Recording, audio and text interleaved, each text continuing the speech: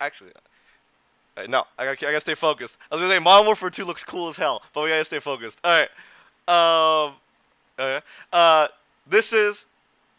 We get music. This is Legends of Krigalia, Session 50, Episode 42. We finally made it.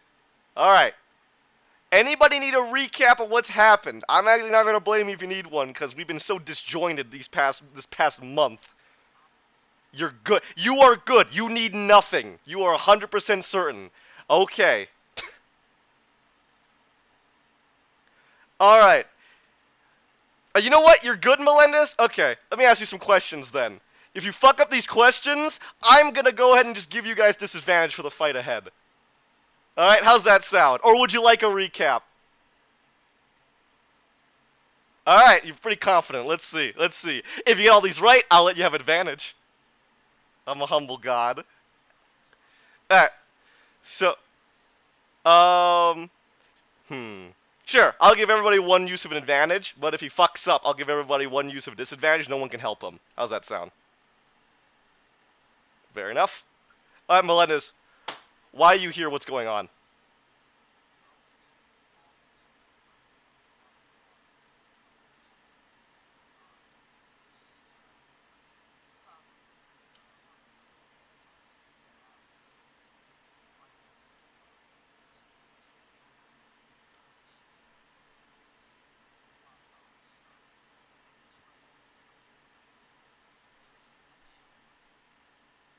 What's your official title?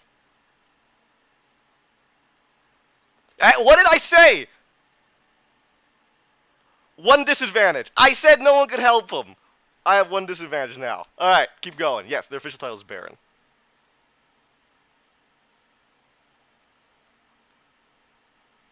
You, Davis answered it, so we're moving on. Keep going. Fighting demon leaders. Keep going after that.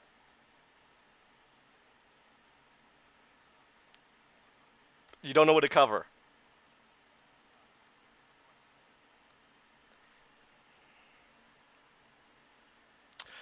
Okay, fine. What is it that the Axis of Morality does?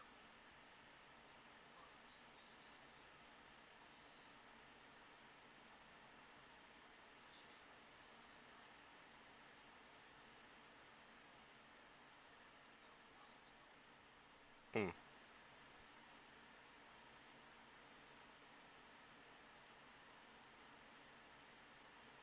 Anything more about it?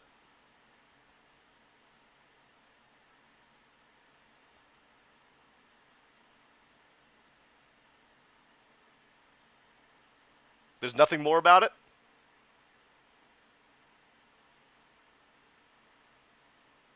Hmm. Okay. Oh, alright, fine. Here's a tough one then. I'm really gonna press you now. If there's nothing more about it, what was interesting about Jaconar's supposed interaction with it? You remember that? What was the big thing, right? Because you said supposedly, so you don't believe the story about this thing supposedly changing the alignment of people. What clued you into that? He didn't want to use it? Oh?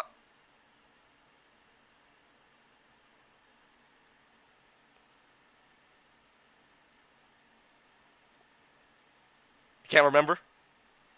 Alright, I get another disadvantage. The story goes that he wanted people to love him, and they ended up hating him instead. Alright, Melendez. Let's keep going. What else can I press you on?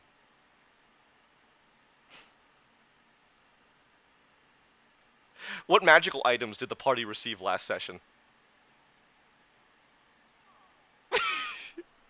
That you weren't here for. Because you don't need a recap, right? Yeah, I got you. I'm not gonna be that much of an asshole. But you don't need a recap, right? What happened last session, Melendez? Uh, don't worry. It doesn't pertain to the overall story, so you don't need it. They leveled up and they got some magic items, so that is important for you to know. Yes, and they technically made a god. Alright, pertaining to the story. Alright, here we go, here we go. What is the weirdness going on with the Cheka and the church? Why are they here?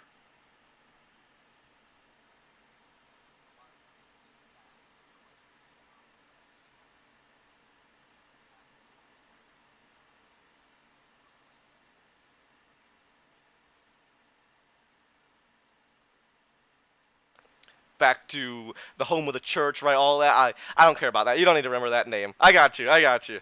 Um, hmm. What's going on with Cadrigan?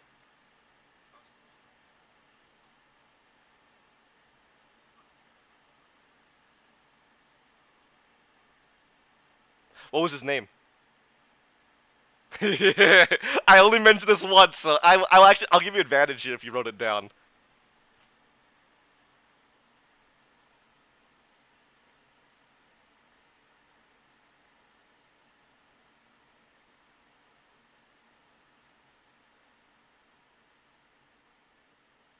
Do you have it? Oh, do you have it? Do you have it?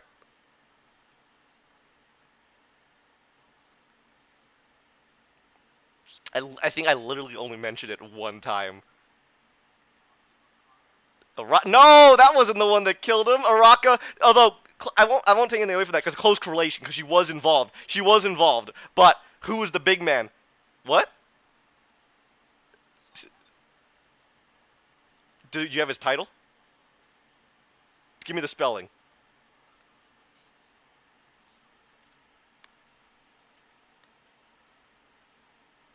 Ecogold. Oh God. How the fuck did you get that spelling? You know what? Close enough. I'll give it to you. But no, no. How the fuck did you get that?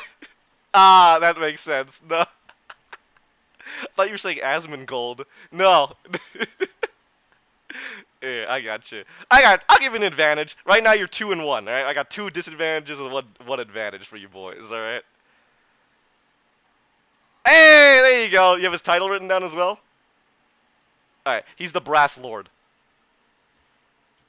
Alright, so Algazad the Brass Lord. Obviously something important, right? Obviously had some kind of relation to, did something really bad with Cadrigan. And, Cadrigan is, very, very angry, correct. Um, but, what's the thing going on with Algazad? Here we go, this is the last question.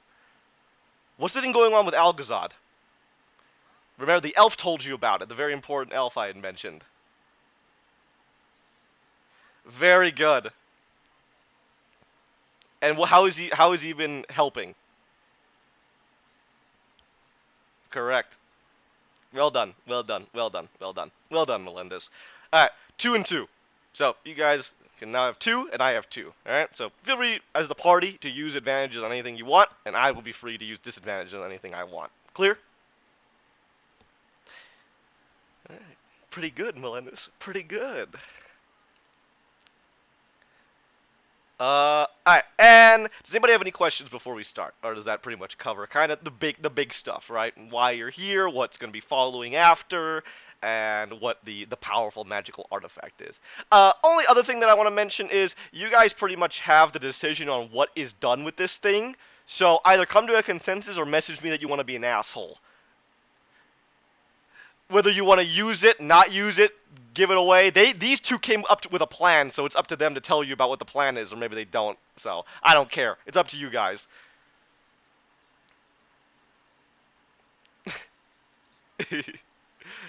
There you go. So what do you want to actually do with the Axis once you're there? Melendez, what's the name of the third Baron? Oh, I'm gonna kill you. Come on.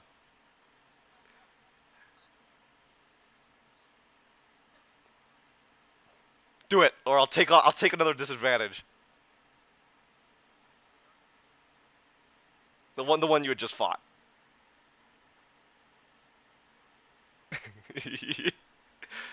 You got 5 seconds. 5, 4, 3, 2, 1, 0. What's that? No, you failed. Calanix Atreus. Diaster was an old one that you beat up. Calanix Atreus. No, I'm not gonna take a disadvantage. I don't care about that. I just wanted to see if you could say his name because it was a tough one. Calanix Atreus was his name. Diaster was an old one that you had taken down. I think he was the fourth. I think he was the fourth Baron. He was the guy in the cloak with the little red eyes. All right, let's get started. So if everybody's good, let's do this thing. All right. After all these adventures, after all this fighting, this campaign, your commander, Colonel Kazaron, finally assembles his forces and proceeds them towards the Crozidium, destroying any resistance in his way. In the process of this, countless neighborhoods are cleansed, survivors taken, and cultists dismantled. It is time. You head towards the Crozidium, the seat of power for the House of Jaconar. It is said to be a dangerous tower of horrific magic that the Jaconars used to oppress the people here. And who knows what awaits you inside. So, with that in mind, as the lines finally begin to near, it is the 48th of Gisa. It is nearly the new year. And on this cold and frigid day, darkness enveloping you, you will be at the camp, you will be at Archean Way. Soldiers are assembled, but it's looking like the Crozidium is most likely going to be surrounded, and then you guys are going to be taking the vanguard.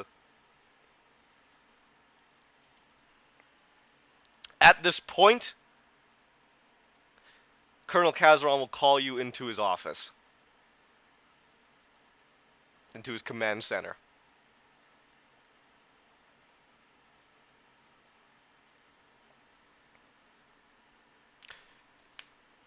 You all enter.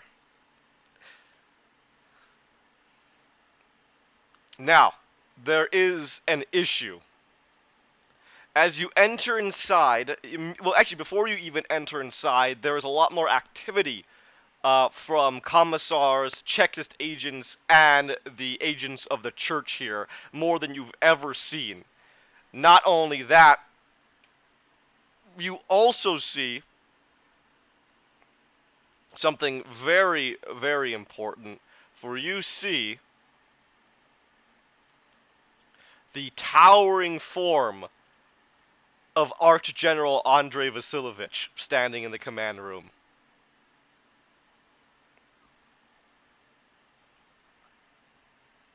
He'll look to all of you, seemingly kind of pleased to see you. Not overtly, smiling or happy. The situation is tense, but he's pleased to see you. Colonel Kazaron's face is far more grave. He is looking fairly tense. I'll say this again because I think I mentioned it last session, so when most of you weren't here. Colonel Kazaron's attitude has very wildly transformed from his beginning. That arrogance, that holier-than-thou attitude, with all of this pressure on him, as well as you guys now most definitely showing the power you're capable of, Colonel Kazaron just looks stressed. Bags under his eyes, he looks tired, he looks like he has the weight of the world on him. So he's lost a lot of his venom because of that.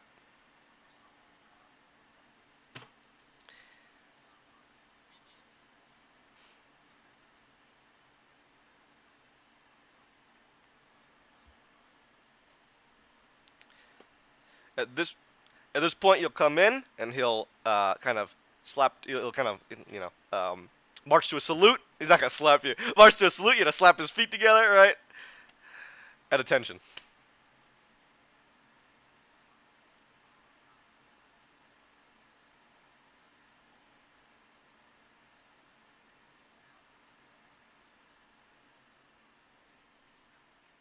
He'll look at all of you. At ease.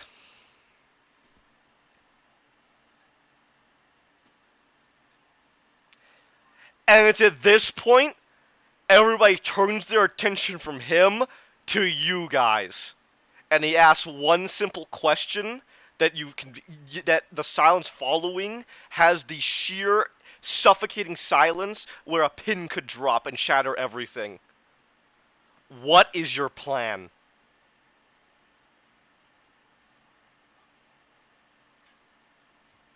And they all await your answer. The Archgeneral, Colonel Kazaron, Chekist agents, the commissars, and the representatives from the Creed.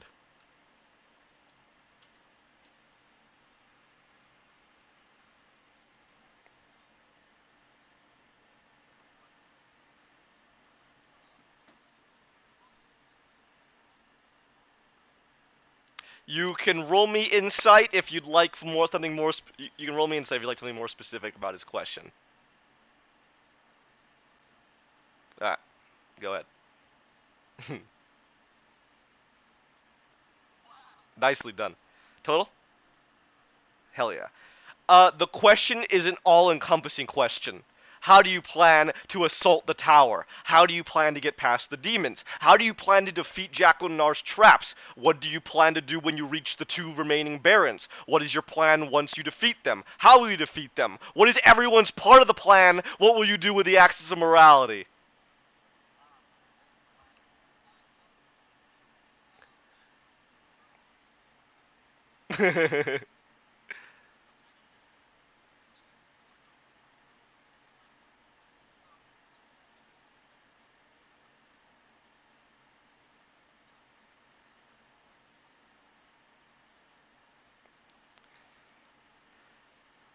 Would you like a recap? Because again, it has been a while, so I am guessing all of you need it.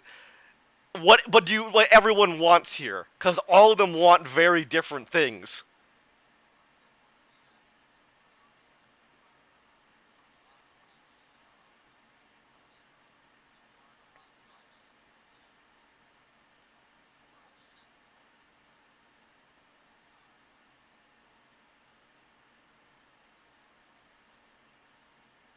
Oh,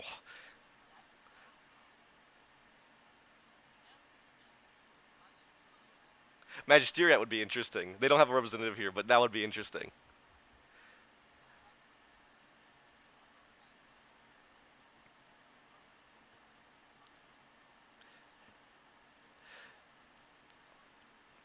So the big issue is there's no one here who's not gonna use it gung ho. If the military gets it, Kazaron's gonna use it to boost his career, and who knows what the archgenerals are gonna do with it. If Vasilovich gets it, that's going straight to the church. Um, if the Cheka get it, yes. Which then you have a power imbalance in the archgen. Yeah. And if you give it to the everyone here's a problem. If you give it to the Creed officials, I mean, it's probably going to the church, but who knows what part of the church? You have to believe that Vasilovich at least has some ties to the military in addition to his ties to the church.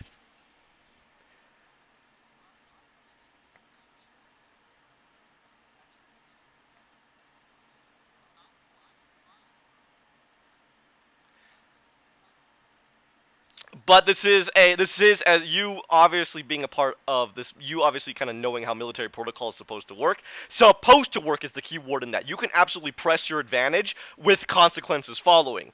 But remember what the very beginning of this was. Colonel Kazaron said you are under the command of the military.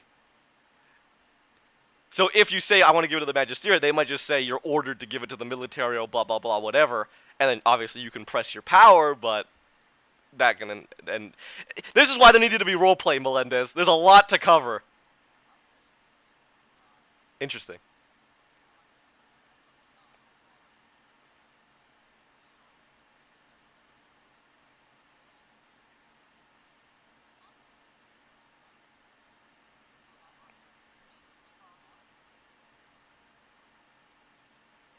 And you can always lie to them with, what happens afterwards.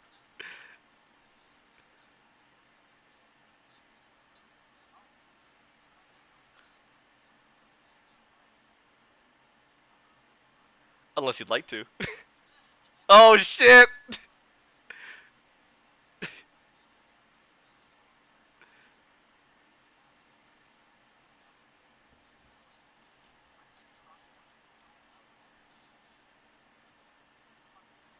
Mm.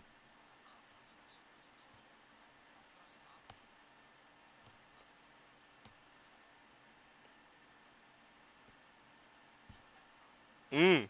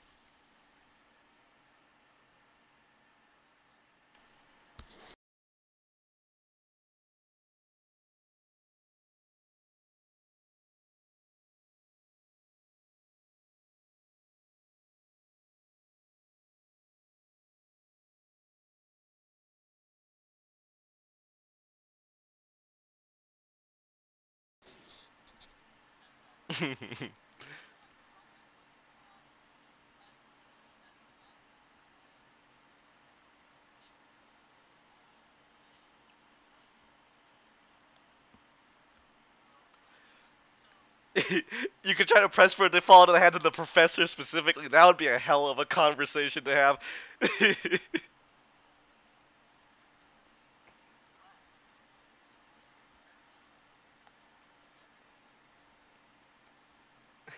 That was the deal they had made with Colo.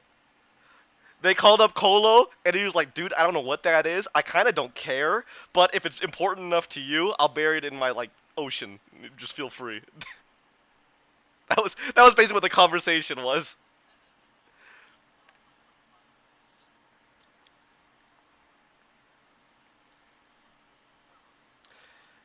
Exactly. The problem is these guys are demanding an answer now, so it's what you want to tell them. If you want to go down that path, 100%, right? But do you tell them that? Very good question, huh?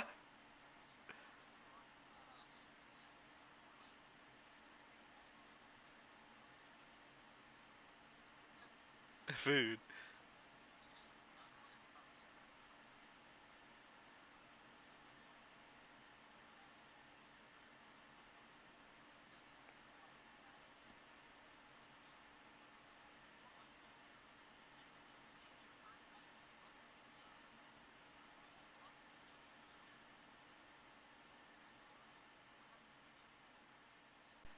There is an example of that directly in front of you.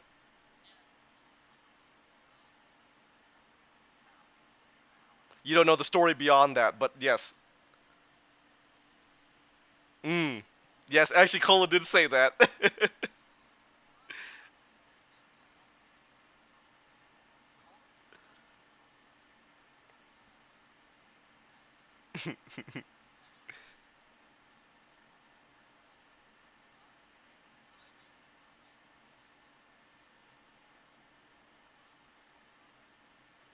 I'm not telling you, it was high.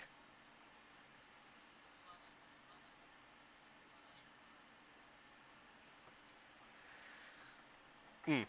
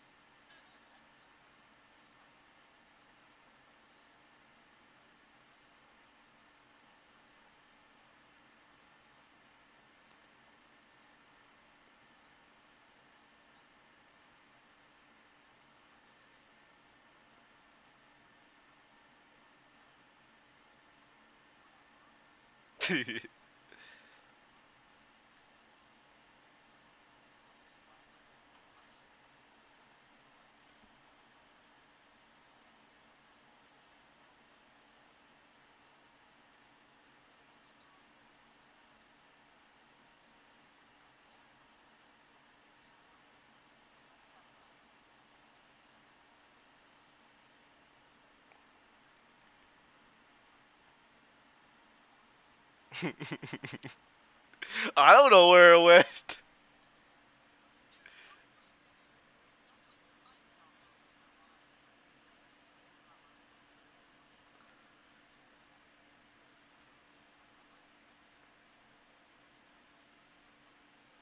But the thing is, it's a lie now. If you tell them we're gonna give it to you, then they just call it exit. All right, but if that's what you want to do, that you just tell me when you've locked in your answer, and I'll tell you the response.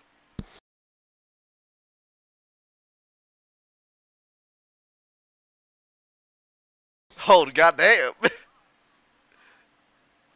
It is her land.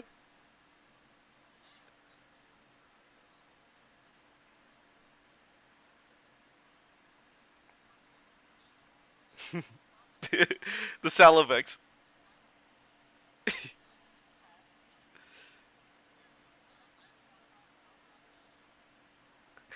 They forgot to make an offering to the god of the land before they contacted another god. So the Salavex showed up and was like, "Give me something."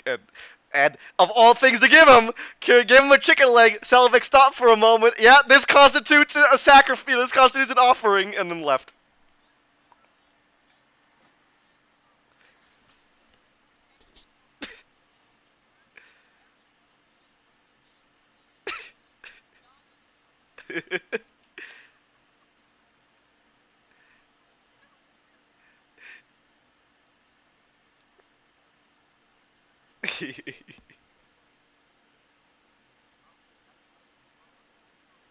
Oh, democratic.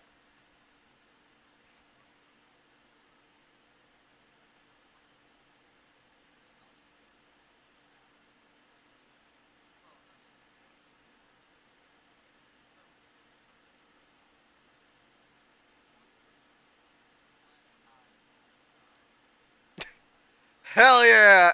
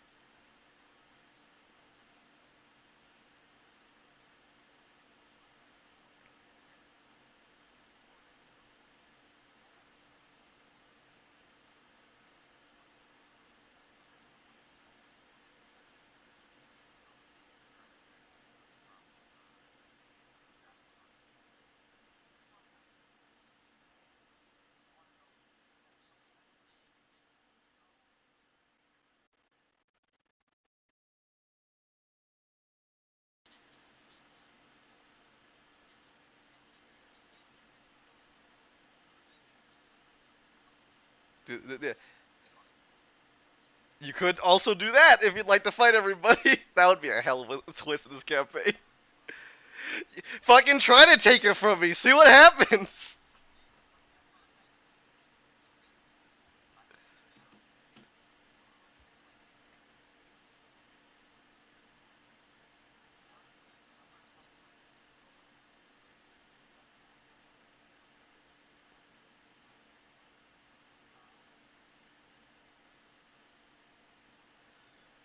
Zerk stands alone. Oh, do we have a tie? How would you like to decide the tie?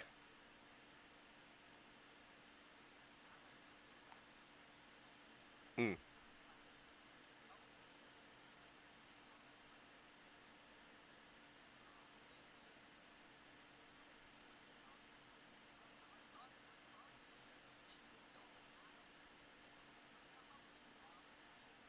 Oh yeah. Yep. Yeah. Yeah. Exactly. The issue was a lot of the generals, not generals, the like kind of the lower command, right? They didn't like the fact that this entire campaign was being headed by a bunch of mercenaries, especially mercenaries who kind of don't have the best of reputations in some places at the church. So, uh, they wanted you guys to do everything. They want to do it all on their own, and they did it. They did do it.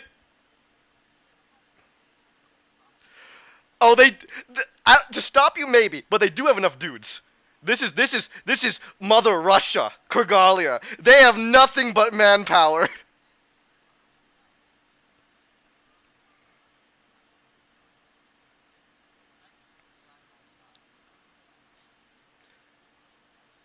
And just leave. You could. You absolutely could. Hmm.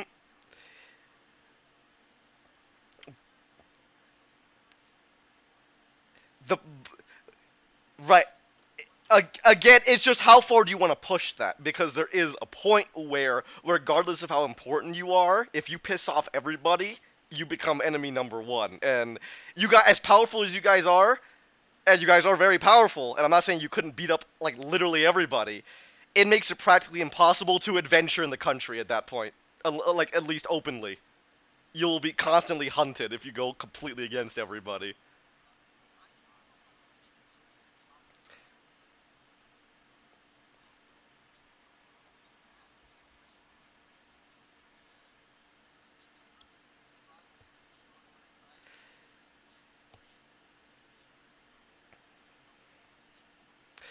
Well,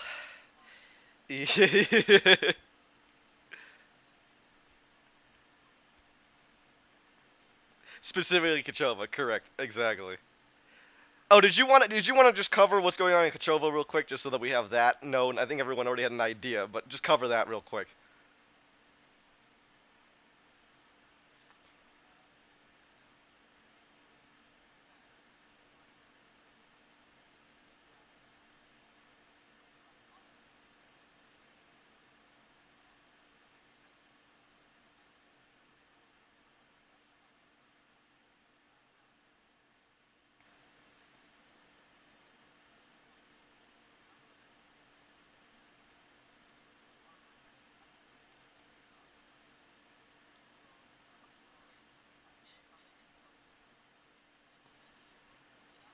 Mm. You want to tell them why that happened? Tell them about the yeah.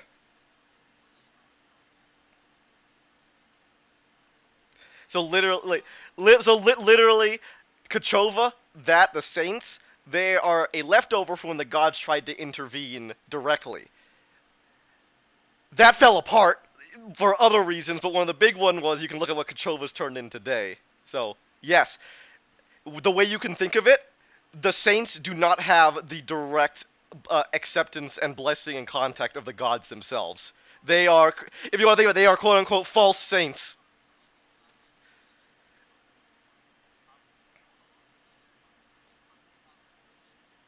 Because again, that's what Cole said, right? Do you really think Percanatar? You guys, some of you have been to Kachova in other games. Do you really think Percanatar would be fine with his angels burning people?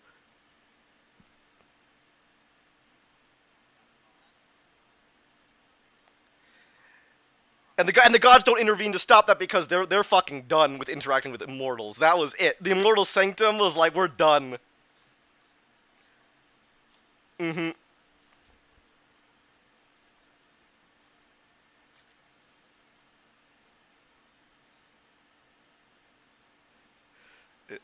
Which is why the Creed has such a hard on for you, Gawain. Really, all of you.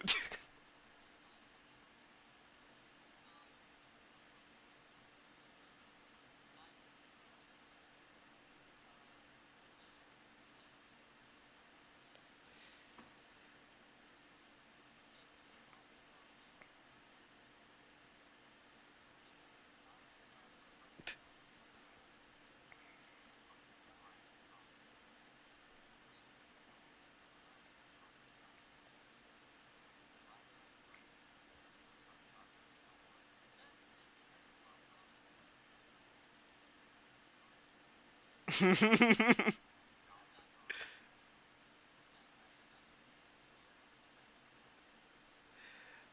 that case, give me your biggest deception.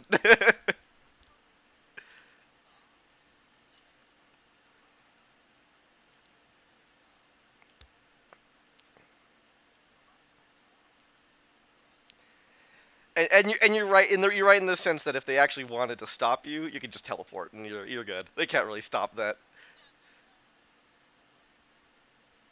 Hmm. But it just comes down to, where do you want to leave these factions? Yeah, exactly.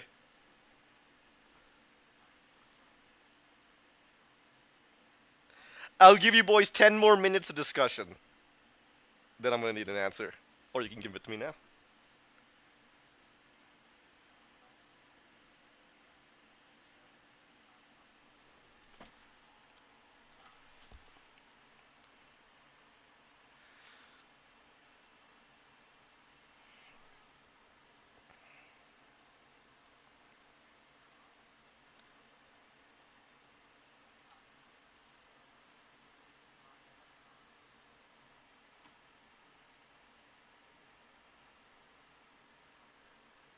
Exactly. This is where you guys are kind of discussing how you want to go about entering the Crozidium.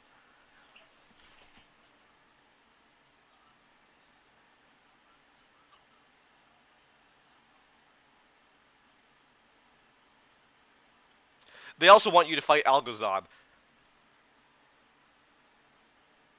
The first Baron won't be a problem. Yeah.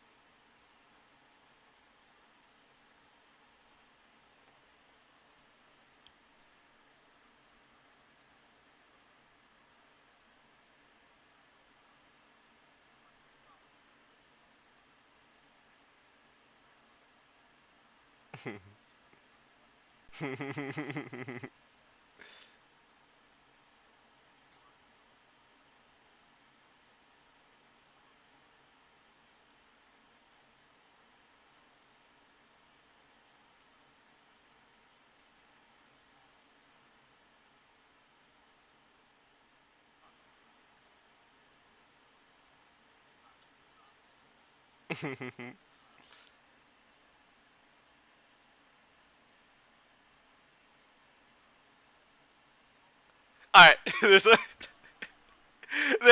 there's quite a few different expressions on everyone's faces. First off, um, Colonel Kazaron has a face of course. Like he was absolutely expecting something to be up. He knew something was gonna be happening. The commissars and I say the commissars and the Chekist agents are both glaring equally at you. The church representatives look surprised, uh, and the Arch General Vasilovich will simply raise an eyebrow.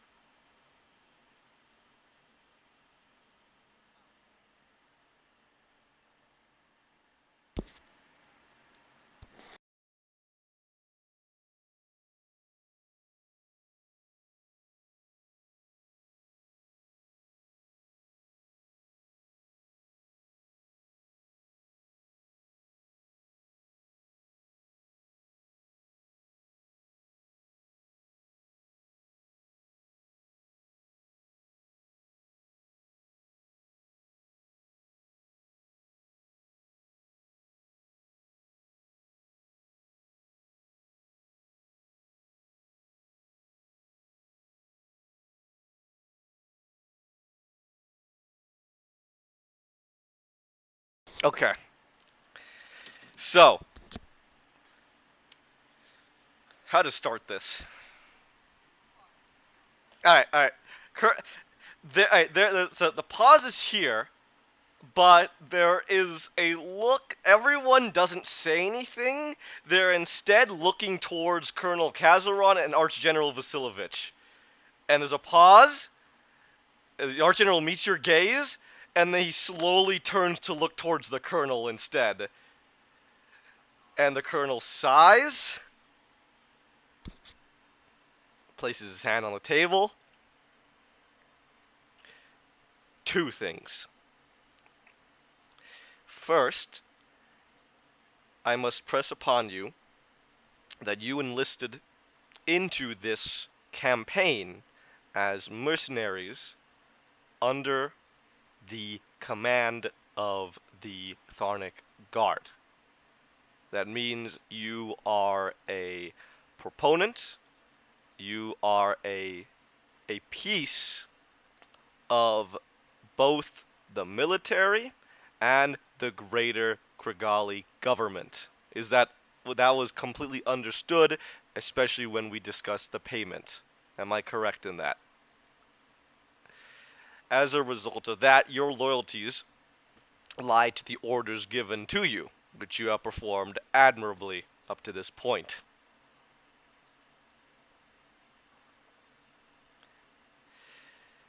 So, before we move on, taking into account your ability of granting the Magisteriate the ability to look at it, I am willing to pursue down that path should my superiors deem it so, but before it can reach that path, and he's being very specific with his wording here, it must come under the ownership of the military and the greater Krigali government.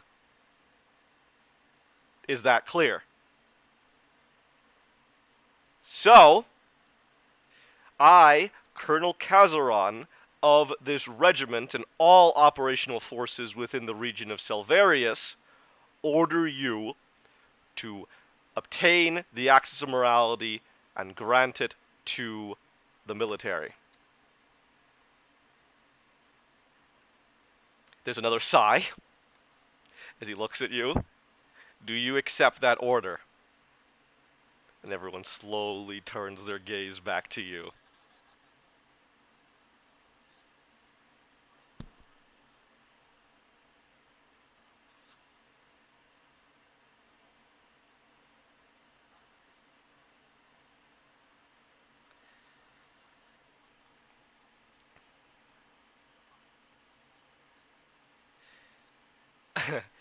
they're they're fine with it because it comes under the ownership of the military above anybody else. So the commissars and the checklist officers are kind of fine with it. They look fine with it, but they don't look fine because they're ready for you guys to say no. So they're trying. No one's at arms yet, but you know, it's that feeling of what are you gonna say? The church, the representatives from the Creed aren't even looking at you anymore. They're muttering to each other. The Archgeneral is looking at you again, seemingly ready for your answer.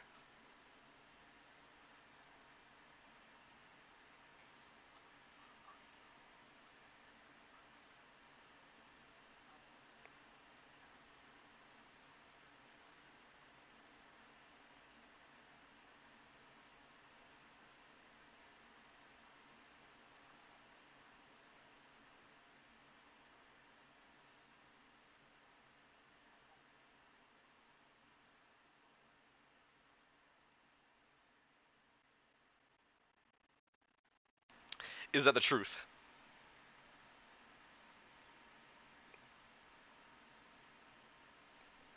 Interesting. So that is okay.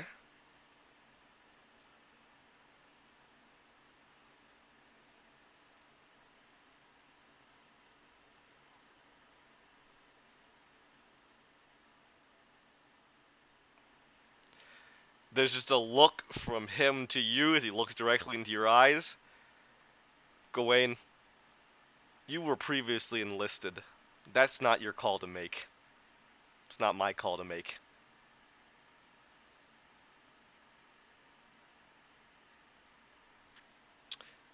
So, this is 100% unequivocally the truth.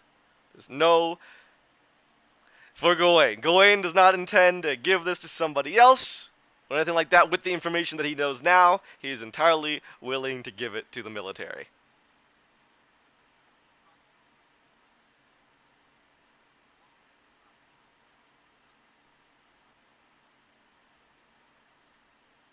Mm-hmm. Mm-hmm.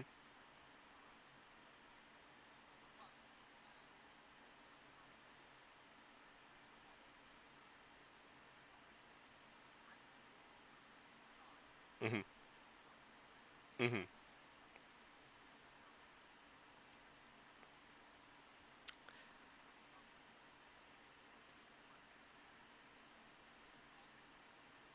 Hmm.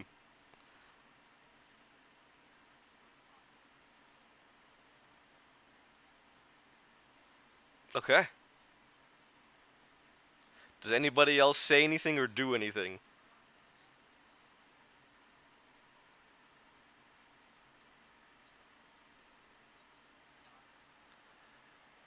Sure, go ahead. Oh, you want to read their lips? Actually, you can't. Most of them are in masks. Remember the remember these are the people. These are the oh, what are their names? I have to look at them again. You know the guys with masks. You know what I'm talking about. The paladins. What'd you get? 15.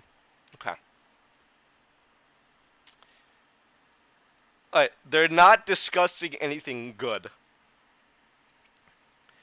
They're essentially saying that this information must never leave the room because of the fact that Gawain and your party are not officially representative of the Creed and have had, in fact, violent encounters with Creed officials. And as a result of that, yeah, regardless of if those were good violent encounters, right?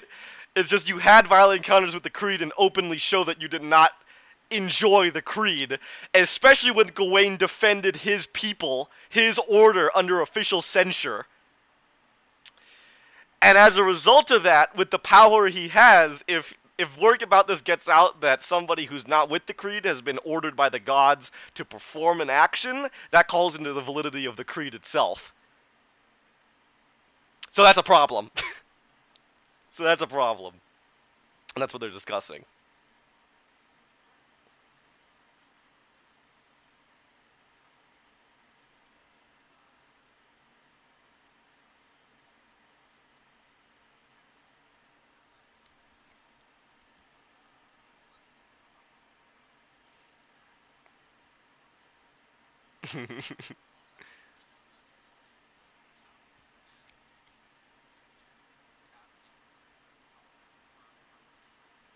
You got it.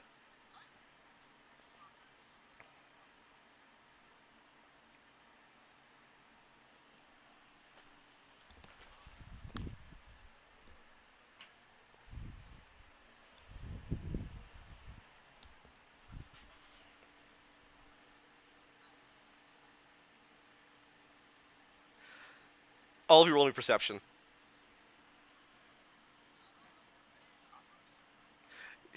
His his face changes. No, no, you need to roll perception. His face changes. The Archgeneral face changes when you say that, Gawain. Yeah, immediately Davis knew. All right.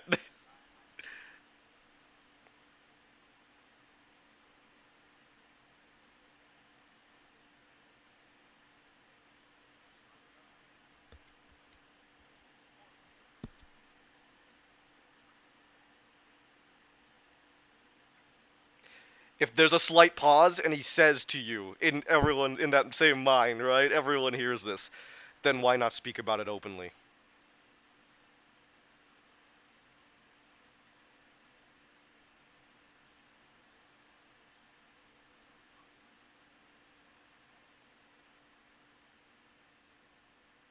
He just looks at you. His arms are crossed.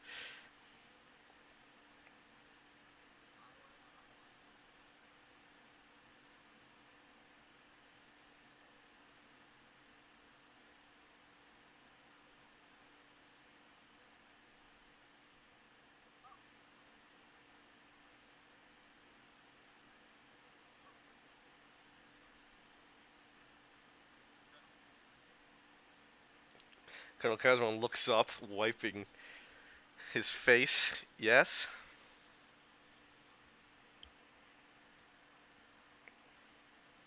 You desire to make a request, Gawain. The, the commissars and the checklist officers just glare towards, not you, they glare towards Kazaron.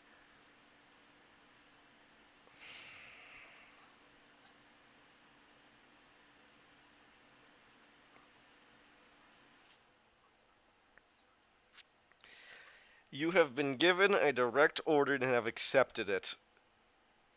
What more requests could you possibly have?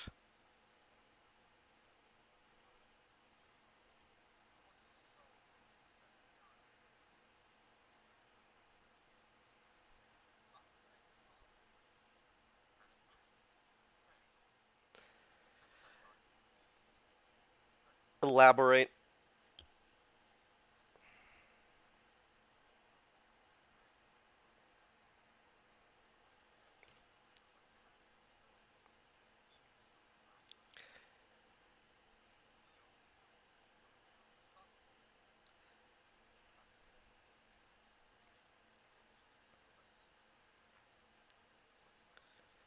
Gawain, it doesn't work like that. Word of what you have done has already reached far beyond Selvarius, and even if it didn't, do you really imagine that the hundreds of thousands of soldiers we have here aren't going to speak about that? The countless officers that send messages home, representatives, letters. Do you understand that that is impossible? Second, you can't forfeit credit, because if you forfeit credit, that means the actions you have done were not done so under the tutelage of the military.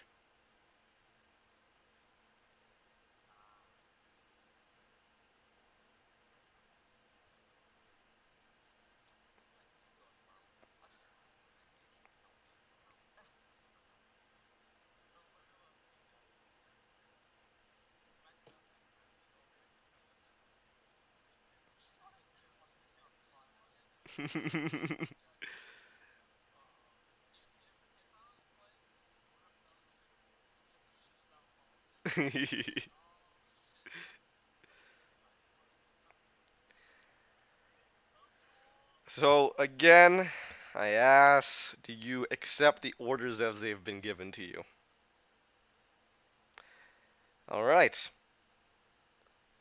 Zerk Dimlash, do you accept the orders as they were given to you? Connie, do you accept the orders as they were given to you? Tiber, do you accept the orders as they were given to you? Does anybody lie?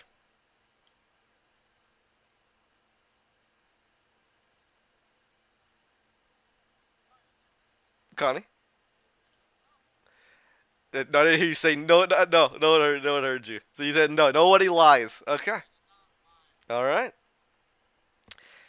At this point, the colonel will nod. Everybody eases up, except the archgeneral. Everybody calms down now. Good. Preparations will begin. You'll proceed when ready. Add anything else that needs to be discussed, any other questions that you have.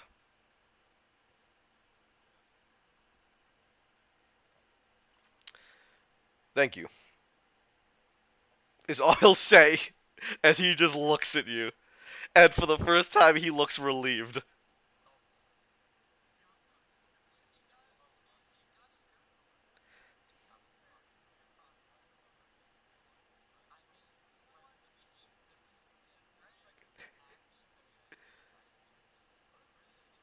No one lied! What the fuck? If you wanted to lie, you would have had to tell me there. What? You can't go back on it now. Unless new information comes up. Remember, my specific thing is from what you know right now. If you find out something like, if we give the axis of morality to the military, 100 fucking million people die, I'm gonna be like, you say you fucking lied, so you have to do it. No, obviously not. But the intention here is to not fuck them over. You are going to give it to the military and the government. That means it's going to go under the control and command of Colonel Kazaron, most likely going to be sent up the chain to the Archgeneral and the Archgenerals and the Arch Council, and meaning that he most likely will get a promotion and all sorts of accolades. If you wanted him not to make it out of here, you should have chosen the other option.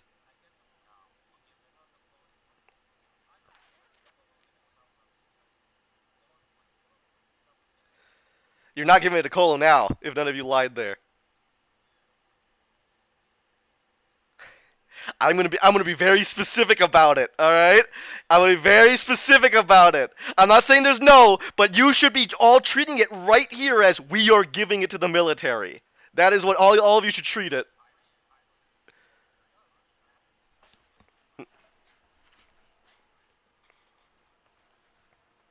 So again, I ask: is anybody lying? Anybody at all? Not wanting to give it to the military?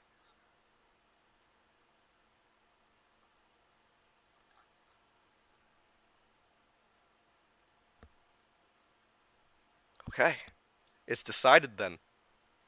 Let's see what happens next.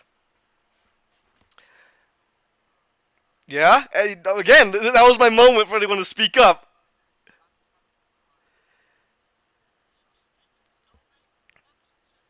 You can make the deception check right now. The original plan got fucked up because of the fact that after explaining everything that would happen if you had refused, Colonel Kazaron asked Gawain again if you were going to be accepting these orders, and Gawain said yes, and I asked if there was any deception planned, and Gawain said no. And then he asked all of you.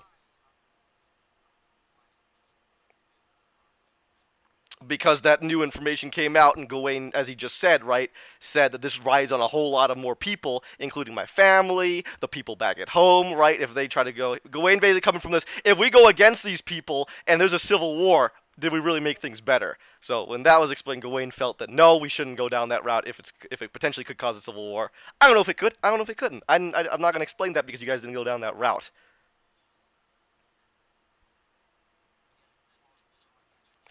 And yes, of course, it goes on the military now, and it's going to go to the council.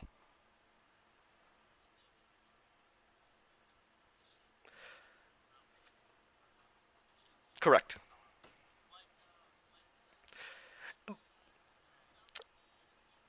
Exactly. There you go. Exactly. Exactly. That's the thing we're changing. So absolutely look for that. But also, if you do change that, understand that now you have essentially lied to them.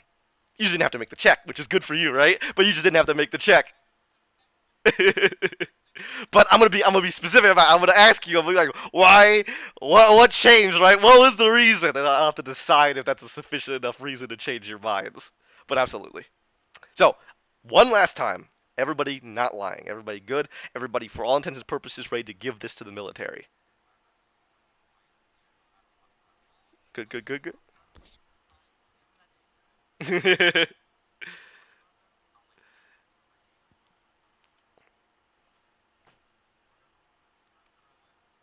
Oh God.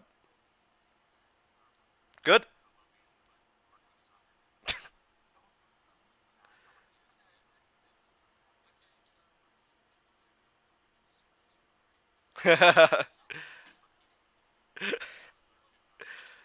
Nice.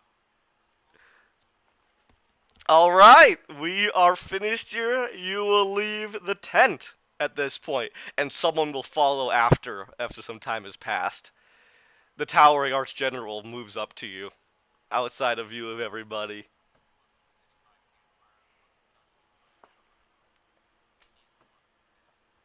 Just kind of look at you for a second, nod to the rest. Greetings.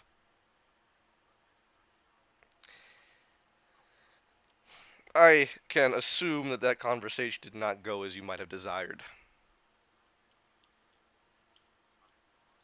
Hmm. Still, you were contacted by Colo, or did you contact Colo?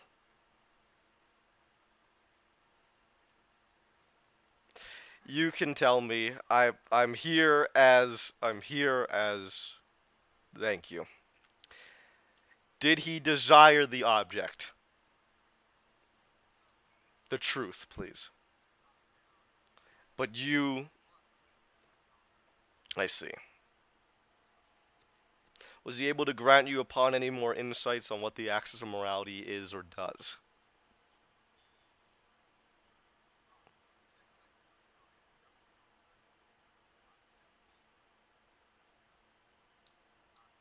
Hmm.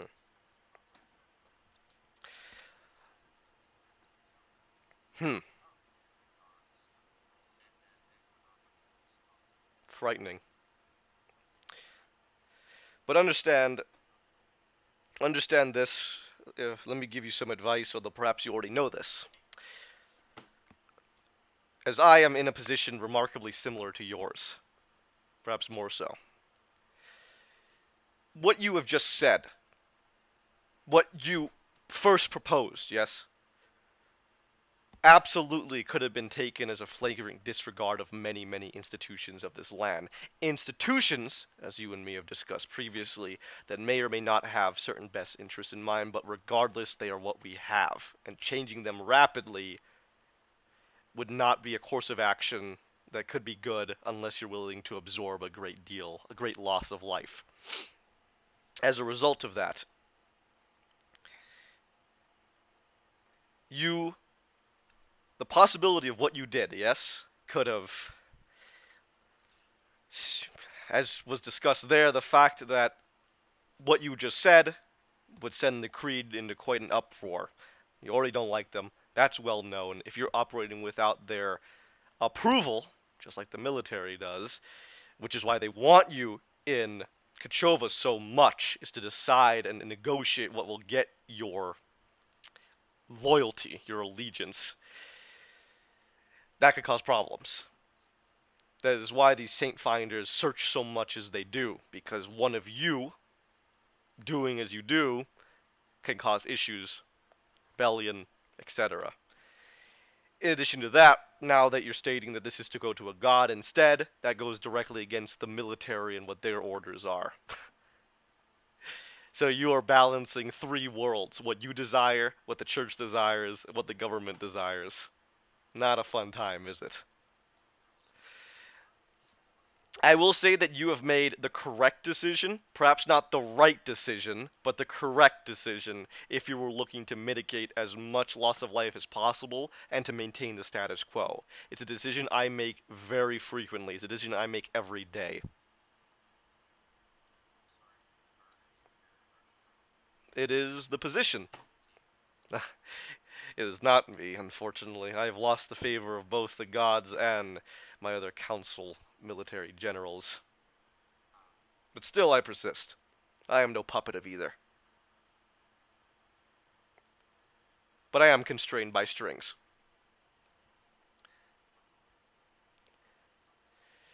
If the situation does change, all I can say is remember what we discussed here and understand the stakes. I cannot press any more upon that than you. You must do what you think is best, but understand what you think is best may not be good for a lot of people.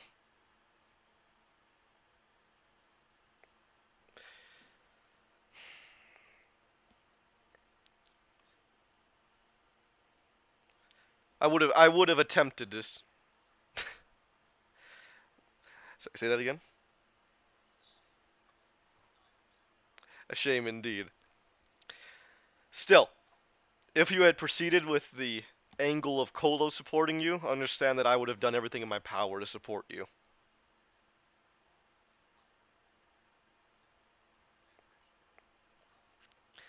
But even I am. It would not have looked good for me back with the council.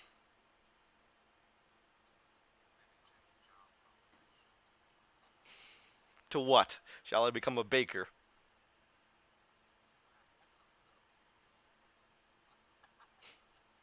Interesting. I shall endeavor to remember that.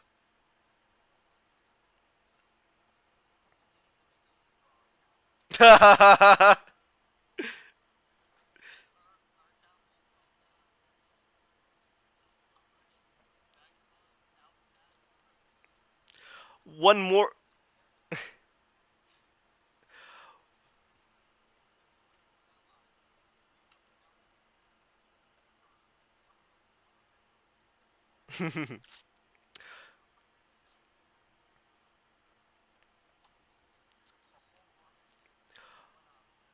One more thing.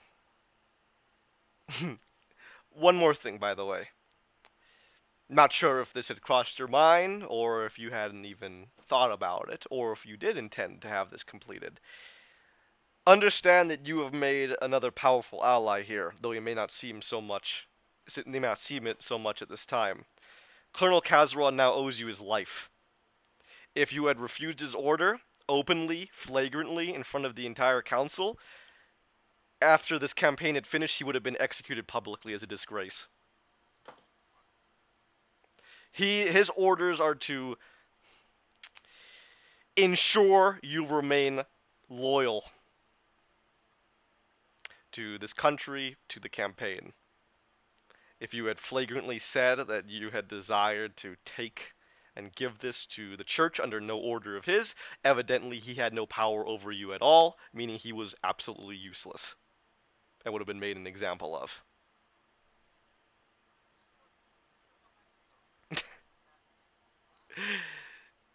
Do you say that? Do you say that? I was curious. Yeah, I'm just curious. He's he's he's certainly not a dick anymore, at least not openly. Oh, well, absolutely. But he had all the power there before he found out, oh, you guys were strong, and then because you guys were strong, the Cheka had to make sure that he had a handle on you. That all that stuff. D-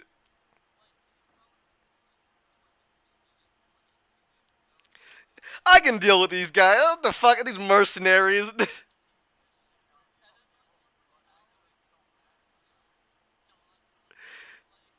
He lost all those lives. He had this campaign. He's literally, like you said, aged 20 years. He has been through a lot. Whether it makes him a good person or not, that's up to you. But he's been through a lot.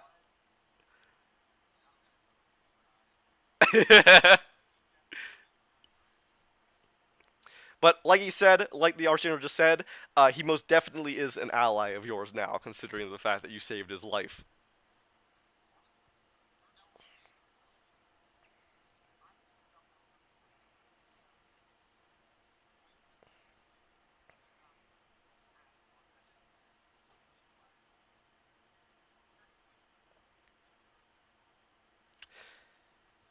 I mean, you saw what some of his subordinates were saying. He was not. Hmm.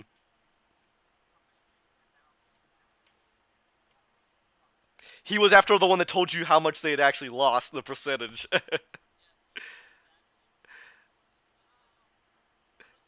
We got plenty more.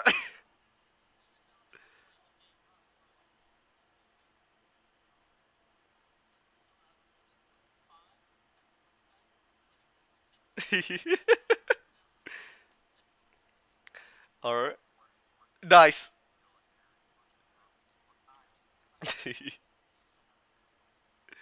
Of course.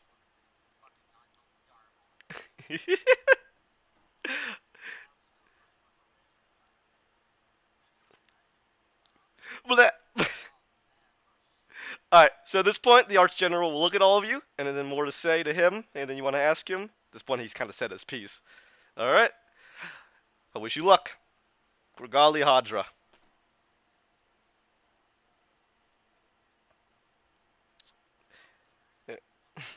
That's basically saying, nation god.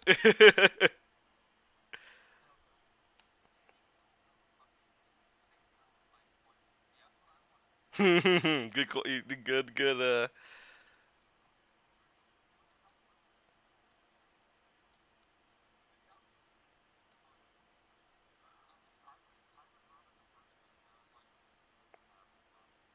Would you like to? Thankfully, the Arch General seems to be the one guy that you really can't offend. Yeah!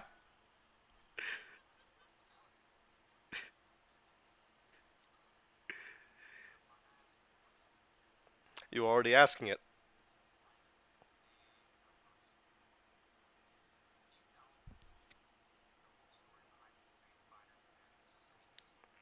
Quiet. That's all he says. Very, he doesn't say it in a mean way. He just says it like in a very grave voice, right? Right. Mm. At this point, he'll nod very slowly. What you need to understand, Tiber, ultimately, is that the truth doesn't matter. Reality matters.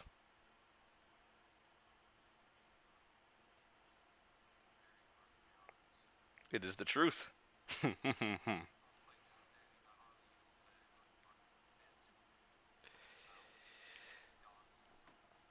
Running a nation is about being on the edge of an abyss. It's a tug of war, further away and deeper in, but the key lies to stand on that edge. We must make do with what we have until one day something changes.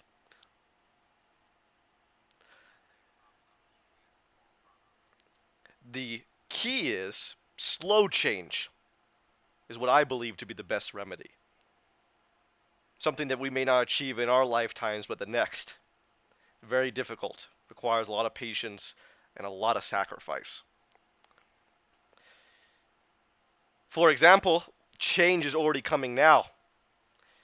Gawain, before you, the Creed would have never negotiated with a saint. A possible saint that had not been within their midst. I'll tell you right now, I didn't receive a negotiation.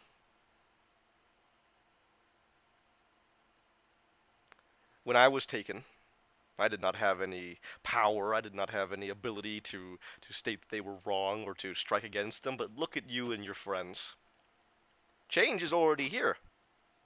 The fact that they're willing to negotiate, the fact that they want you to come to terms with them rather than just forcing you to abide by what is truth. That is change. Slow change. Change that has very little effect on our current circumstance, but change nonetheless. Is it lasting? Who knows? Rapid change may be better, but there is no such thing as rapid change without great loss of life in this circumstance we face now. After all, is that not what that enemy you faced, what were they called? The servants of a dying star? Thirsting star. He nods. Did they not require great change at the cost of great life? Out with the old, in with the new? Hmm. The precipice, the abyss. I can only believe what I think to be right. And this is what I think is the best choice. And unlike you, I'm in a position to make that come true. But perhaps that will change as he looks at you.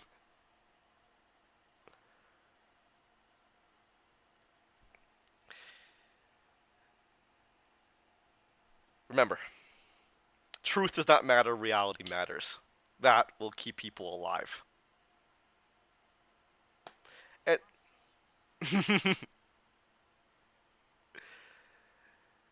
will there be anything else? Good luck. At that point, he'll walk off. Is it inevitable?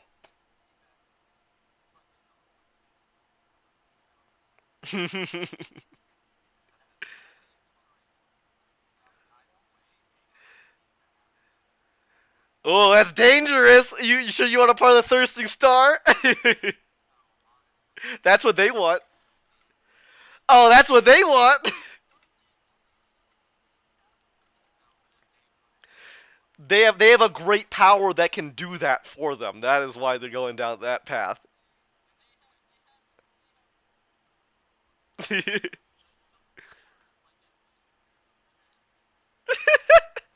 Well, you'd have to ask the thirsting star what exactly, how it works, but oh yeah, maybe they aren't that bad. Go give a ring to Silgosk, huh?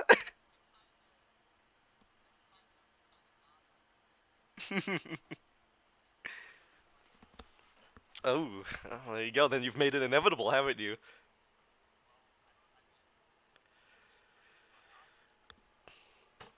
Listen, you all he's told you right now is that the way to stave off immediate civil war is by literally making you dogs to whoever is in charge. Obviously, there are variations of how much you are, collared, so to speak, right?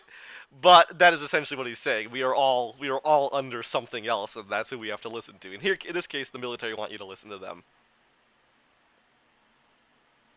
For Thorn! For the Thornic Guard!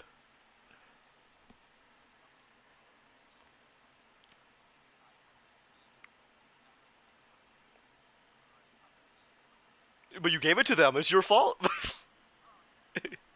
So there's no winning. You just gotta pick a path. You gotta pick a path and make sure that you're doing it for the reasons you know. That you know what's best. Exactly. Take over the country. You obviously know what's best. There you go. They do not want it. They ran into the same trouble you ran into. They immediately said, "We're done."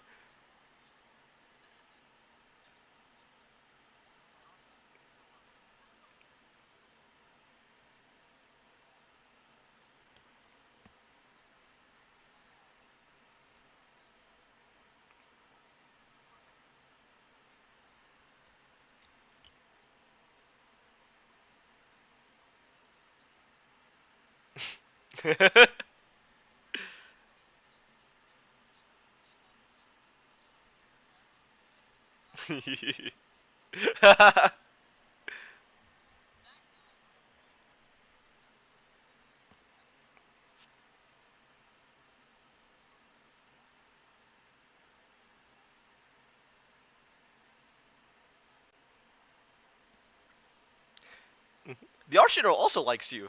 Not the yeah, not the Archon. The Archon himself likes you.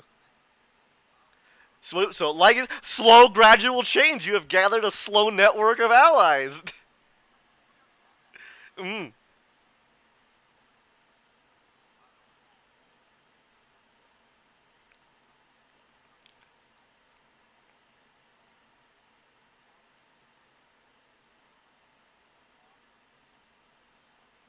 interesting.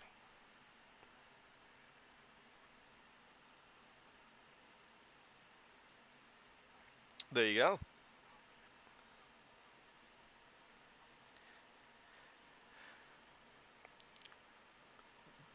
But you know what's gonna. Oh, who did we lose? Davis. What I was gonna say is what's the start of that. You know what's the arbiter to reaching that point is giving the axis of morality. If you give the axis of morality, then people trust you. You did exactly what they said. Mm-hmm. Looking back. Only thing that was said here, Davis, is like kind of moving to that path of moderate change, right? Comes with having to give up the axis of morality. Because if you do give it up, you don't take it for yourselves or give it to someone that you know is better to have it, well then it shows everybody that you can be trusted. And well, what does it do?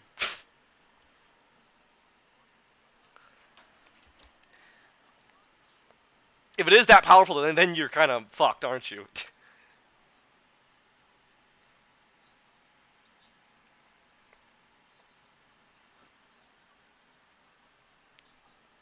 There you go.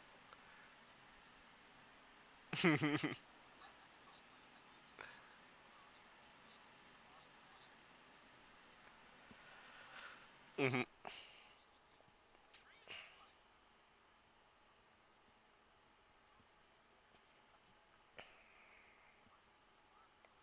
Oh shit. Then we really have a problem.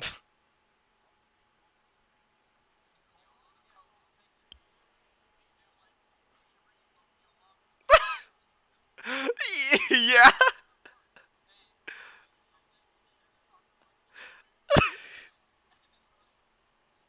Nice.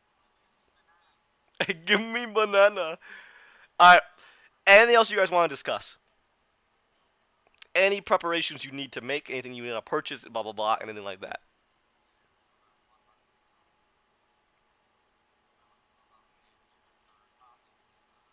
Oh, that would be funny though. Ooh, big scary boss fight banished. But he has fucking not even that. You know he has saves the he has legendary resistance. Unless you just want to sit in the back and spam banishment 4 times.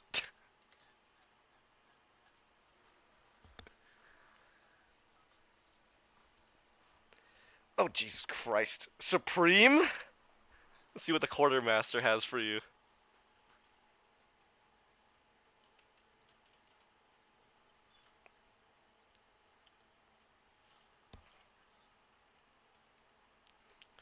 Okay. The quartermaster has 2 potions of supreme healing. Alright, there you go. Lightning. What's that? Potions of invulnerability? Let's see. Rare. I'll say he has 1 of each. Okay.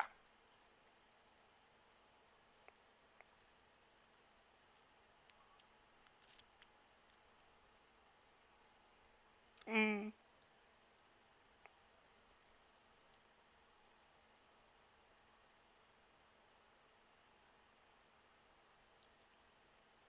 This is it, boys. This is it.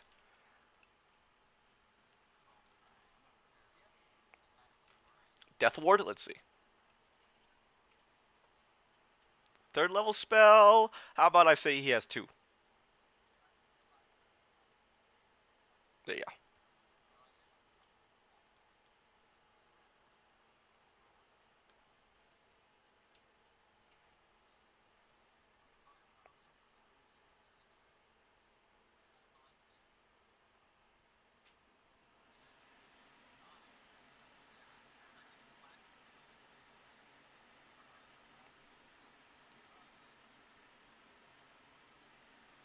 The Potion Master!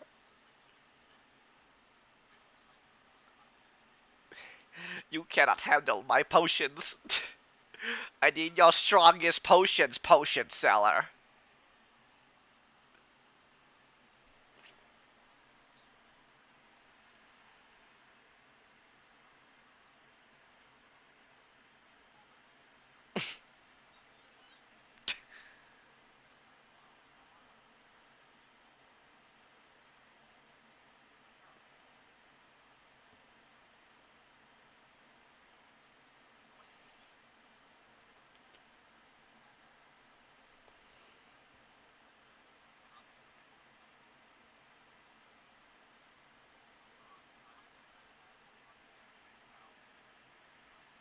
Rich man.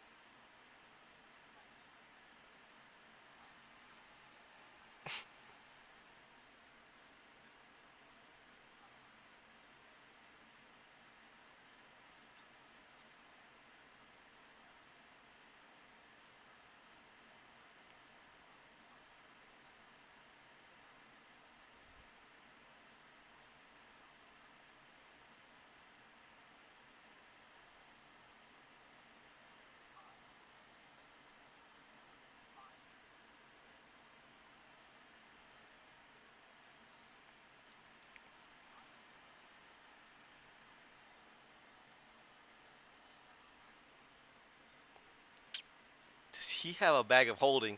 I'm gonna say no. I'm gonna say no, and I explained this a little bit last session when you guys weren't here. The quartermaster Quartermaster has magic supplies, right? But definitely not everything. He's not like a magic shop. Um, so I don't think he would have a bag of holding. Yeah, pretty much, exactly.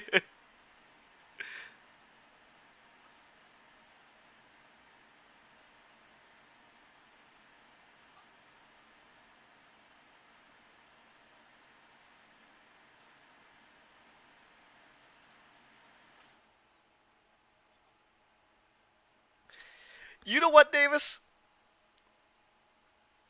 Davis, let's make a deal. I'll say I'll say he does indeed have a pouch. He does indeed have a bag of holding. The problem is he's using it to store items.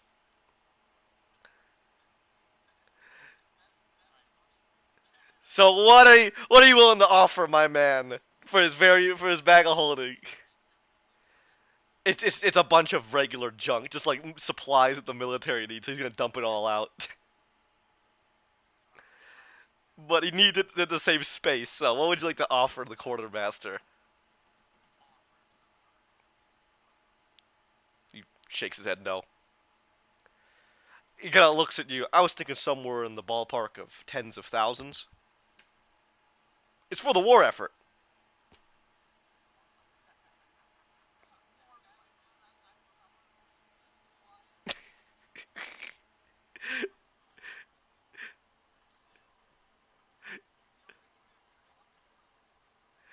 Hey, all right. Yes and no. Obviously, he's gonna take some money out. Yeah, but most of it probably is gonna go to the war effort.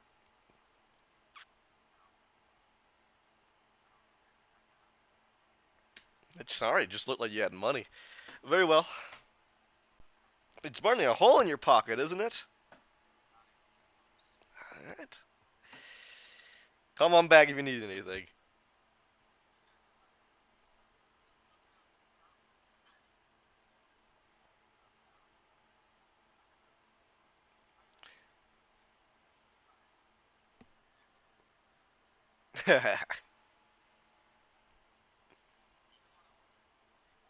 Oh.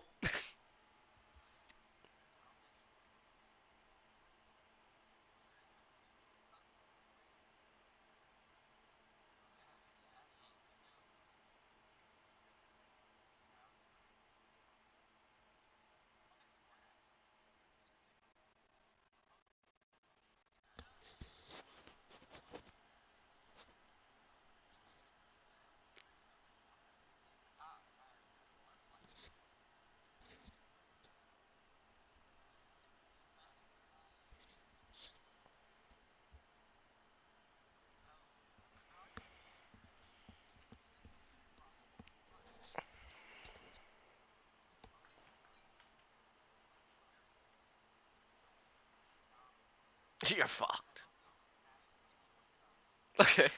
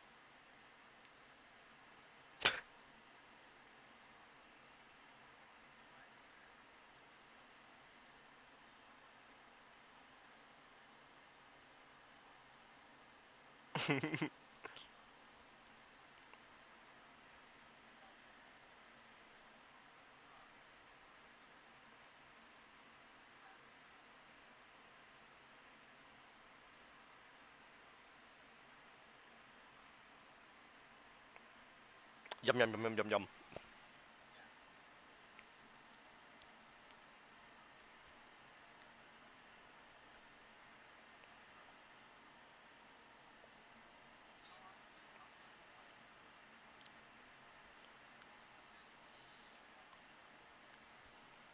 Potion of Vitality. Let's take a look. It's very rare. Ooh. Hmm. 1. Double the normal price. Let's find out.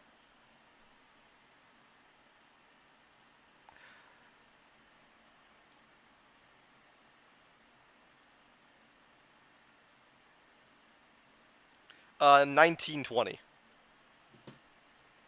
1,920 gold. That's how much he wants. That's how much he wants. No, it's 960 normally for a potion of vitality. Oh. You're fine. 1920 that day was beads of fireball. What's the rarity of that? I guess it depends on the number of beads, right? You take all the beads. Oh my god, you guys want so much. Alright, hold on. Alright. Back, damn you. Alright. I'll say he has a necklace of fireball, 3 beads for 960. Okay. Just be careful if you get a magic item that you need to attune to. But you should be fine. Gotcha. Oh god, good lord. Just ask for one. I have no idea. Let's see. Ask for a spell. Ask for a spell scroll, and I'll see if he has it available. I would. Ravenous Time. What level is that? No, sadly he doesn't have that. No, 9th level spell scrolls are probably only going to be available barely at shops. Like most likely, 9th level is actually like very hard to find. You probably won't be able to buy those. So no, he doesn't have that available. That'd be crazy though if he had it. But no, he doesn't have it. Yeah, here's a power word kill, my boys.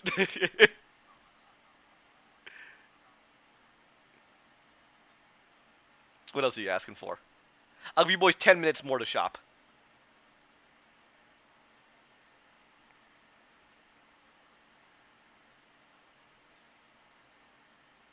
Interesting. Level? Hmm.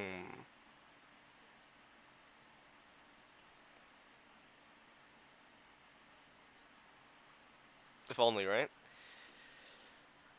Let's say he's gonna... Let's say he has 2, but he wants ×2 for both.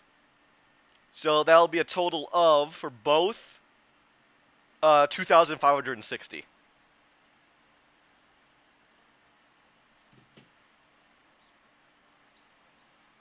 No.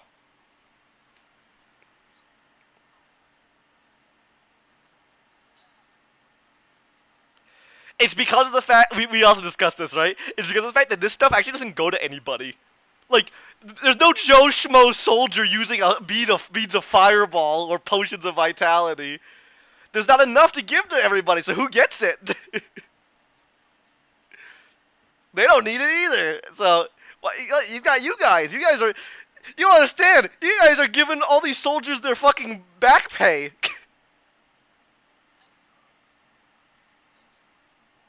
Exactly. Welcome to the military.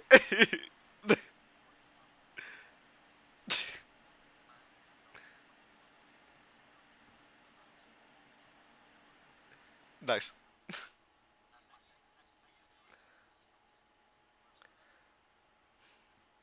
One. Now that he's seeing you guys want a lot of 5th level spell scrolls, he's gonna ×3 it. So let's see. Yeah, I think he has 1 for 1920.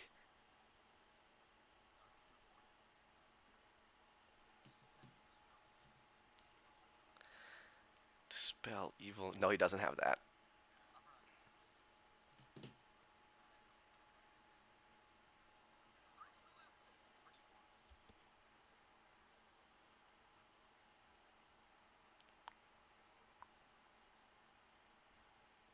Anything else?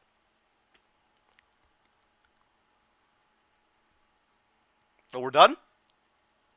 Oh, damn. Fucking Milena's just left.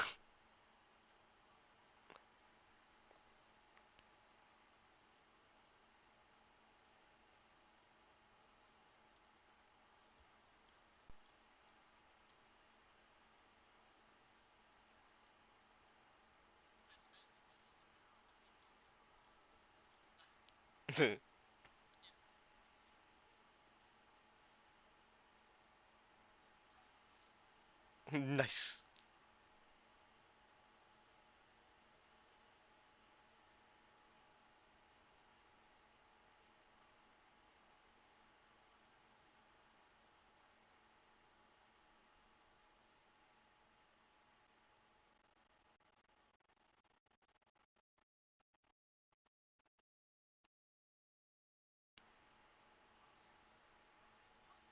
Level? Hmm. He has one standard price, so that'll be 200.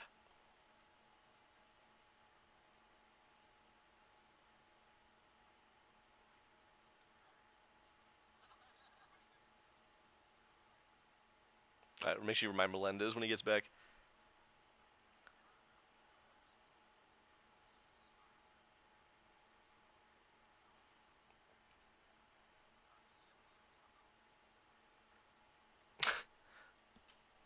Someone what? Yeah? Talk to command.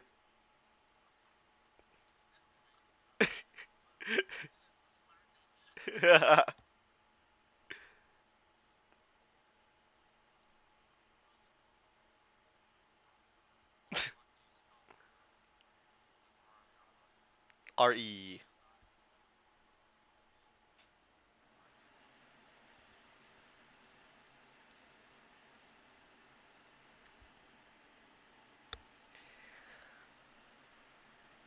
And it helps me, boys. Good? Good? Put Melendez, but I don't know if he's here yet.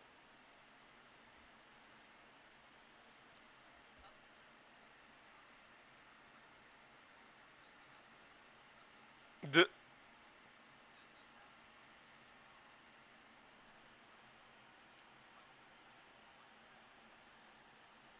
hmm.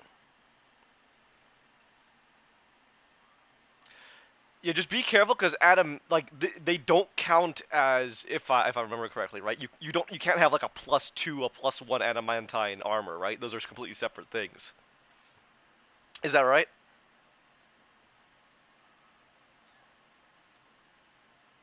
So you could have the adamantine plate, but you would lose any pluses to your armor if you have those. So the trade-off is you become immune to crits, right? But you don't have as high of an AC.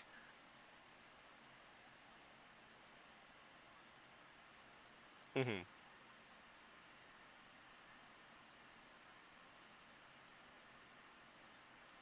Yeah, right. So you can have it. He probably does have that, but you'll have to lose out on your armor bonuses, your AC bonuses. So did you want the adamantine? Okay. So yeah, there's no increase to that. Right. Or you have higher AC. So whatever you feels worse. What would you rather get hit more normally, or would you rather just not get critted?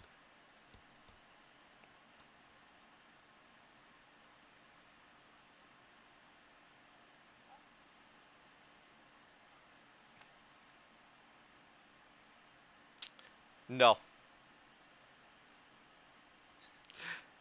Those are probably one of the few items that are being used up.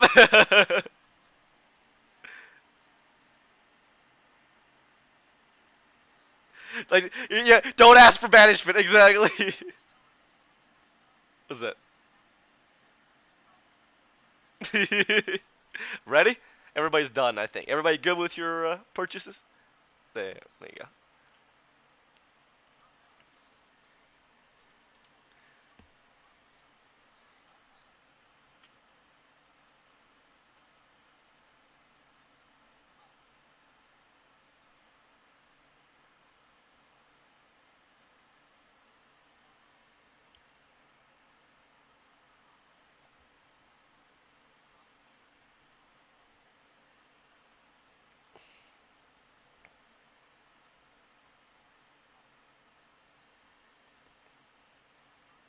Oh God, that's an old name.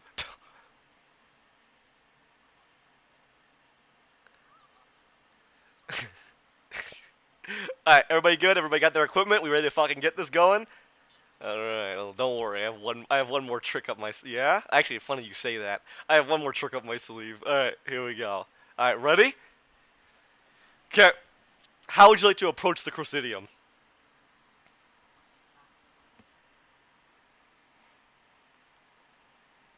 It is a giant tower.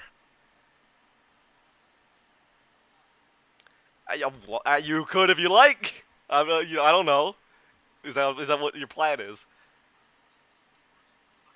I mean, that was the original plan, right?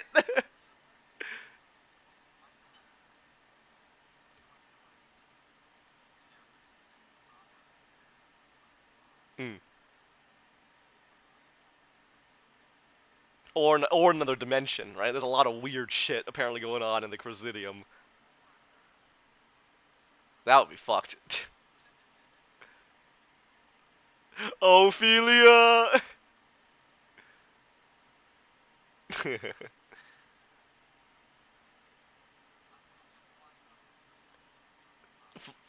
Flying up, painting a door at the top. Yeah.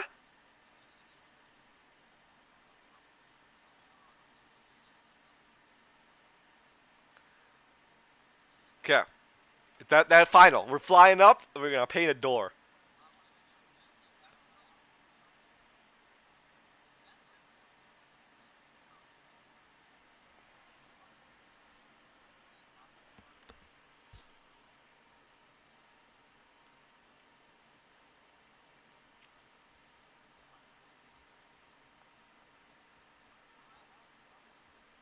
Yeah. All right. So you want to just march up with the army, huh?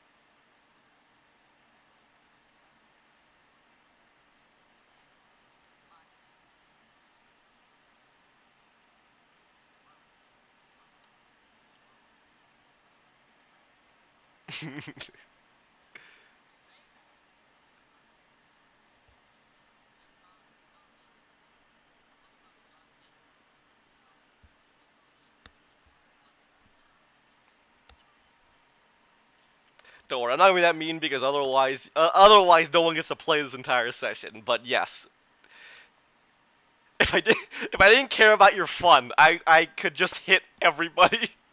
I could just focus on the weakest at a time. It's so AIDS. Yeah, but you know, this is different. Mm.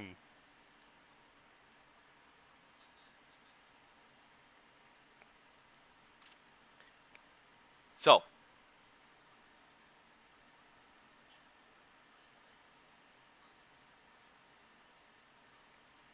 so you would like to march with the army? Ooh.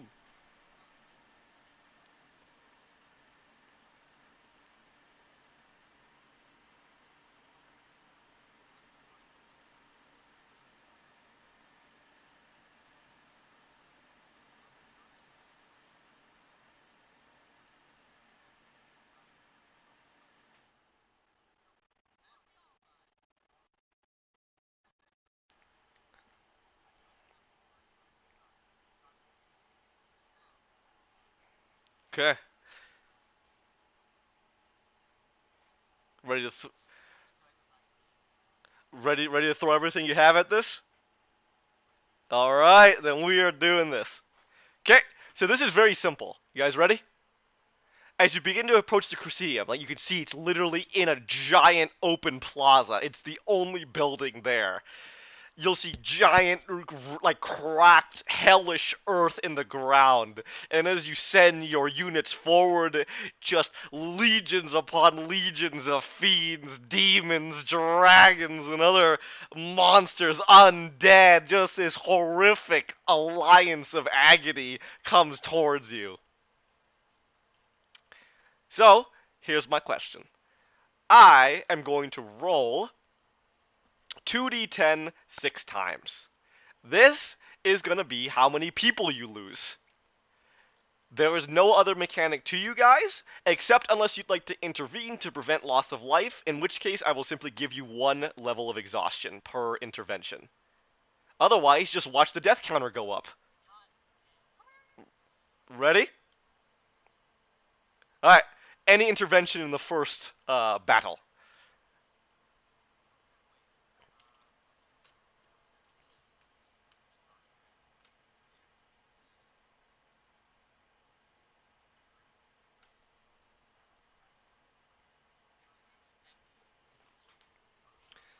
No intervention? Alright, so far 800 lives have been lost. Ready? Second one, no intervention? Alright. 1,000. You are now up to 1,800 lives lost.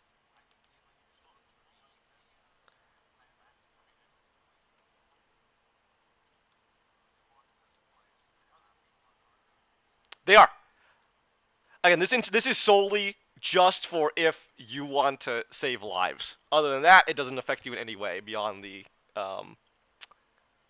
exhaustion. Yeah. All right, this third one you're intervening. All right, go ahead.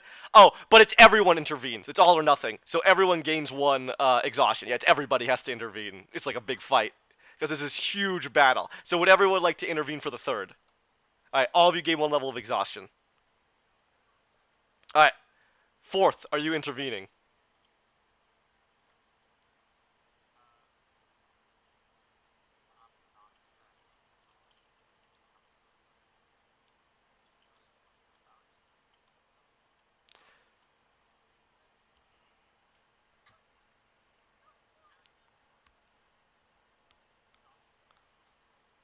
And it's if Skelevex causes exhaustion at all as well, could be an issue.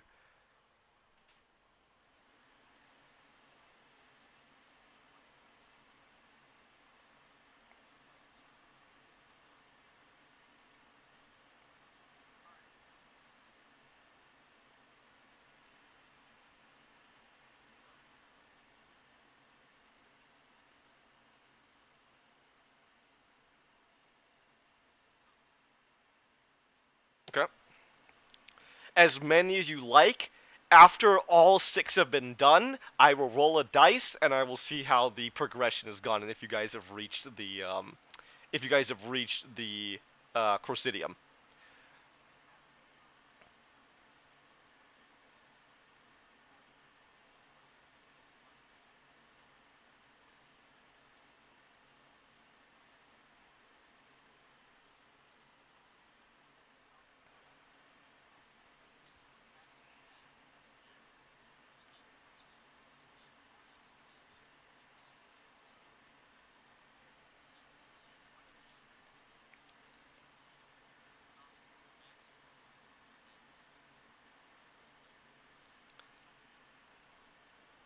2 more. So right now 2 have been done. You intervened on the third one, right? So this would be 4 and 5 if you want to intervene on 4 and 5. Alright, then everybody gain 2 more levels of exhaustion, putting everybody at 3 levels of exhaustion. Alright, now the 6th one. Alright, no intervention on the 6th? Let's do this. Oh, fuck. 3,200 lives have been lost. Total. That's total. Alright, ready? On a 5 or a 6, you break through. Yeah? No. Oh, yeah? You want to use advantage on this? If you use advantage on this, I'll use disadvantage to cross you, cancel you out. How's that sound? You want to do it? Alright, 1 and 1. We've used 1 and 1 now. Alright, ready? Oh, close, close. That would have been amazing. All right, now we're gonna go again 6 times, but you'll succeed on a 4, 5, everything but a 1 or a 2, right? And then after that we go through one more, and then you just break through. So you see how this works? It's three stages. All right, so 6 more. Any intervention on the first?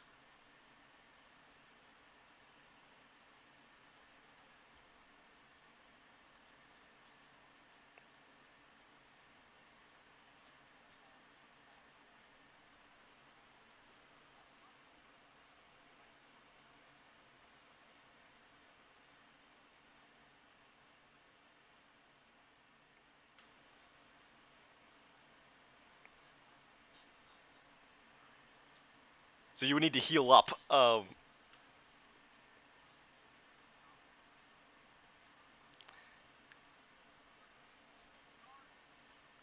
Again, this literally just comes down to: are you willing to let numbers die? Are you willing to let the people on the paper die? That's it. That's all it comes down to your characters. Exactly. That's what they deal with. There you go. Exactly. They don't care. They don't care.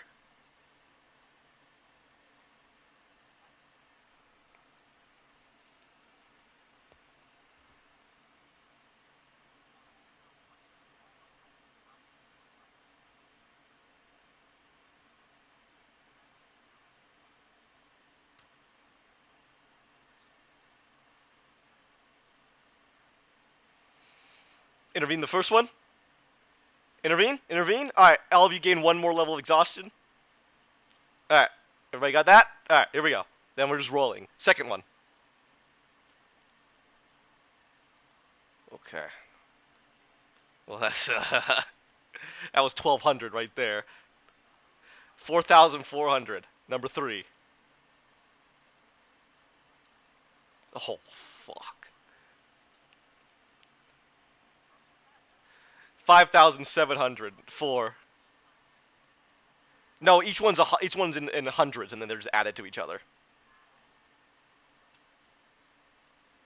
Oh, that's 1,000. That's 1,000. That's 1,000. So 1,200.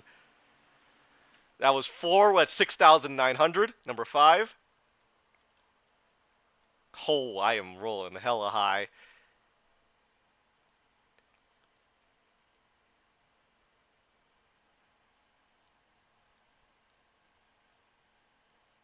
8,600.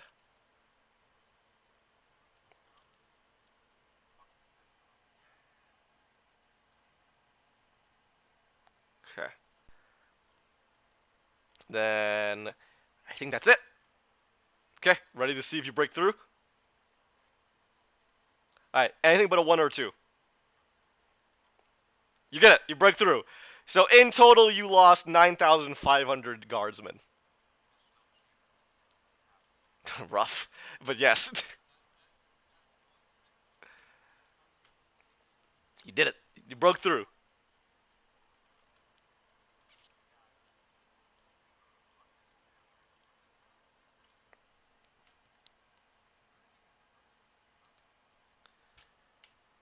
You have reached the bottom of the tower.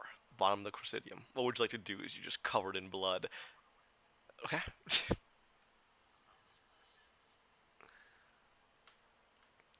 Oh, and at this point, go ahead and do whatever you need to do to heal up or get rid of exhaustion, or if you want to start drinking potions, whatever prep you want to do. I'm not saying there's a fight right now. I'm just saying do what you would normally do because this is right outside the tower. How would you like to get in? So if you don't want to waste potions, hold on to them, or if you want to make sure you don't spend your first turn dunking potions.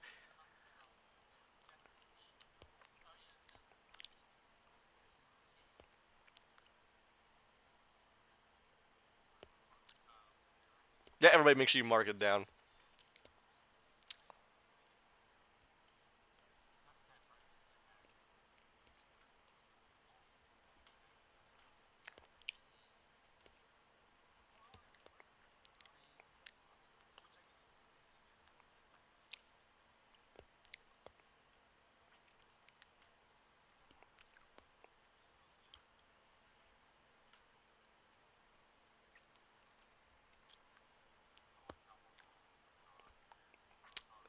It's not gonna be updated here. These ones on the table, they're not updated. So do not.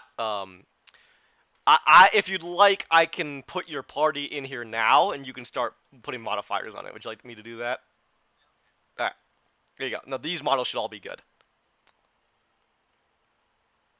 Double check for me, but those should all be good. And go ahead and start putting on your bonuses and everything like that you need to. You got it.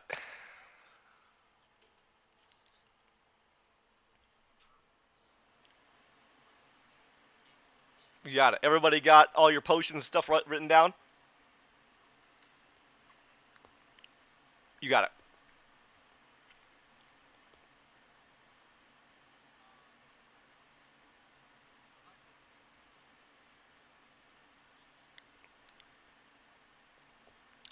Yeah, did you guys clear your exhaustion?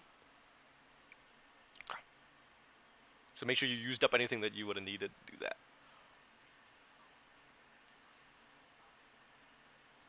And everybody's good.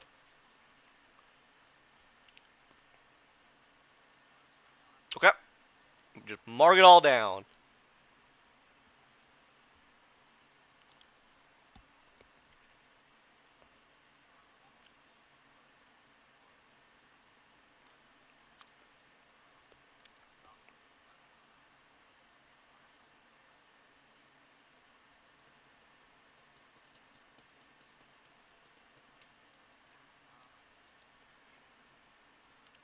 Everybody put in what they need. Can I save the party?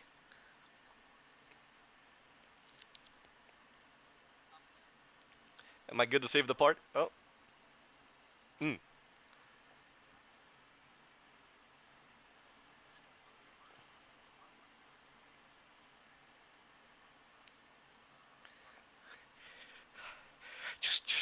You just like see a guardsman bayonet a little demon and then look at you and there's just 4 fucking freaks covered in blood and guts who are supposed to be these heroes. Fucking bottles all around them like a drunk's apartment. Go go go go go go.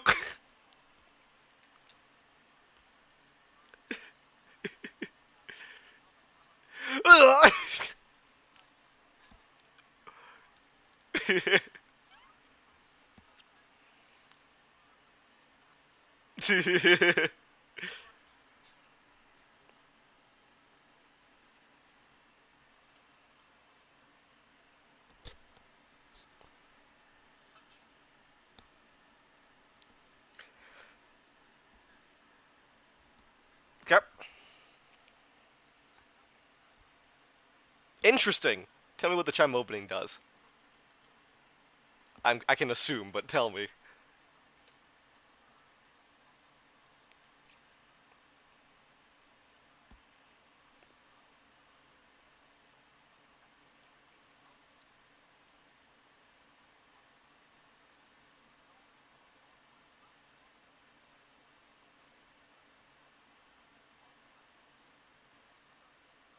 Okay. Ding. 1 click. 2 clicks. 3 clicks. 4 clicks. Opens. Gotcha. Nice item. Jesus, I don't even remember when you got that. There you go. Well, hey, you know what? Look at it. It came back in handy. The door opens.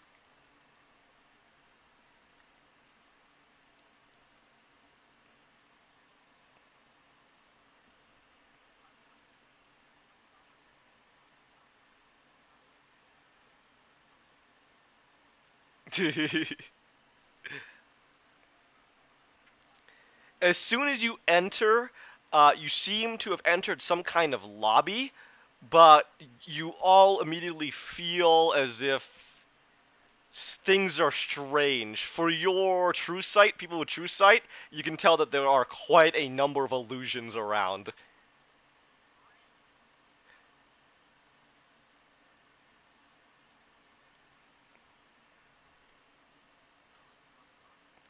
Not on the door. Once you stepped inside, like there's illusions like that closet opens up to a fireball trap. There's an illusion where that door sends you into like that door is a sphere of annihilation, like that kind of bullshit. Like this place is a tower of horrors. Yeah, exactly. Oh my god! You ever like had brain overload? You know when you get like dizzy because there's motion blur, Melendez? That's what you feel. It's so bright. Ugh. And there's I tell me what you asked me to tell you what spell schools are here. I asked you to tell me what spell schools aren't here. Necromancy, transmutation, illusion, everything.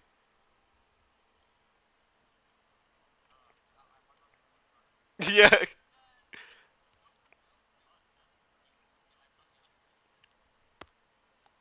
So now the question begins where would you like to start? Because you have no idea what the inside of this place is, what it looks like, or where you need to go.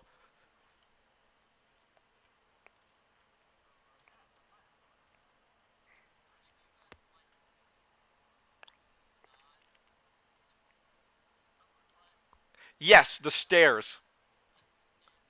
They seem to go up in a spiral.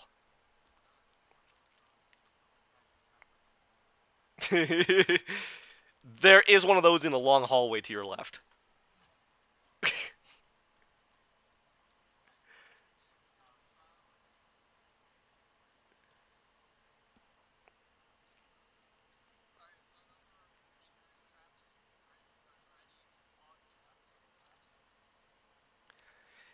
Draconar probably doesn't.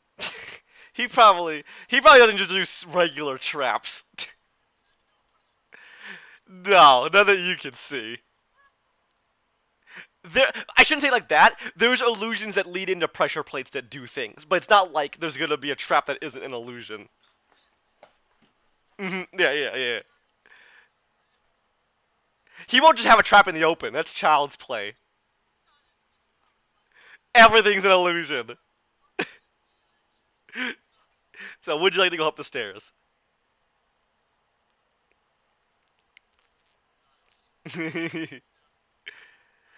Go up. Tuk tuk tuk tuk. You head up to the. You head up to the second floor, and again, illusions everywhere, but one hallway. You're starting to realize something.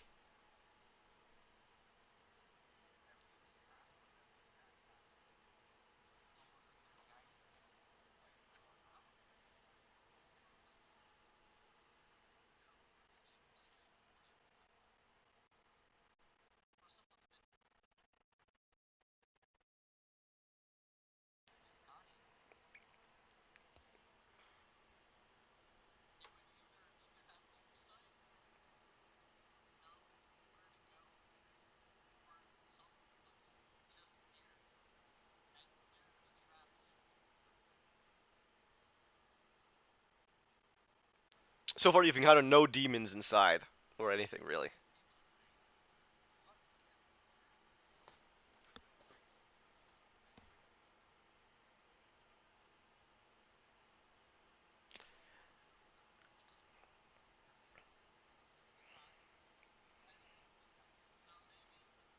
Well, that wasn't the key, too.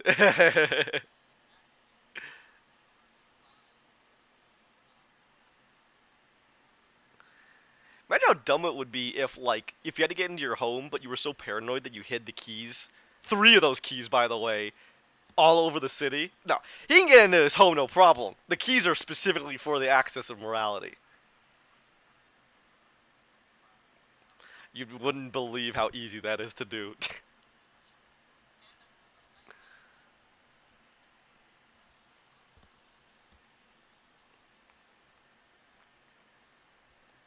No childhood.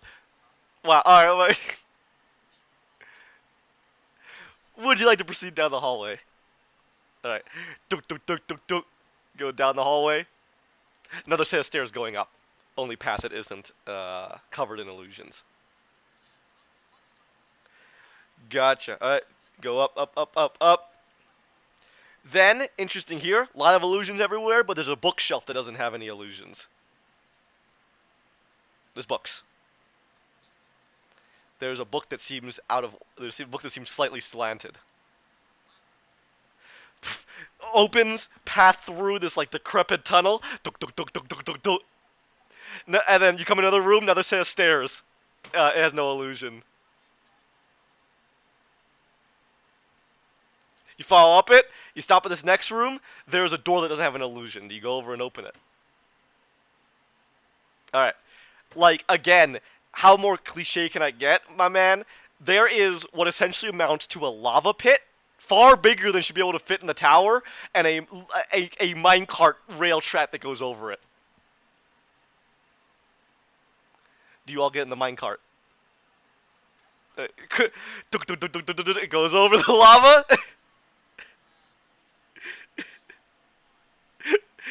That is true. You are flying. Good, good.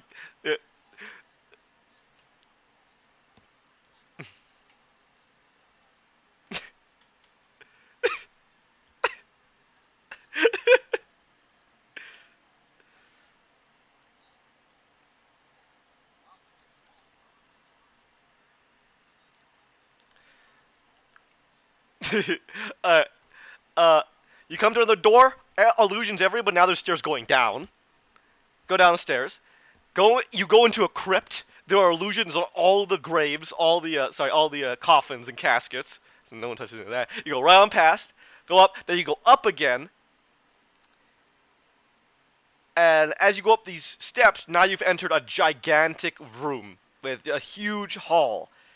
And there's no illusions everywhere else. This hall has no doors everywhere else. There's no windows everywhere else. There's a single door at the far end, about like 100 feet down. That's how big this room is. Yep, there's no illusions anywhere in this room. But there's only one door. Alright, you step, it's like marbly, right? So your footsteps echo in this gigantic chamber that's just empty.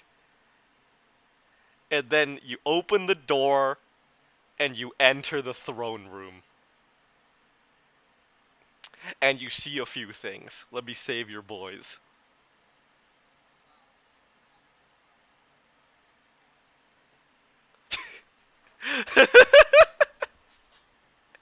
As Melendez, he was here before. Melendez was here before.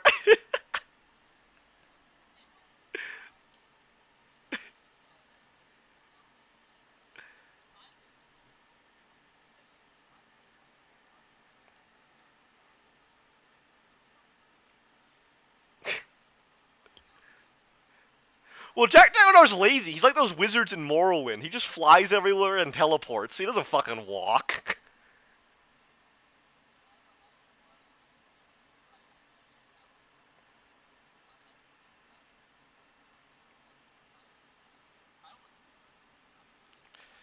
Alright, you have some people awaiting your arrival.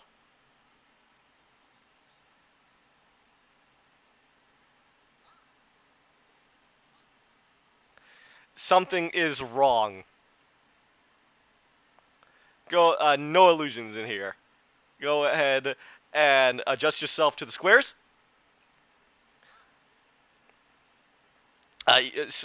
Small.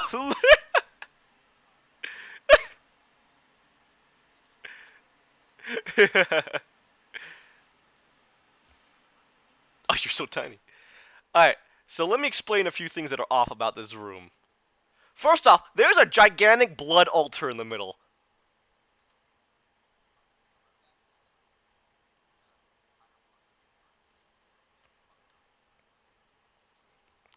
At the far end is a gigantic dragon made of bone and green. It's Skelevex. You've seen them before. You've seen him before. And this is what he looks like if you need a picture again. And standing next to him is quite an interesting figure. But the figure looks paralyzed.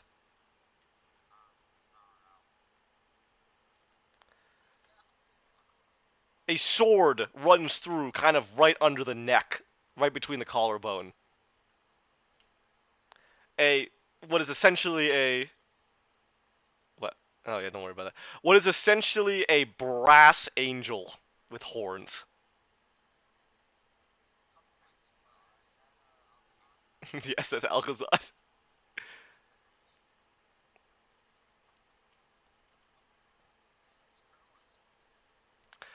all of you feel a sudden influx of emotion of pure, unending hatred from behind you.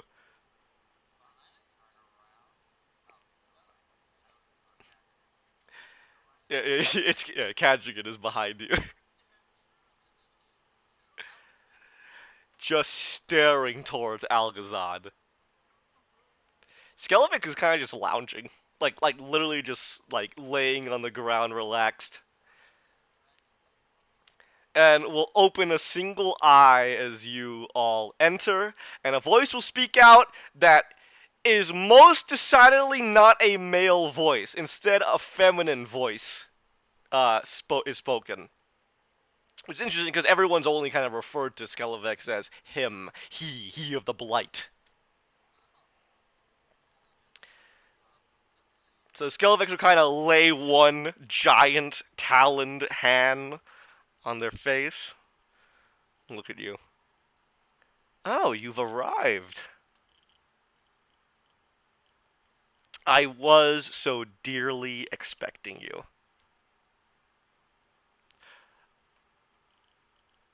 I hope the followers outside didn't give you too much trouble.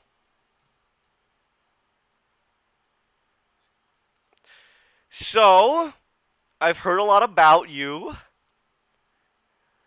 Can I humbly request, you powerful adventurers, that we speak before you attempt to slice my throat? Wonderful! She claps her hands and gets up to her massive form. Again, gargantuan, so towering over you. There are a few wonderful things I would like to talk about with you first.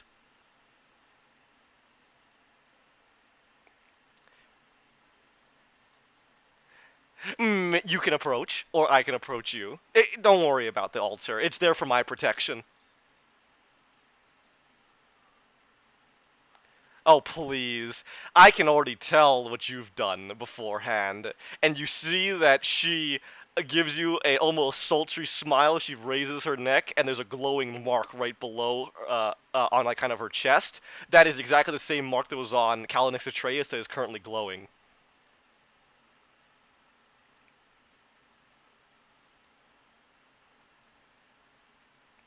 She'll lower her head again. So, please approach as close as you'd like. It's better if you approach closer, because you can actually see what I've done. Oh! So you guys approach right up. Oh man, there is just a feeling of unwellness when you get closer.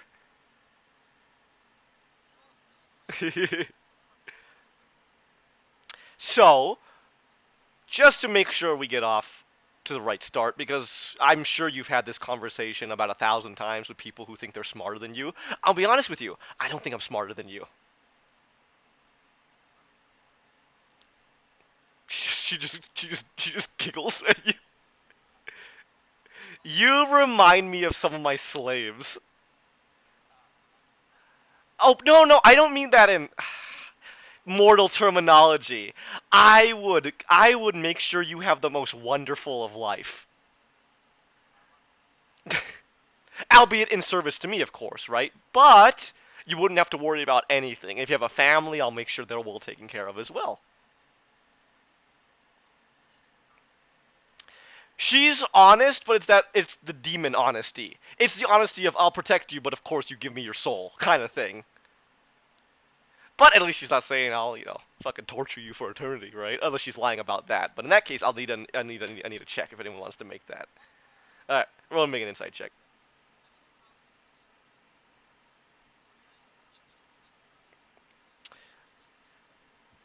Go ahead, everybody can roll.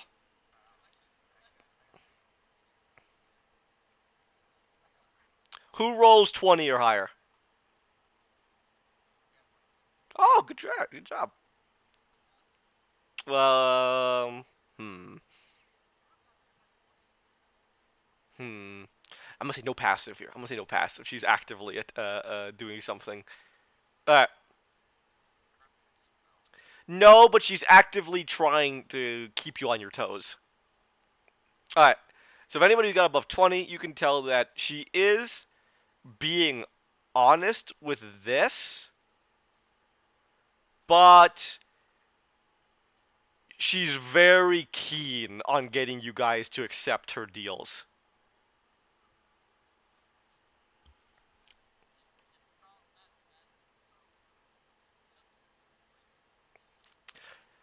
So, let's begin. Why don't you begin with telling me what you want, and we can decide how to go from there, and I'll tell you what I know.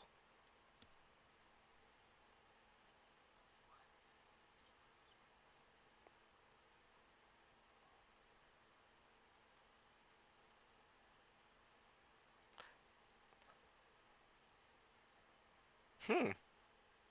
Hmm. That's it. You want the demons to go home.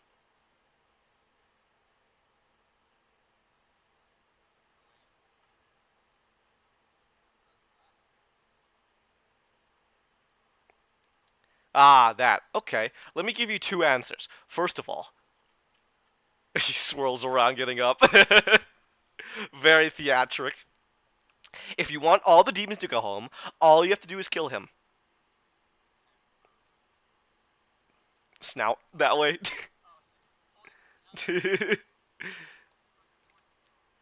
And that should be a pretty easy task because one, I've already paralyzed him for you. You're welcome.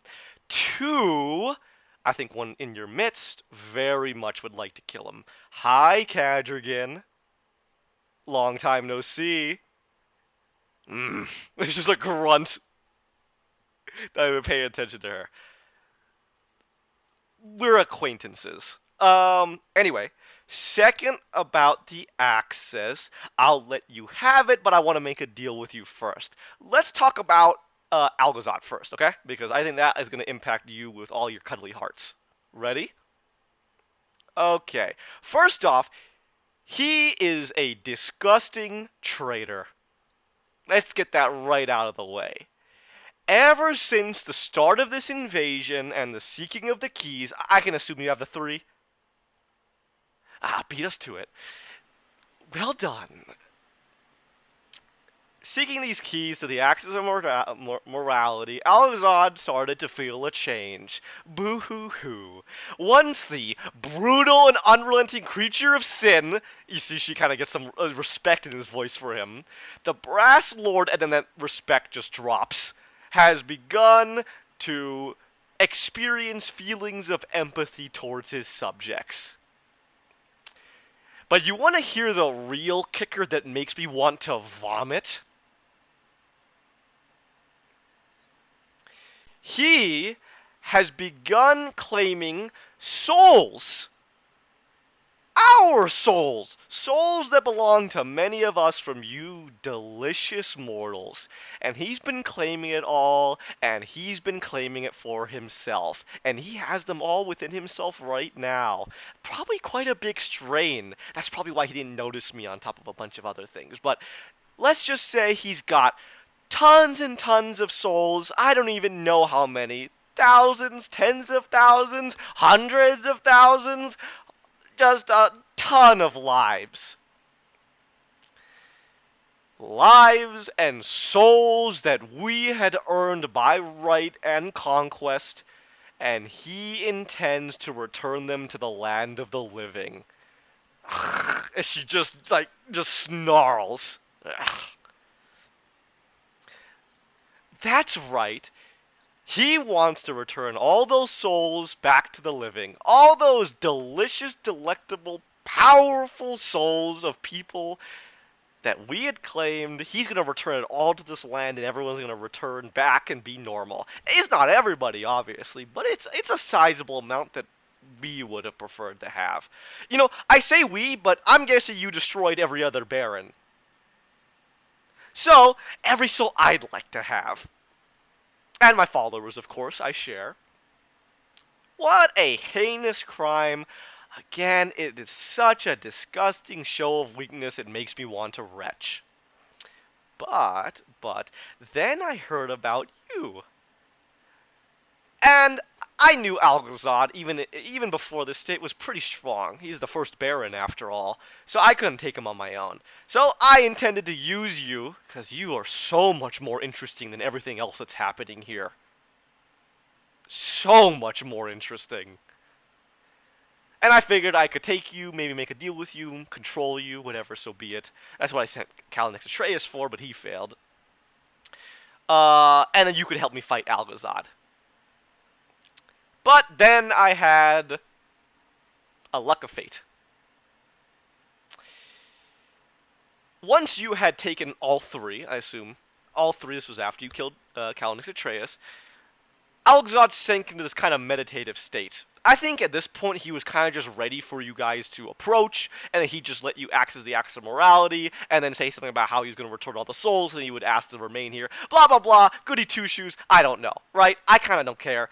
I took his sword, and I sank it into the back of him, and now there he stands. He's not dead. I was going to let you have the satisfaction of that, because I know you had Cadrigan. And let's just say they're not on the best of terms, as she kind of holds a hand to her snout, like trying to whisper it.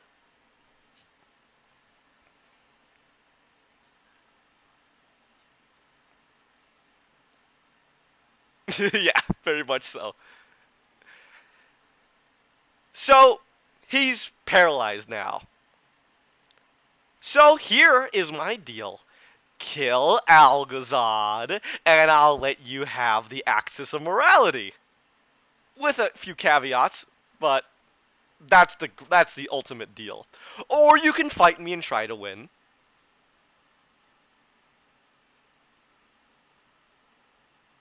At this point, Cadrigan steps forward in front of all of you. And Scalavex will nod, unless you'd rather already have somebody else make that decision for you.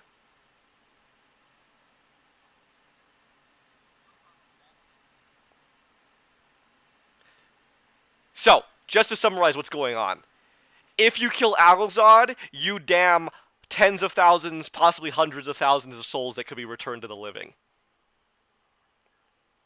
No, they'd be returned to the living. That was Algazad's plan. He changed. He actually changed and was secretly using his powers to not only protect the people and the demons, but also protect the souls that were being taken, so that they wouldn't go to demons under his command. And he was going to release them all when you guys had arrived. If you kill them, they get damned. Your last choice.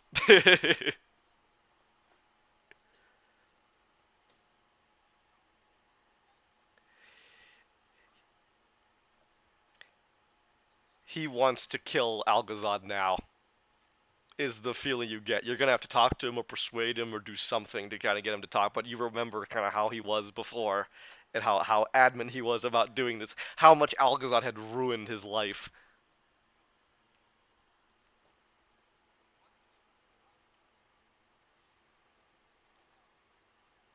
Mm.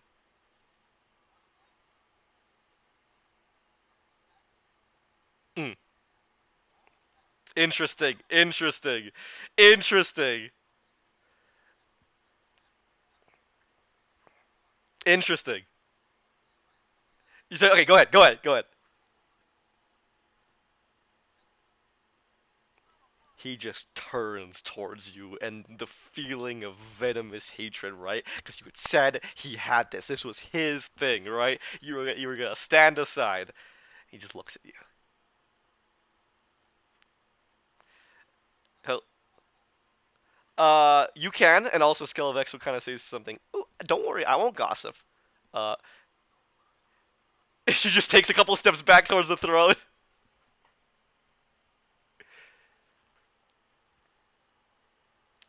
But you can do telepathically or not. That's just Skelevex being, yeah.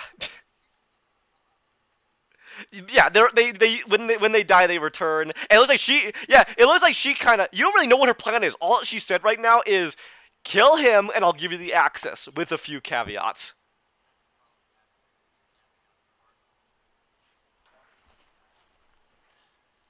Maybe. She said she promised not to gossip.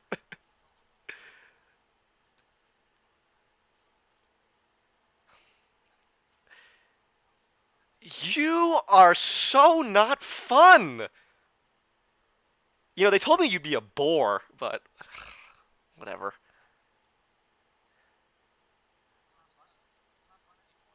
Do whatever you'd like. I am weak compared to you. Well, in some ways. I am at your mercy.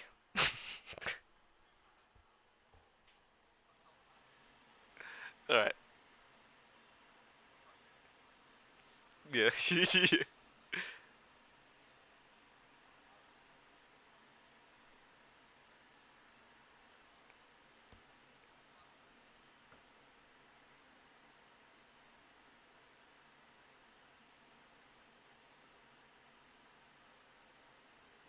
He'll kind of look at you with a little bit of recognition.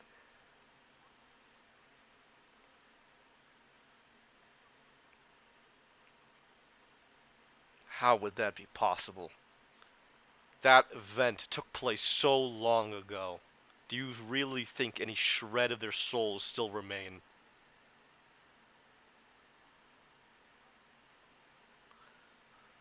Why would he retain them? Why change now?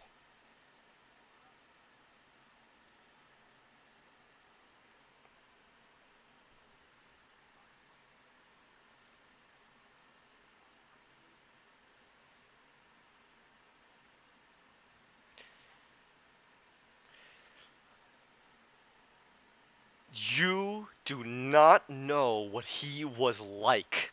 He is not capable of change. I will not believe it.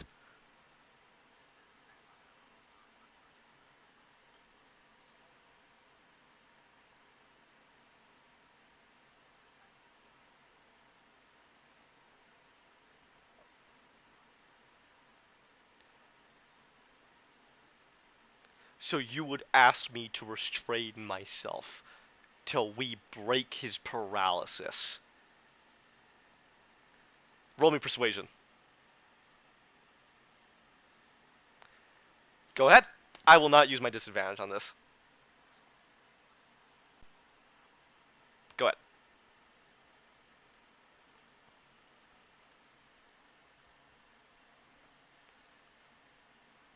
Total. Nicely done. Nicely done. It was pretty high. I was gonna say the DC was like 25. So good job. Well done. Because my boys say the line. What emotion is stronger than hate? Oh, wow, you okay? Jesus. All right, yeah, love, vengeance, love, yeah, love. Jesus. This was that. Yeah, good job. That was probably the one thing that could get him from giving in to his emotions. Right there was the possibility that his followers could be recovered. No matter how slim it might be. So at this point, you'll see that he's very angry about that, but he's angry that you're right. Fine. But then you do not intervene. Good. Fine. At this point, Cadrigan will disappear into the ground.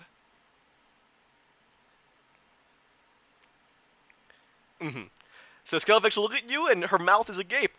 Where did he go? What did you do? What did you talk about?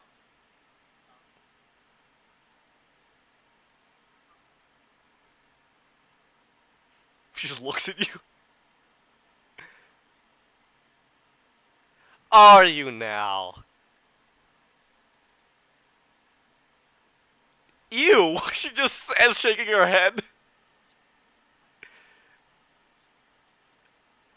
Like, it's not only the fact that you're a nasty mortal, you're a nasty mortal with, like, God all over you. Like, it's disgusting.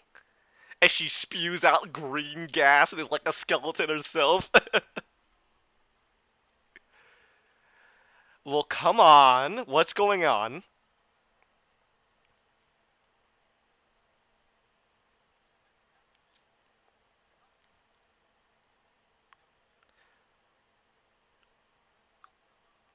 Oh, come on.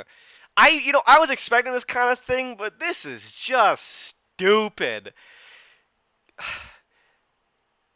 No, I know that, but here's what you're gonna do now. You're gonna be all goody two-shoe, and you're gonna release all those souls, and then now I don't get them. Or my followers. That's not the point, Gawain, as she steps closer, looming over all of you.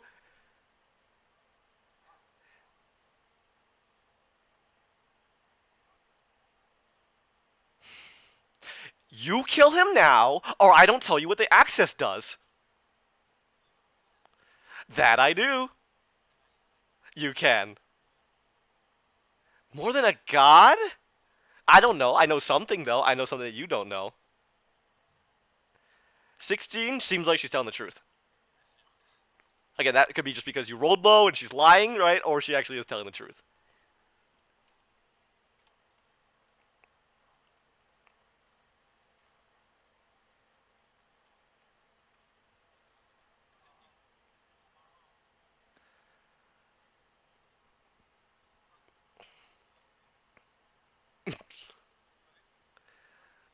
Command? Yeah, funny. Tell me. You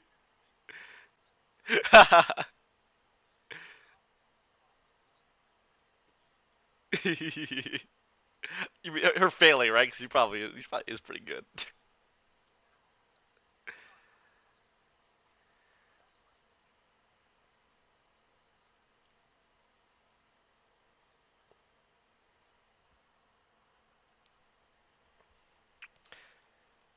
Come on, Skelvik says as she lowers her head to the ground like a little puppy, right?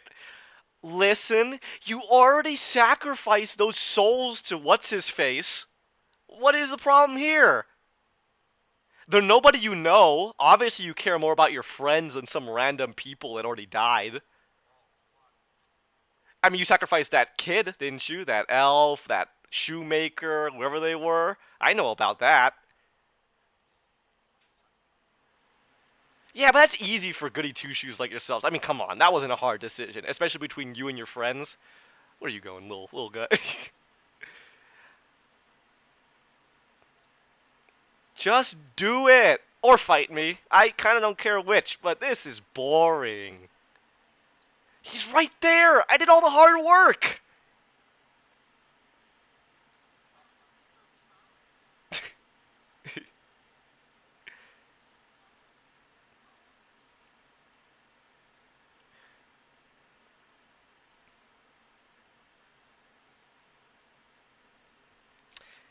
She squints at you. Are you serious?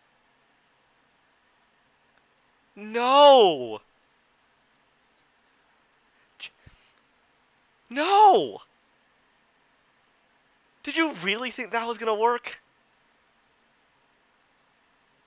Not that kind of deal. Okay, fine, fine.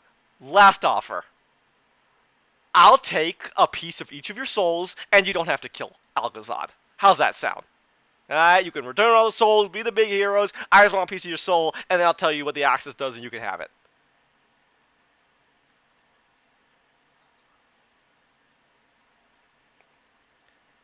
Come on.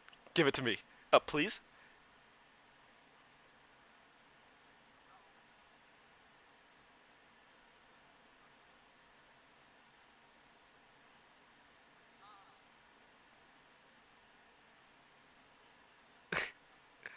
You cast command? Oh, shit. Alright, let's do this. You got it. Let's see if I roll like ass, huh? Wisdom, right? I didn't roll that high. Let's see how high my bonus is. I'm gonna laugh if this actually goes through. 20, you said?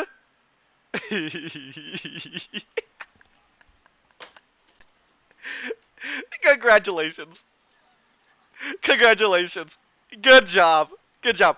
I was about to say roll initiative, but you don't need to. Good job. I could use my legendary resistance, but I kind of want to save those for the fights that literally is about to happen right now. So no, I'm not gonna use it. Ooh, do I want to tell you what my? Yeah, you know what? Sure, I'll tell you. I'll tell you. No, it was very close. I have a plus 10 to my wisdom save. So a 50-50.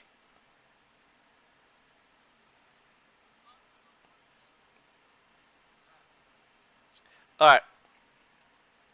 Well done. So what do you say? What do you say in your command? Right. fine. You say she like there's a slight twitch in her eye.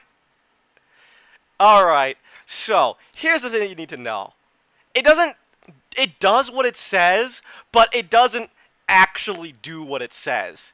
The axis of morality creates a separate like reality or dimension where that individual, that part of that quote unquote, she does the little talons with her hands, that person succeeds in that task.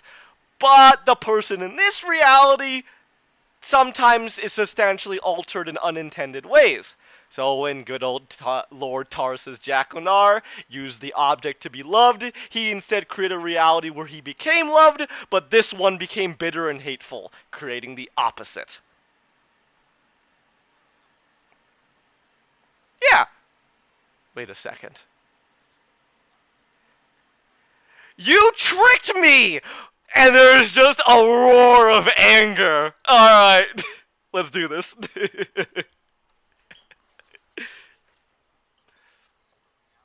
Exactly. There you go. That's the thing with the axis. So like she said, it's substantially altered in like in unintended ways. So in Tarsus's case, he became the opposite. The other reality succeeded, but he became the opposite. Is that always the case? She didn't say that. It's just it can result in unintended. So who knows? Is it actually taking that piece away from you to that other person? Maybe. There's still a lot of questions to be answered, but now you know what it actually does. Yeah, it doesn't like you yourself enjoy the fruits of it. You create another place where that does succeed. Yeah, there you go. Alright, you guys ready? Few things that you need to know of. First off, I'm assuming none of you guys drank your minute potions, correct? Alright, what potions do you have active? Let's start with you, Connie. Aid, Death Ward, Bless. What'd you say? Aid, Death Ward, what else? Bless, Flying. Okay. I'm already flying, but I get it anyway. Gawain, what do you have? By the way, specifically, it's potions and scrolls. It's potions and scrolls. So tell me anything that is a potion or a scroll. Not aid? Gotcha. Gotcha. Copy that. Anything that's a potion or a blessed flying. So blessed flying for you as well. What about the fire giant strength or anything like that?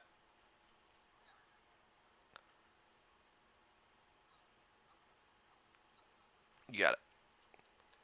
All right, you back, Davis? She's pissed, but she told you what it does. Here's what it does. The axis of morality essentially creates a separate reality or dimension where that action succeeds. But this reality, this dimension, ends up being affected substantially in unintended ways. So in Lord Tarsus Jaconar's case, he wanted to be loved, so he created a separate reality where he was loved, but this one grew bitter and hateful.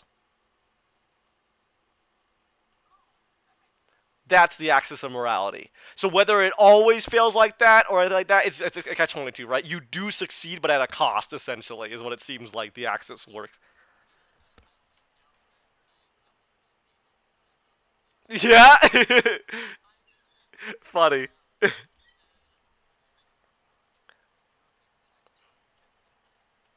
Okay. Alright. Anything else going? No, no, no, no. Nothing else that comes from potions or scrolls? Alright. Melendez, you got anything on you that comes from a potion or a scroll? Okay. Okay.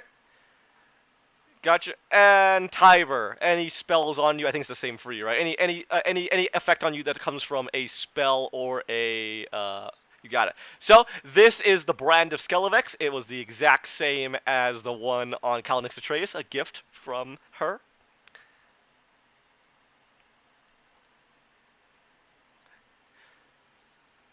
All right, and the second thing, you see behind you the altar of Skelevex, the altar of Blight grows a deep green.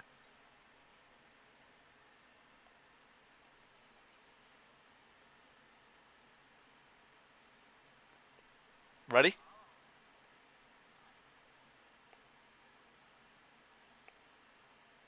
Yeah, exactly. All right, ready? So everybody roll initiative. We determine who is in my first block, who's in my second block.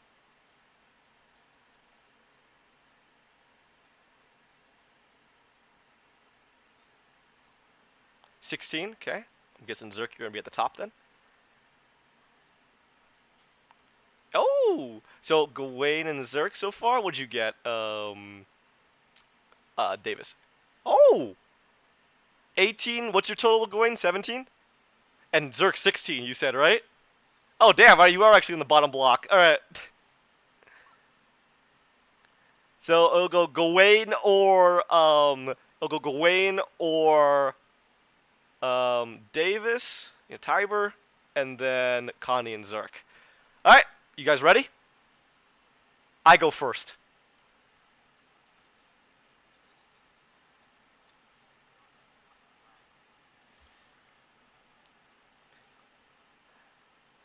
All right, you boys ready? Okay. I'm gonna go ahead and run up on all of you, kind of like a little bit away from you, kind of like here, and I'm gonna go ahead and fire breath in a 90-foot cone. Although specifically, this is not a fire breath. This is a blight breath. All right, everybody ready? All of you make me a DC 26 Constitution saving throw.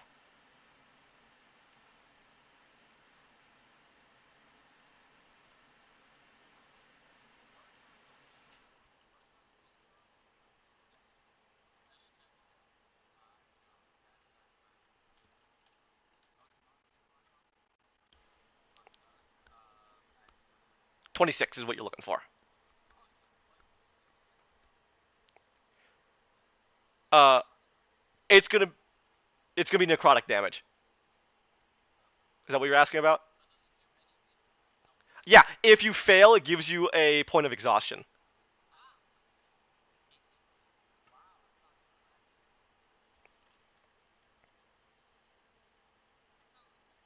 Fine. Everybody fine? All right. So who succeeded? Just Gawain? All right. All of you are going to take. So for those of you who failed, go ahead and take 28d6 necrotic damage and gain a point of exhaustion. Gawain, you're going to take half of that 28d6 necrotic damage, as well as anybody else who has resistance. So if anybody has any resistance, that's when you get this. All right, ready? All right, let's see if I kill anybody with this. What did I say, 28? All right, let's do this.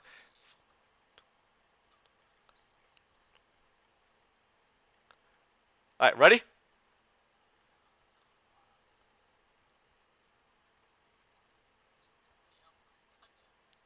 Go ahead and take 98 necrotic damage for those of you who did not succeed or have resistance. For those of you who failed, go ahead and also take a point of exhaustion. For those of you who have resistance or anything else, take 49 necrotic damage instead. Holy, you're still standing though. Good job, Zerk. Jesus Christ, Zerk! Holy shit. Alright, I'm done.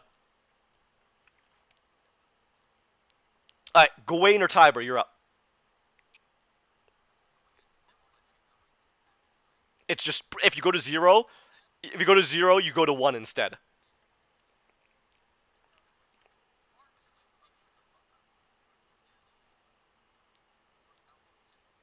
Exactly.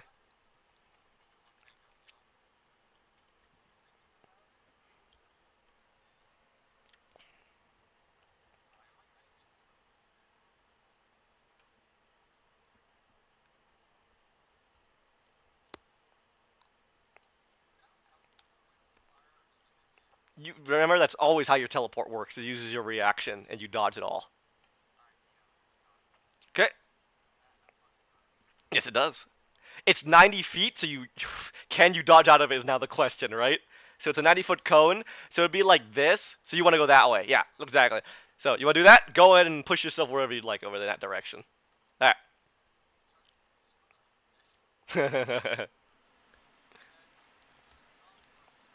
Or it's a bad idea, right? Exactly.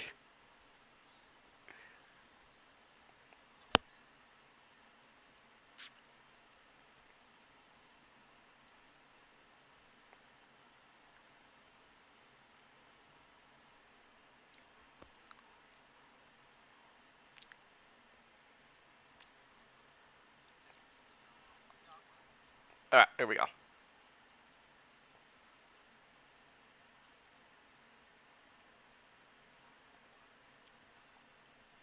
I'm good.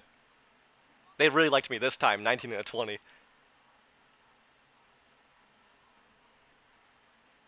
Okay. I am gargantuan.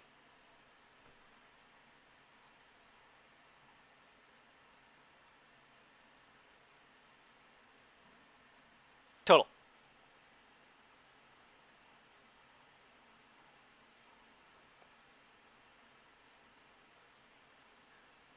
Okay. No.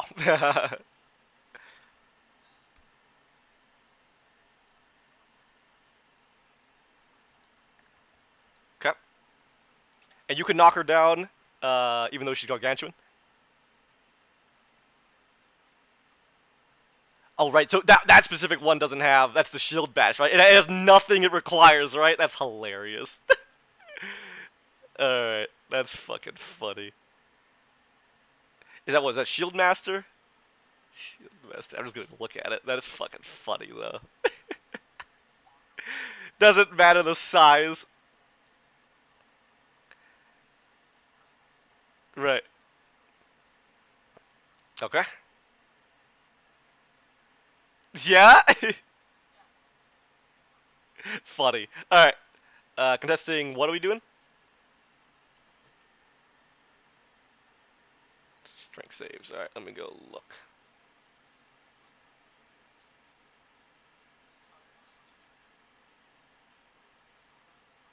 All right. Here we go. Nice. Nice. That's pretty fucking high, my man. What's your total? 34. 34. And this is a save or is this a check? You know, I shouldn't forget that either. Is this a strength save or just a check? Saves.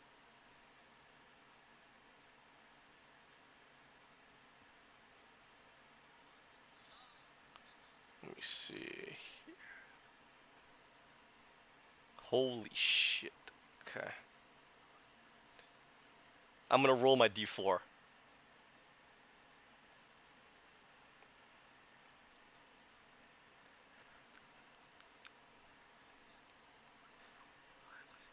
$38. Oh my god, the d4! That was the only reason I succeeded. Jesus Christ.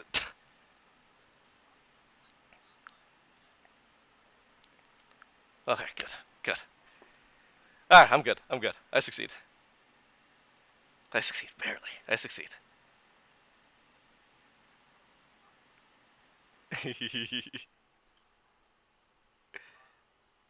Alright, anything else?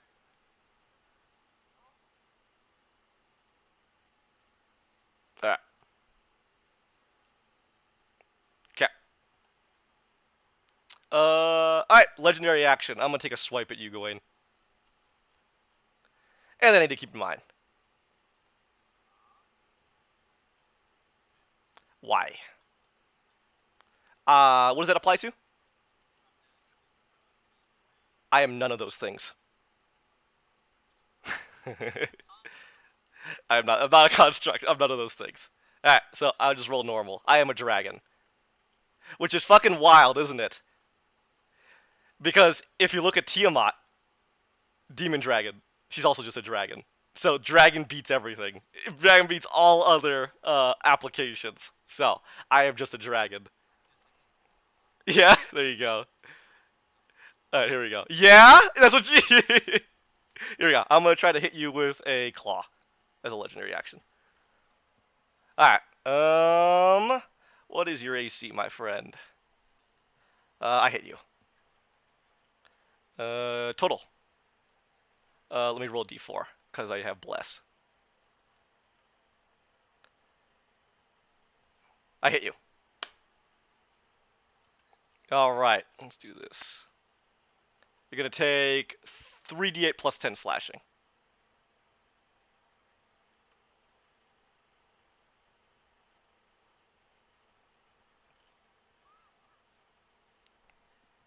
Go and take 22 slashing damage. Connie or Zerk, you're up.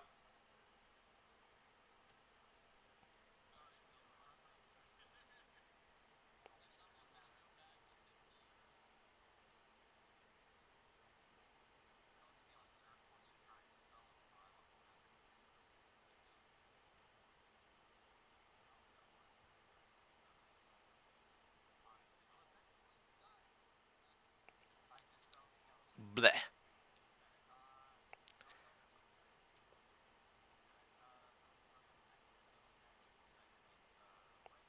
Okay. Then scamper away. Okay. Just be careful of the reach.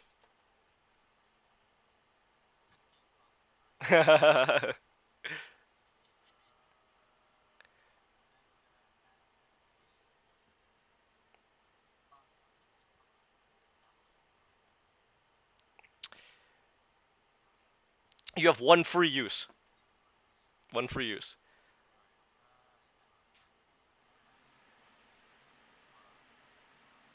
Okay. You got it. Oh, you have blur. Wait, is that wait? That comes from your spell, right? Oh, you're good. You're good. You're good. If only I could have blur. All right. And are you using any potions or scrolls? You're fine. I'm at full health, so I can't heal. No.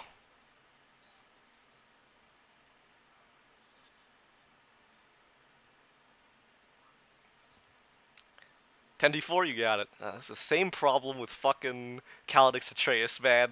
No, that Kaladix Atreus had all that healing that could have been done, but he never got hurt until he got decapitated by his own friend. You need a 10d4, right? Yeah.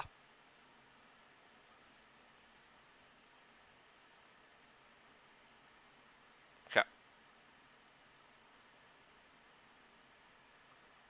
All right, go ahead and heal back up. Now what? You can't do anything else? Okay. Then, oh, 1 second.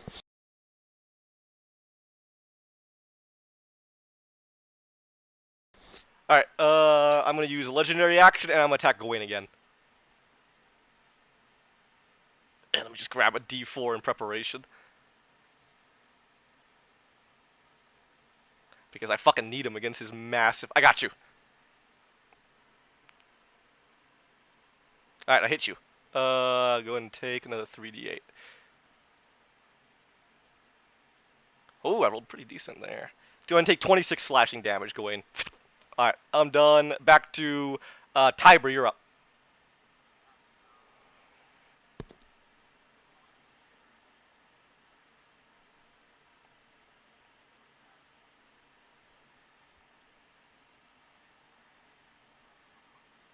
You got it.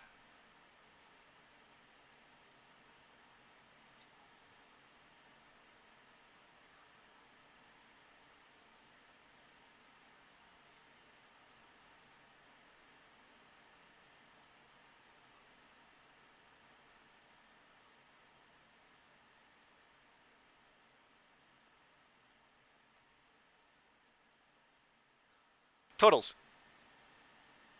Yeah, need pretty high. This is a pretty high AC, so let's see if you can do it. That should be good. That's good, that's good.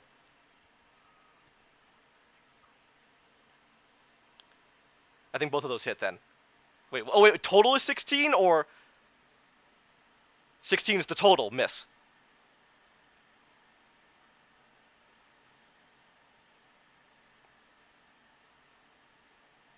Slap.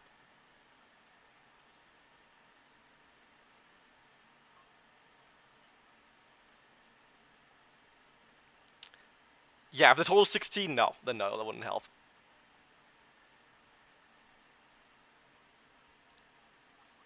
21 damage? Alright, we got some damaggle.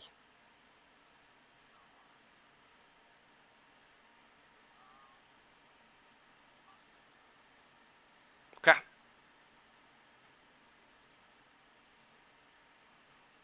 Anything else?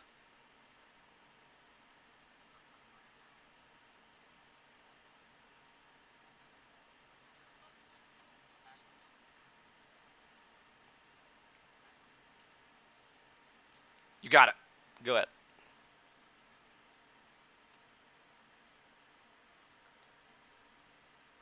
Totals?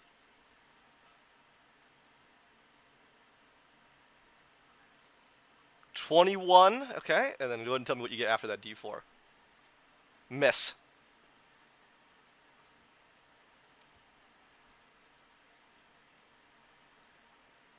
27. Hit.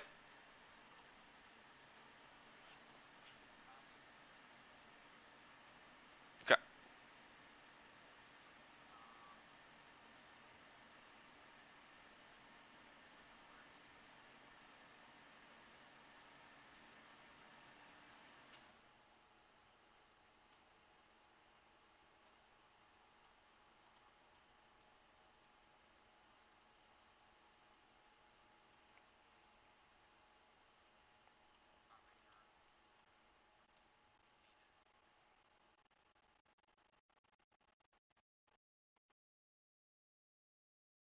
Dun, dun, dun, dun, dun, dun.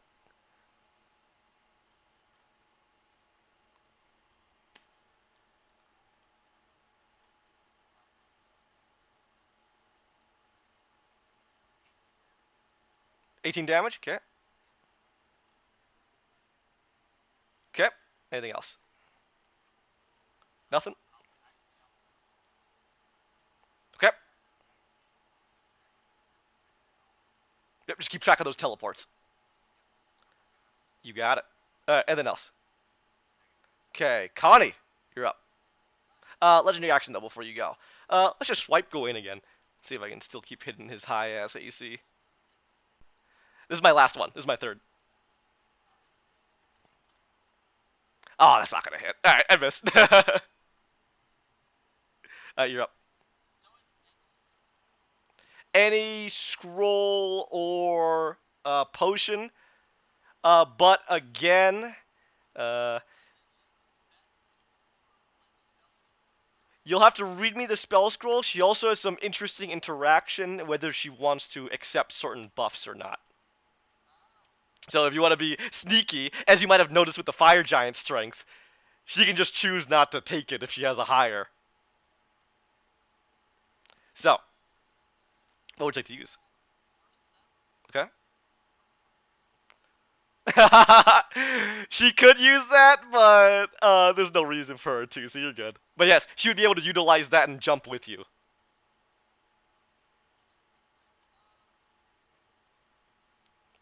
Yeah, pretty much treat it as like anytime you use a potion or spell scroll, it's as if she's also the user of it.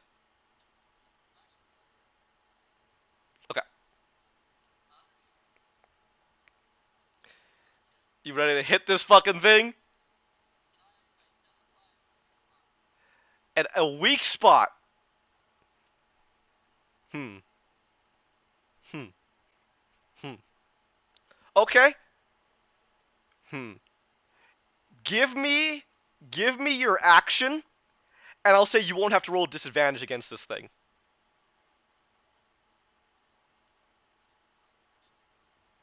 Because normally you would roll a disadvantage when attacking this thing.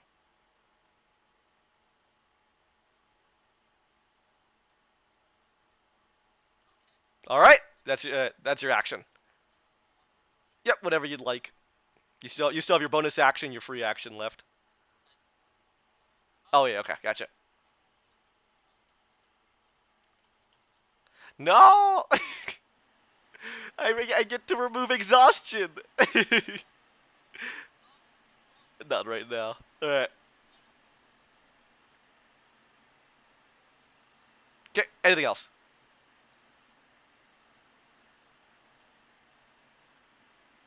Done. Okay. That was everybody. Back to me. I use a bonus action to draw strength from the altar, dealing 50 damage to it. I immediately regain my breath attack. All right. Oh boy. All right. Well, unfortunately, Zerk is still in that same exact spot, so I'm just gonna breath attack ahead of me again. So I'll tell Zerk the bad news.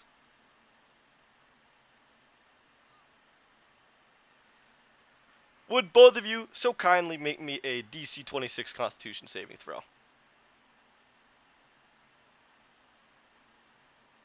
Good. You'll take half of that. Let me just roll the damage now. And we'll wait for Zerk to get back, but this will probably... Zerk, bad news. Alright, so... Connie went over here to alter Skelevex, used her action to kind of look at it so she wouldn't have to roll disadvantage. But then I used a bonus action with Skelevex. It's now my turn. I have dealt 50 damage to the altar, and I've regained my breath attack. So, would you kindly make me a DC 26 Constitution saving throw?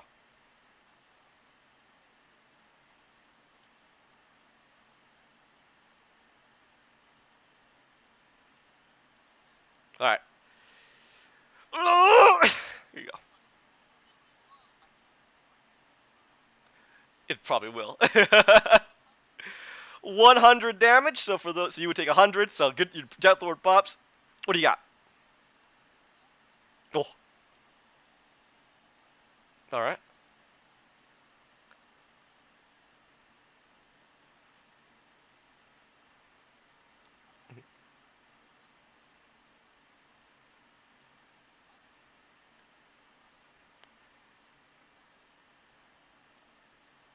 Nicely done. Your Death Lord didn't pop. Good job. Copy that.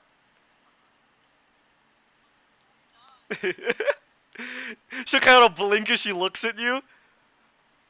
Still standing, huh? You! As she growls towards you, Gawain. Alright, so 50 damage then for anybody who succeeded or had any resistance. I did, I rolled exactly 100. Funny. But Gawain would have had your back. I am done. So Gawain or Tiber, you're up.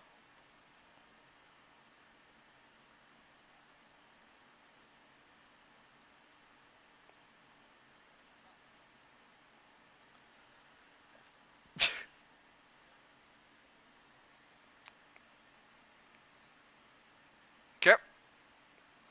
Okay. And this is a spell, right? Copy. Yeah, I got you. No!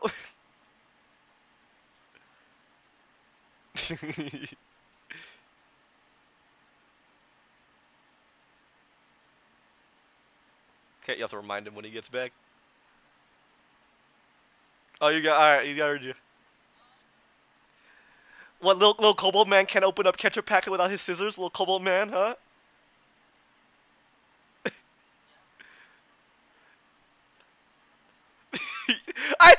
Yeah, that was my fault. I'll try to roll higher than I'll try to roll 5 more hit points next time. Alright, get your health. Okay.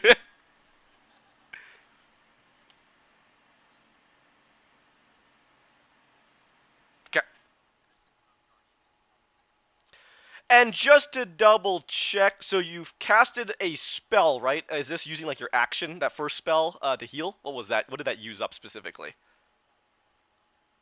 Bonus action. And that is a spell, right?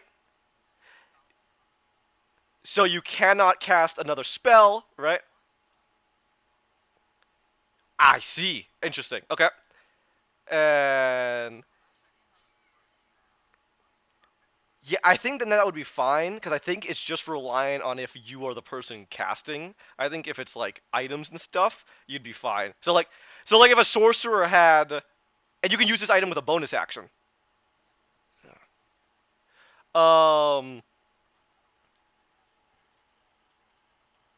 Wait, actually, are you hasted? Okay. I just wanna look at something real quick.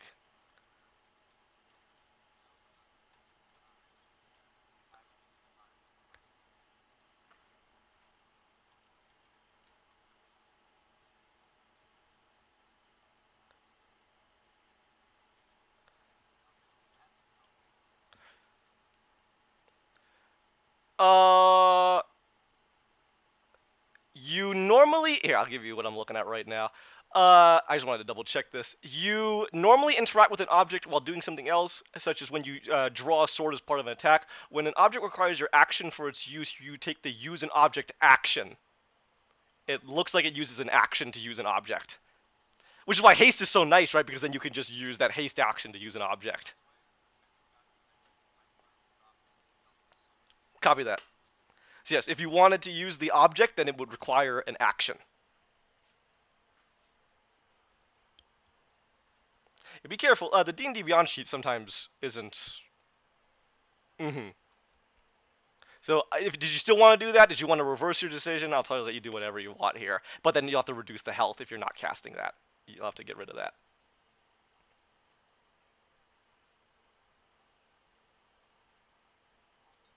Okay.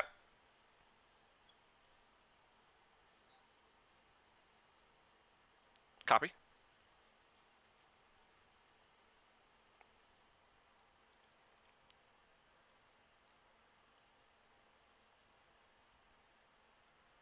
Need more dice? What do you got?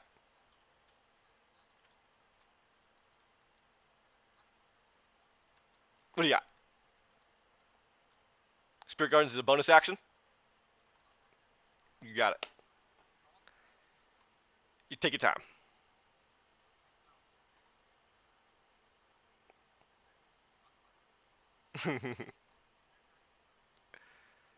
Right. Right.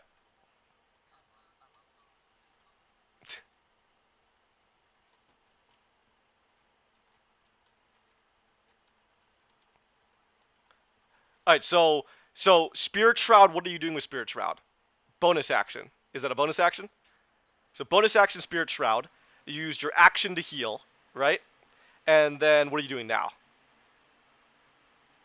Free potion. Yeah, alright.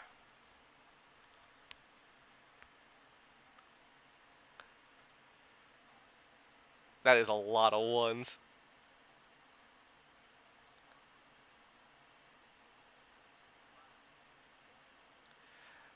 And then you have to attack me, right, to get that thing to proc so that I don't heal. Right.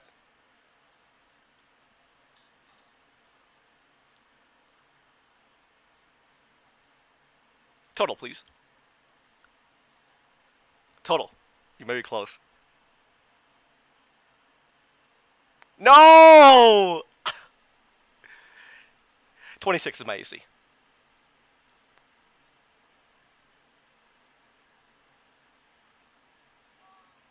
26 is my AC, everybody.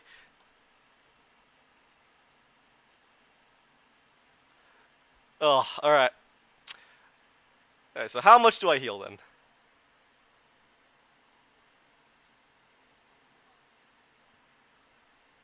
19? I get 19 then. Thank you.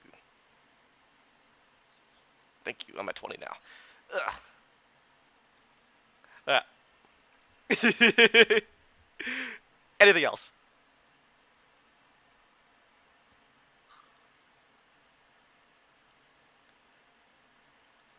Okay. What do you got?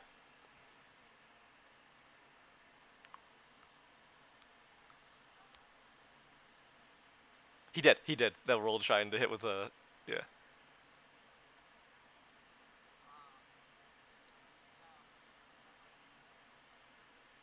Okay, what do you got?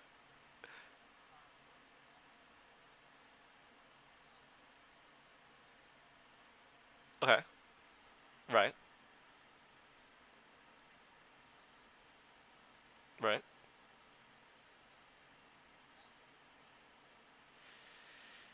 Oh, Jesus Christ. Okay, hold on. Good question. Hold on.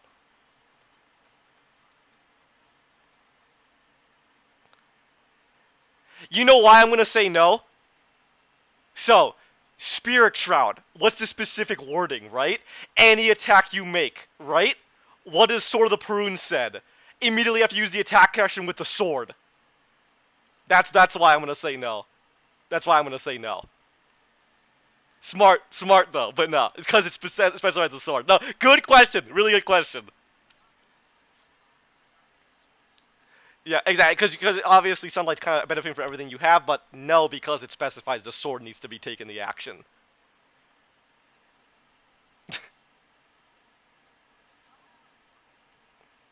All right. Anything else then?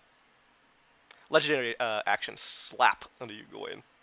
See, is everybody happy? I'm slapping Gawain, not you guys.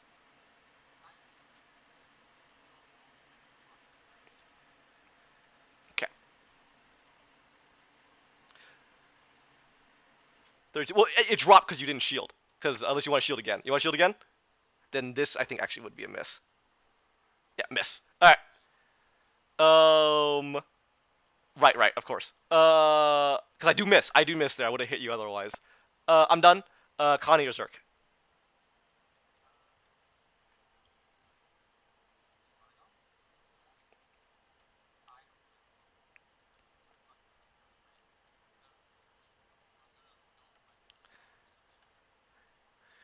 Wow, they let you have two Gawains? Jesus Christ. He's gonna fuck him everything up. Okay, good. He can stay up there. All right, what do you got? All right, you're angry. Yeah, all right, advantage. Hell yeah. All right, the altar can hit you back, right? Go ahead.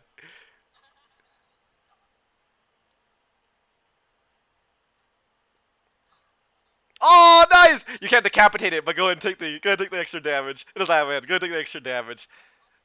Funny, funny. Get back, you fiends! Back! No head! Roll your damage! What do you need? My final decision! You get it. Get out of here! Oh! Double net 20s! There's gonna be an ass load of damage. Now, the damage is halved, because it just has resistance to everything, but that might not matter. Because you might have just so much damage you can punch through. So go ahead. Alright, this might bring it down. Double nat 20s, my man!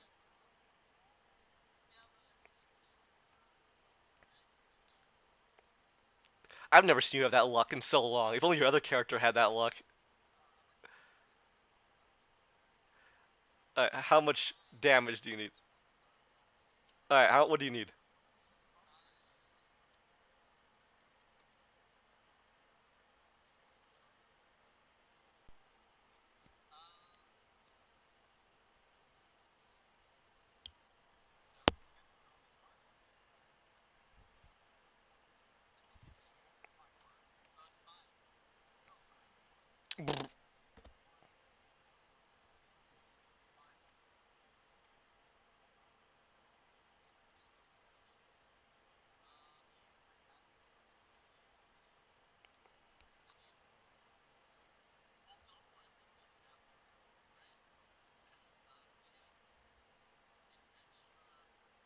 What do you need?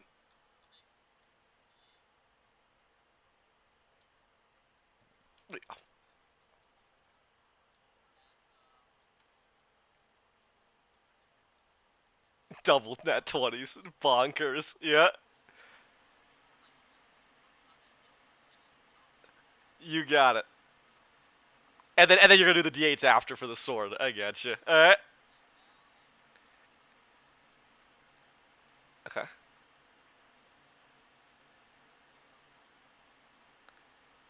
That would've been hilarious.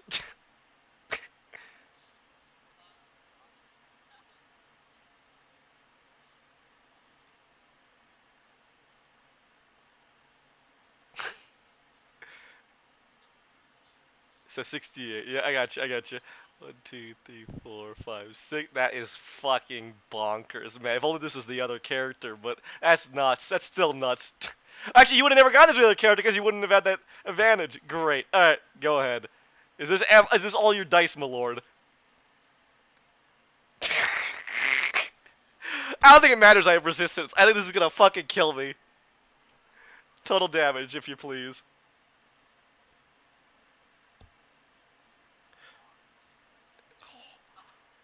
I might barely be alive with the resistance. Let's see. Oh my god. Total, please. Let's see. Let's see. I have to wait for his modifiers.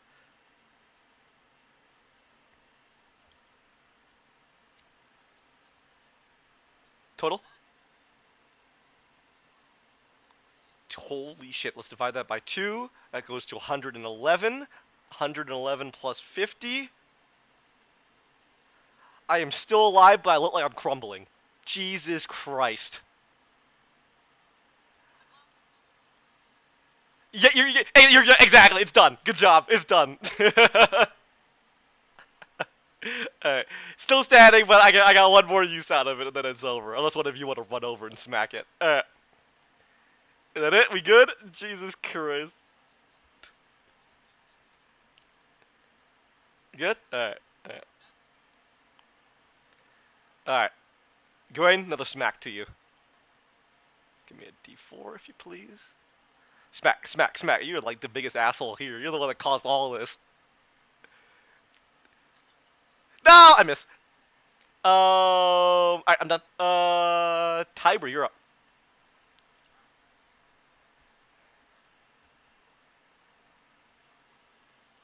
Okay.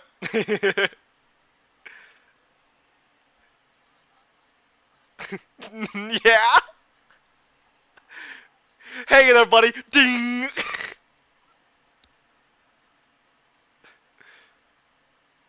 You got it.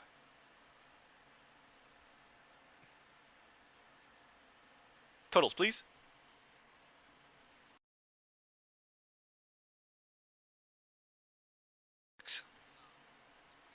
Hit. Both hit.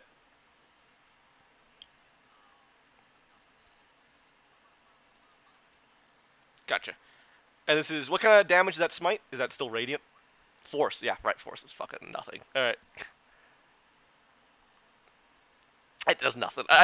There's very few things that are immune to force. Very few.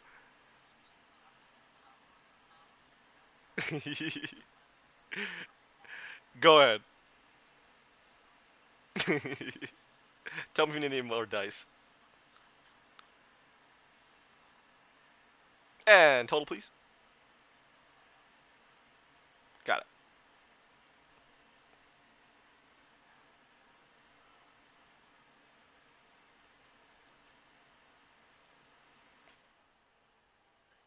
$37? You got it. Anything else you want to do?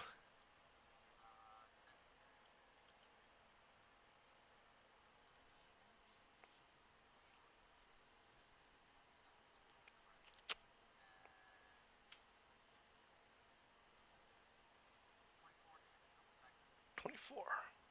Okay, putting me at 81. Alright. Anything else? Oh yeah? You done? Alright, let's use up one more of your teleport. Legendary action, I'm gonna swipe towards you.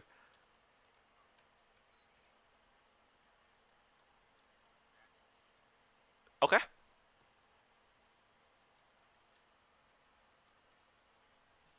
And what is your total? I hit you.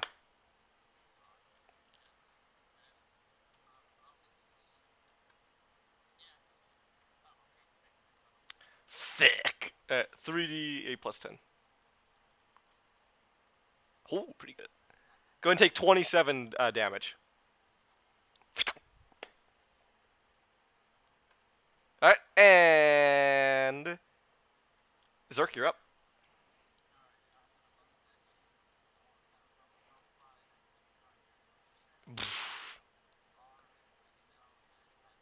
Oh, she'll look at you. Hi! I didn't know you could do that. Hey, after this is over and I beat you, you want to be my slave? Cool. First I have to deal with this guy. Ah! She just bites a away. Really doesn't like you.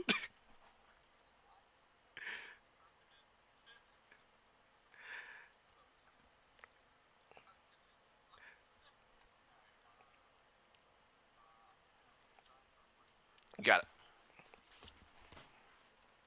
All right. And we just had this was not a spell or anything, right? I just rolled normally. You got it. Although I do get my D4. Oh, I rolled pretty low. Let's see what my dex save you said, right? Oh, all right. I know I fail. How much damage? What damage is this? Okay, yeah, you're good. Again, force. I got nothing against force. That's the way to go.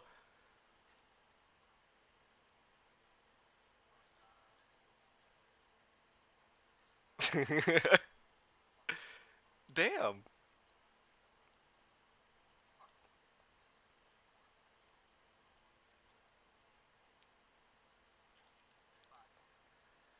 You got it. Anything else? Okay.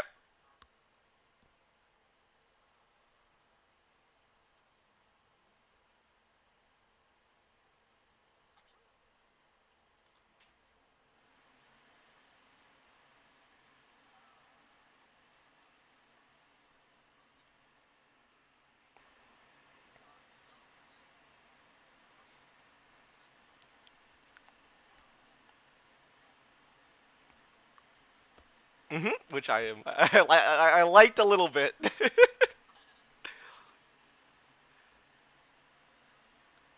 'Ooh, okay.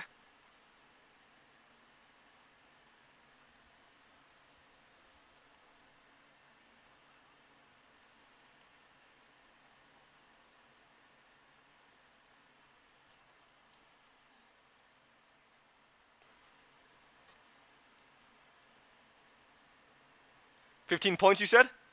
Alright, I get 15. Hold on. I'm back at 101. Okay. Anything else? That's it? Alright. Um. Legendary action. uh. Uh. Uh. uh. Yeah, let's smack Zerk. Uh, let's share it. Alright. Sounds good. What's your total AC now? I hit you. Eh.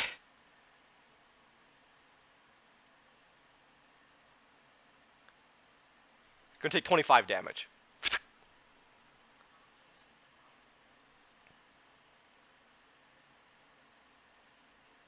You should be very happy with this. And a D4, right? Oh no, because it's not a saving throw. It's just a concentration check. Yeah. You should be pretty good with this. You're gone. Okay. Um. 25 damage total. Alright, my turn. Bye! Bonus action, bye! Pfft. Crunch! Leave it here. Monument. Alright, breath attack. Um. Yeah, I like spamming that. Let's go and do. Let's see, 90 feet.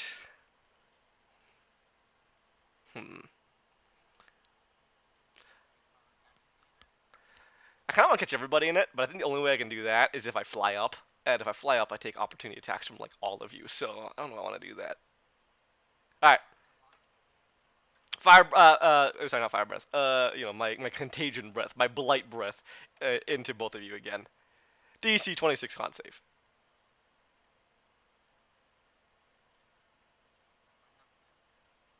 All right.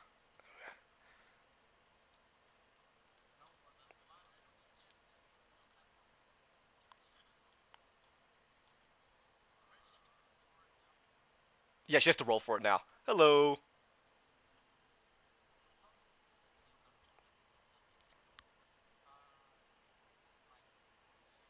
You fail. All right.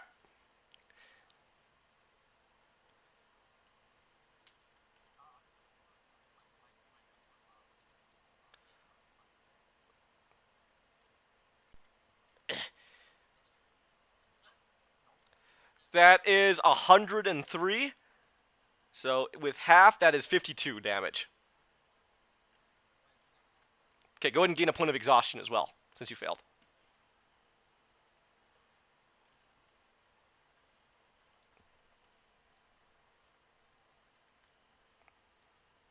Alright, so you got that exhaustion, you got that damage. You're at 1 hit point.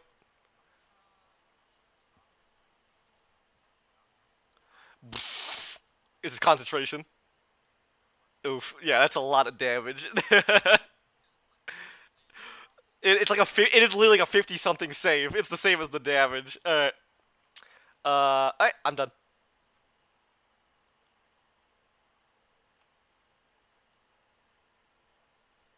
Gawain or Tiber.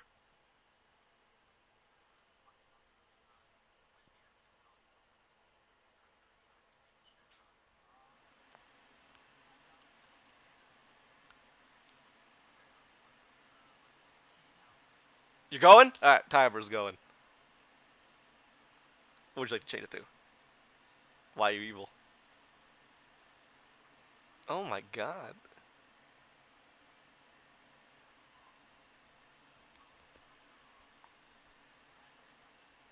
Yeah, you need that 26. By the way, just because I'm feeling this is gonna be a hell of a fucking gauntlet, let's just make sure we mark the turn counter. It's 3.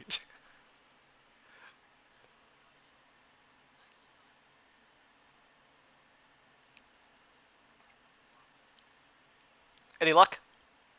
No luck? You got it. Anything else you want to do, Tiber? Okay, my turn? Or legendary action, I mean? Alright, let's just poke you in the nose, Zerk. You shielding?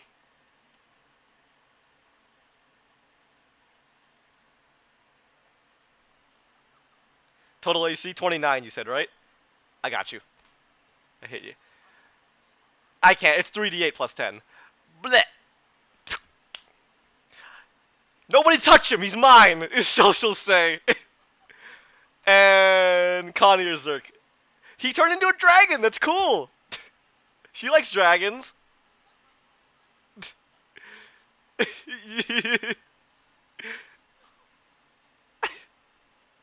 Alright. I'm a married man, woman. Alright, go ahead. Well, you're not dead. You'll only roll your death saves now. At regular, because the altar's down. Alright, Connie or Zerk. If you go Zerk, you have to roll your death save. Okay.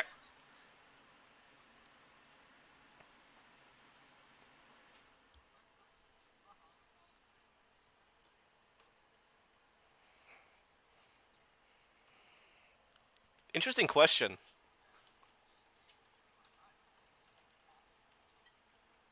That's a great question, actually. Let me go look. A barbarian can't cast spells or concentrate on while ranging. Range does not prevent other forms of magic use. Word from Jeremy Crawford himself.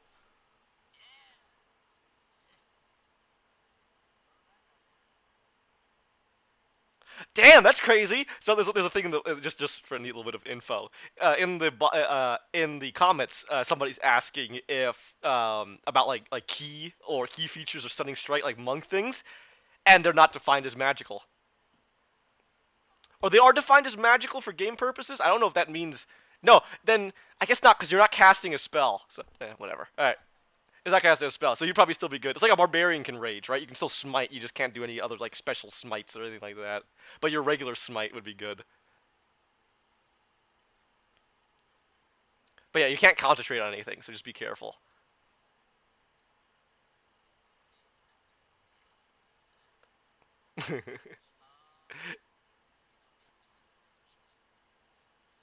'90 feet? 5, 10, 15, 20, 20. Melee? I'm pretty fast. But would I want to run to you? I might be able to reach you. I don't know. Let's see. 15 feet, 20 with the tail. Oh yeah, no, I'm gonna long fucking strike you, bro. All right. It's just if I end up rolling my breath attack.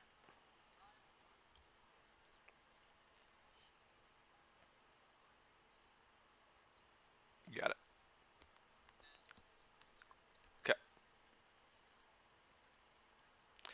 Linus, you are the bravest wizard I've ever met. I want you to know that.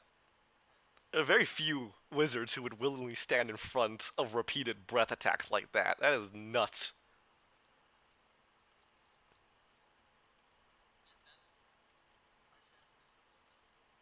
Anything else, Scotty?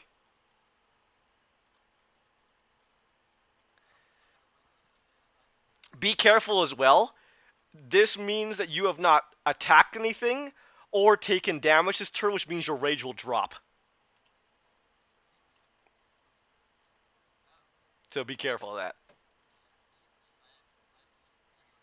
Yeah, okay, just keep that in mind. You have to take damage or deal damage. You got it. You got it. Just making sure. Just making sure you know. Yes, that is a thing. It's very hard to like lose because typically in a fight you're right in the middle of everything. Mhm. Exactly. All right. All right, Connie, you're done. My turn. Legendary action. We'll leave you alone. Sorry, I don't want to kill you. I want to keep you for myself. We're gonna hit good old Gawain. 34 AC Gawain. Here we go. You fucking mind raped me. What's wrong with you?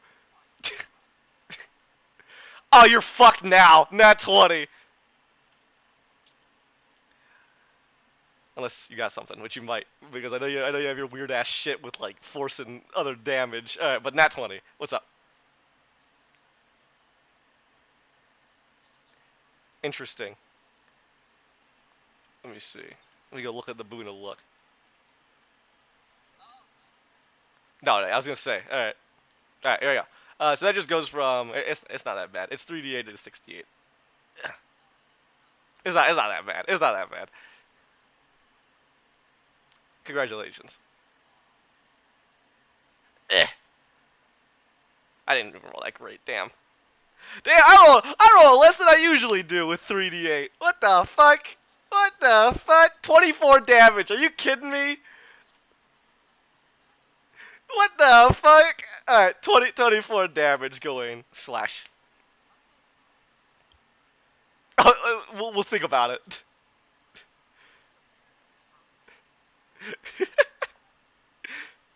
Alright, Gawain, you're up.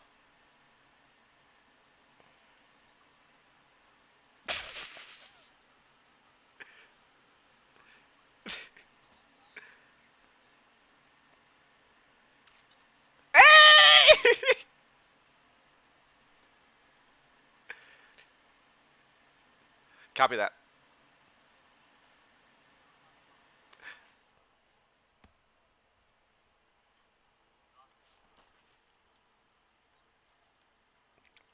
15 damage, you said? Okay. Wait, wait, wait. A spiritual concentration spell. Go ahead and roll your concentration check. What'd you get? 25. And just to double check, concentration checks are not saves, right? They're just regular rolls. So you wouldn't get your super paladin bonuses. It's just the concentration. All right. All right, you're good. How much damage am I taking? 11. Okay. Okay. Yep.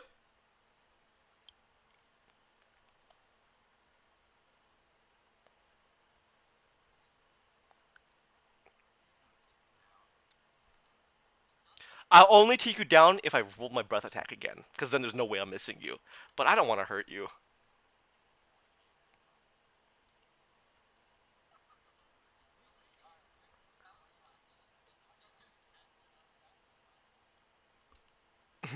Bloop.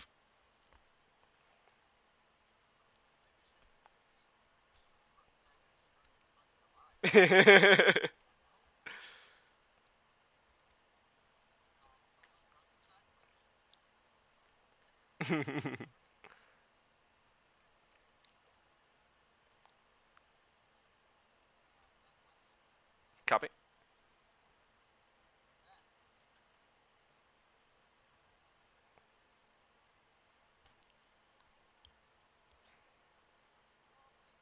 They went all the way over here.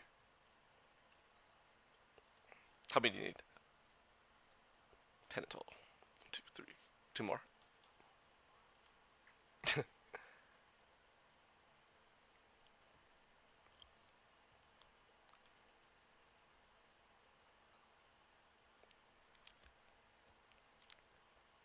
Pog. Char. Dragon v Dragon. Oh, you sad boy. Alright.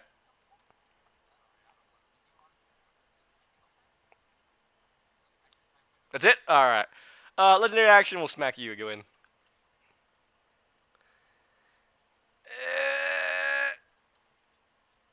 Okay. Are you shielding? Okay. I hit you. Okay. Eh.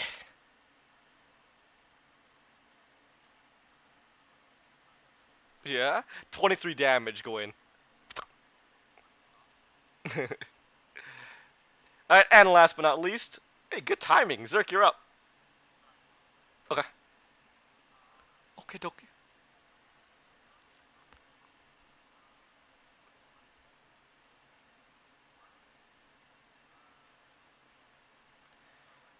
Alright.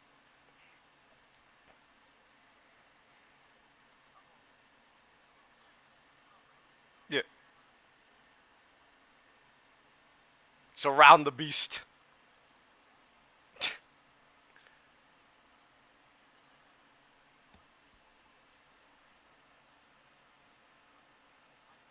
Okay. Alright. Oh boy. Um. Oh boy. Lightning? Okay.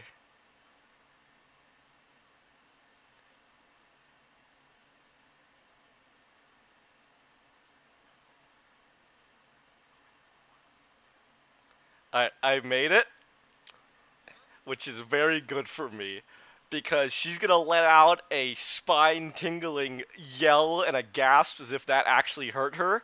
She is vulnerable to lightning damage. Which means, because I succeeded, it goes to neutral. It's regular, but if I had failed, I would have taken double that damage.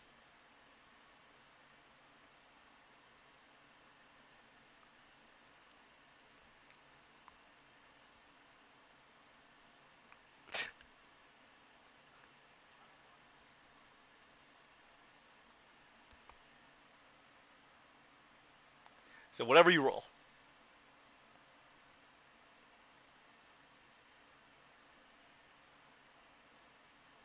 Total. And this and that and this and that.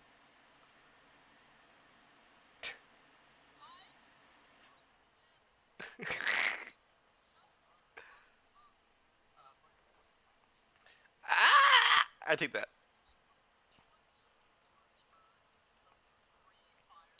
She like looks under. She like looks. She like her neck cranes down to look at you, but you know to her back, and there was just nothing but there was love, and now there's hatred. The first thing I'm doing when I get you is I'm pulling that out of your head. The spell. All right, legendary action. I'm gonna smack you for that.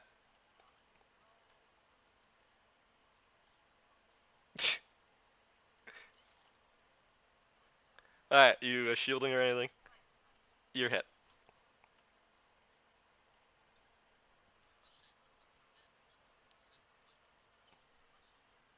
Go and take 23 damage.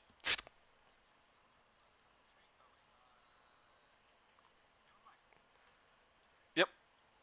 All right, that's it. Moving on to the next. This is now turn 4. Let's see if I get my breath attack. I'm looking for a 5 or a 6.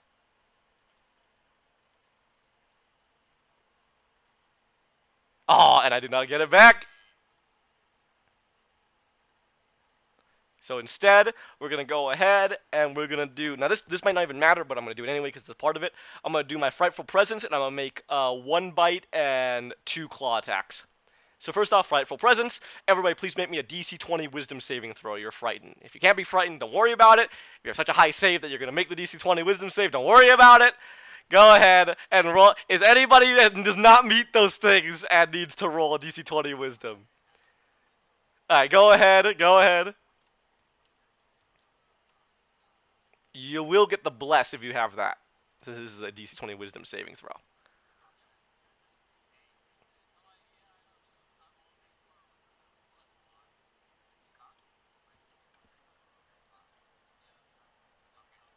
Well, that is cocked, yeah.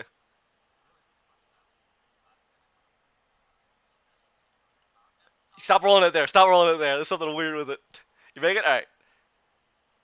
Come on, Melendez. he keeps cocking it. Oh, Jesus Christ. No, he didn't, but he rolled low. Can you get the DC 20 Wisdom? No? Alright, you're frightened.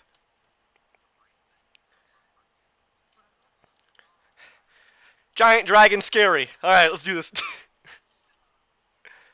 Alright, so you fail, Melendez. You are frightened for a minute. You can repeat the saving throw at the end of each of your turns. Because you're frightened, you gotta.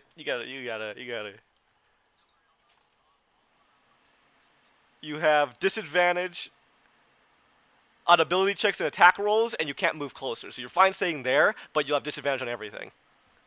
Alright. Except saving throws, just ability checks.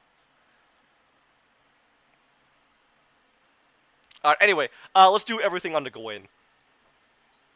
Alright, I'm gonna bite.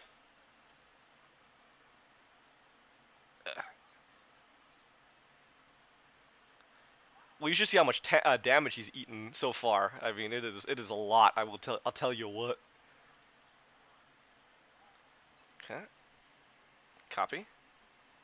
The bite misses. Let's try the 2 claws. That's very good to not get hit by the bite. It's very good.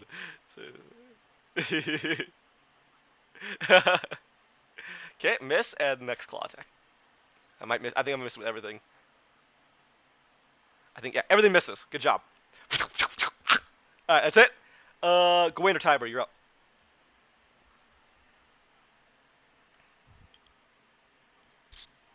You got it.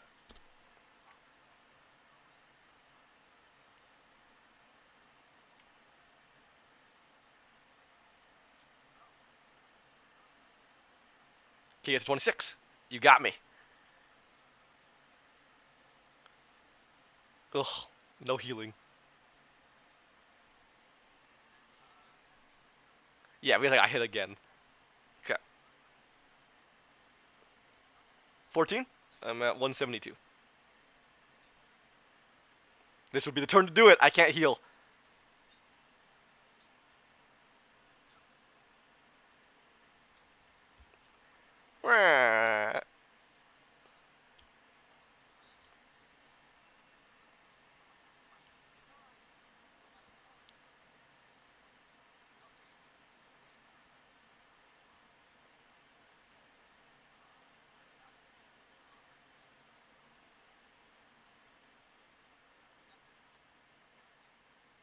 Am I at half health yet? No, I'm not. Okay.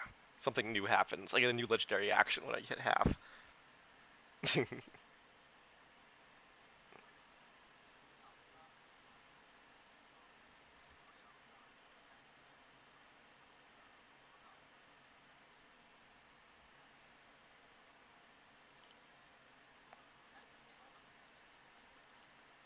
No. 78, you got it. 72 puts me at 250. My guy. You got it.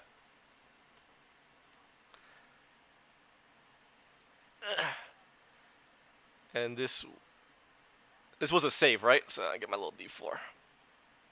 Can I roll real bad? I did roll pretty bad. I rolled pretty bad. Let's see. I did roll pretty bad. I definitely don't beat that. Good job. Blah!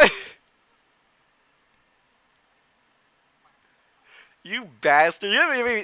No, because I'm gonna use a legendary action, but that also means I don't get to fucking do anything. God damn it. Anything else?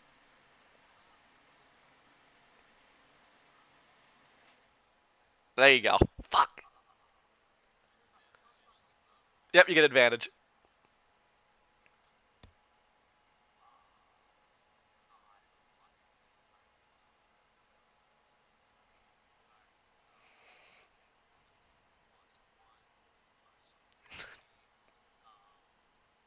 No luck?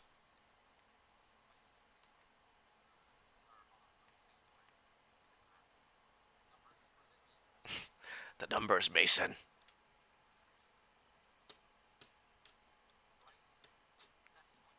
No luck. Yes, she is. But she's single in the sense that she doesn't believe in single attachments. Yeah.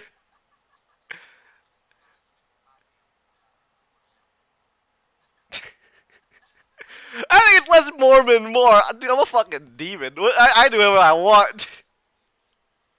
Anything else, Timer, or is that it for you? Alright. Is it? Alright. Anything else? Is this the end? End your turn going? Alright. Legendary action. I can move around. I'm not gonna bother. I'm just using it to get back up. Alright. Uh, Connie.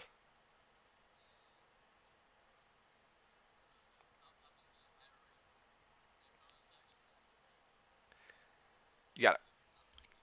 Hey! Hey! Okay.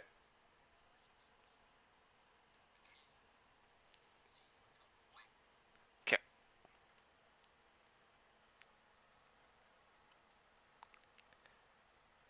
Oh, I was ready for those 20s at the end. You're good.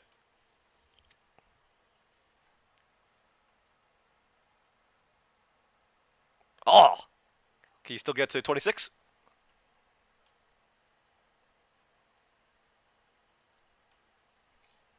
No luck? Alright, just one. Ah!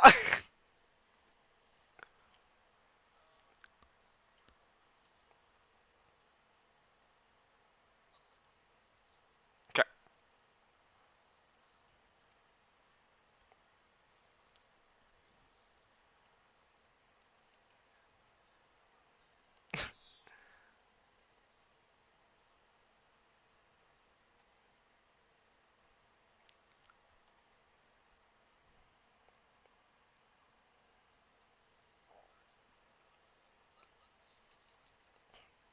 Okay.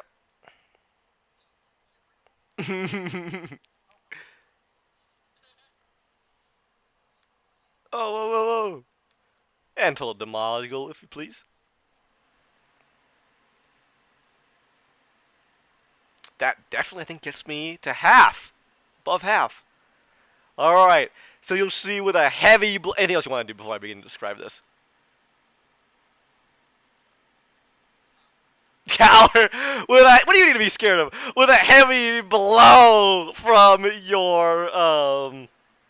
your great sword, you will then notice that she begins to glow an even brighter green as it starts to like funnel out from her as it starts to hit the ground in rolling waves and surround your feet. And her eyes glow an even brighter green now as you seem you're pushing her to her limit. Ah! Ingrates! Worms! What do you think you are? I offered you everything! Not you, you're fine. All of you! Disgust. She looked towards you, Zerk. Because you're a dragon. Disgusting!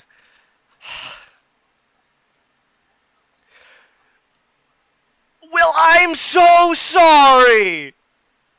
That this wasn't a vacation! Who are you? That's it. I'm gonna use my last legendary action to mass affinity. In a 90-foot burst around me, an area around me, all of you go ahead and succeed on a DC 26 dexterity saving throw. Mm-hmm. Yeah, fuck you. Go ahead and roll a DC 26 Dexterity saving throw. It is magical. I don't even. Where are you? Oh yeah, nice. So because it's a Dexterity save, you should be fine. 26, then you're fine. You make it. All right. Anybody not make it? DC 26 Dex save.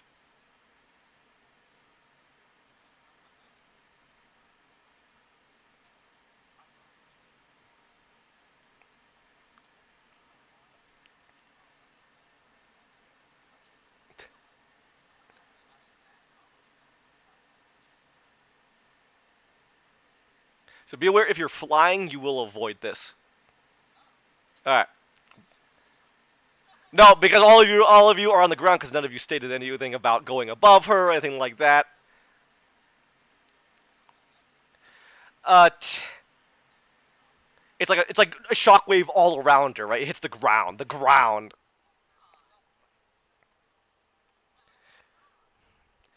For the purpose of this, you're getting hit by it. But if you fly 10 feet in the air, you're fine. That's basically what that is. Alright, 10d10 necrotic. What are you? You're not even gonna hit. You're fine. Necrotic damage. What the fuck? Sunlight technically isn't touching a ground. He's a millimeter off the ground, so I don't have to save it. But I have Shield Master anyway, so it's a dex save. So even if I succeed, I take no damage. Even if I fail, I take no damage. Alright, here we go.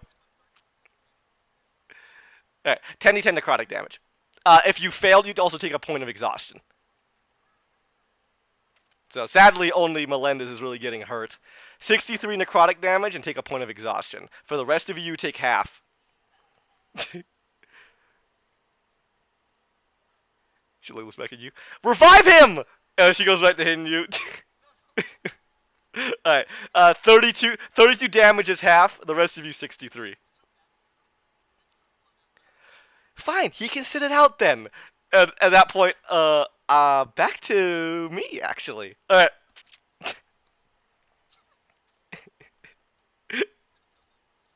Alright.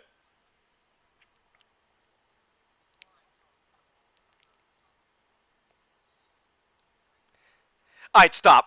Pause. She like holds. No, I mean she literally says that. Okay. Just wait here. Okay.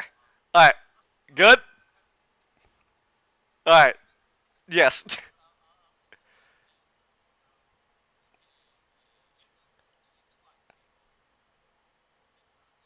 Alright, back back to the turn order. You were too nice. Alright.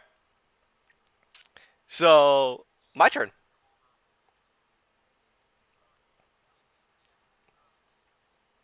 No luck. Alright. Connie. Oh, you are bad targets. He teleports, you have resistance. Gawain has high AC. Alright. Alright. You know what though? I do like the bite, and I might have a higher chance of getting you in my bite. So let's go with that. All right, I'm gonna bite, claw.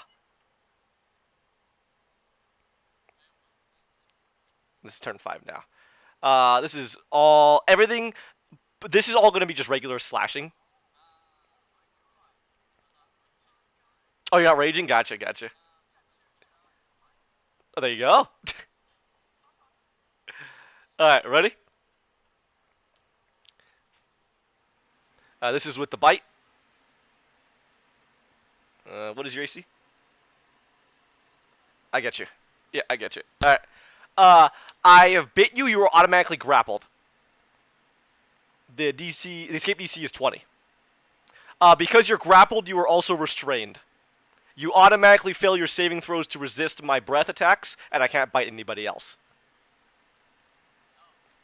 You're in my jaws. Yep. So my breath attack was the con. To get a grapple, I will go look that up for you. And then you're restrained, obviously, so that'll give you disadvantage on everything, an advantage for me. So let me go ahead and just look at grapple. That makes my claws a little bit nicer. Grapple. Alright. You can use your action to escape, so you have to use your action. Succeed on a strength, athletics, or dexterity acrobatics. The DC is 20. Athletics or dexterity acrobatics. Alright, good. It uses your action, exactly. Yeah, it sucks. Your inner jaw, and you can start raging. Alright, ready? Alright, now I'm gonna claw you twice because you're restrained. I have advantage. It does, but I'm rolling everything. Okay, hit. Hit. Alright, let's do this. Unless I roll that one, I don't think I can miss you. My. You know what? You said 22, right? Hang on. I can. I can. I have to roll super ass, but I could. Literally, I'd have to roll a 2 on the dice and a 1 on this, and I'd miss you. Alright, ready? Alright, you're gonna take all this demoggle.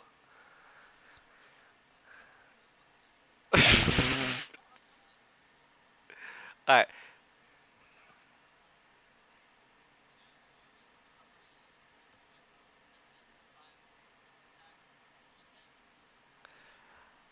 Alright, all of this plus 30. Hot dragon wife. Oh, what are you doing? What are you doing? It is 72. Alright, what do you got? Okay, wisdom save. Is it a spell? Not a magical. It is a save though, so I get that. There we go. Does a 28 plus 3 make it? Alright. What happens? As radiant. Copy that. I take 36. Ow! Copy that. Alright, and you got hit, right? You got the damage con. Oh yeah, you do. Holy shit! Alright, I'm done. That's my turn. Uh, Gawain or Tyra?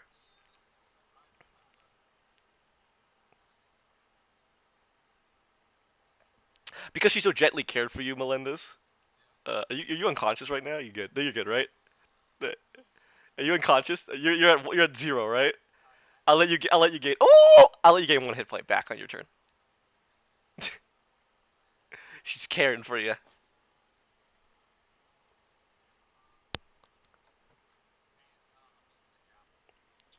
If you're using javelins, it's gonna be are you throwing them or are you using them in melee? What does that mean? If it's a ranged attack, it's gonna be disadvantage. So are you using it as a ranged attack?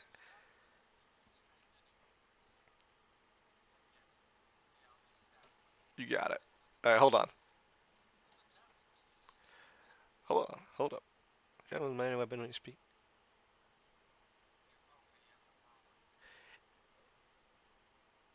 Alright, good news. It's yeah, exactly. This is the way it works. It actually just work when you use it as the command word because that's the like it doesn't actually have any good bonuses normally.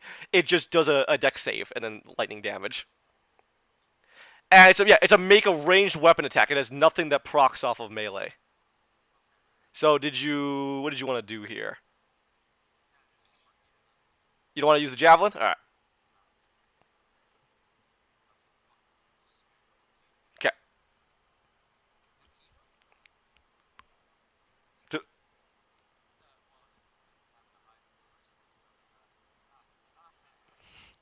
Nikita, no! Tarkov! Alright, what do you got?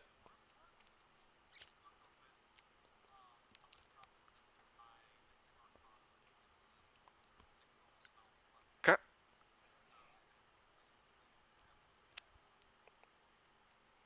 Six.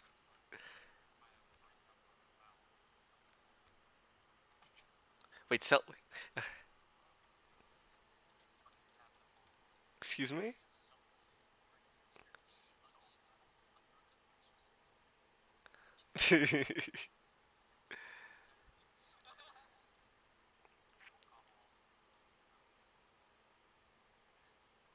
Got all that? You got it. Go ahead. And total demoggle.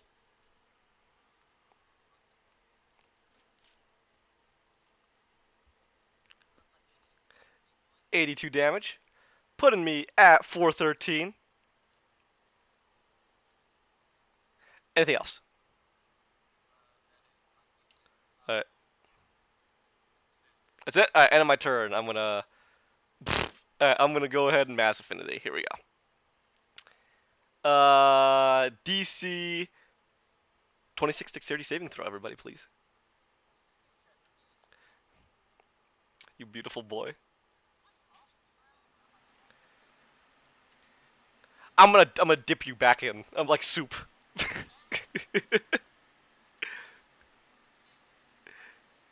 Okay, you'll take half.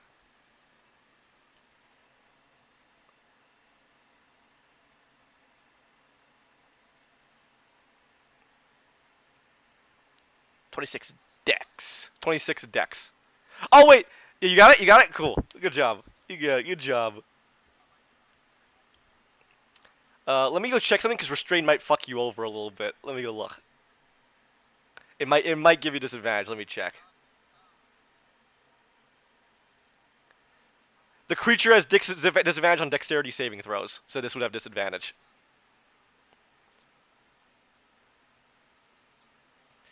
Yeah, sure.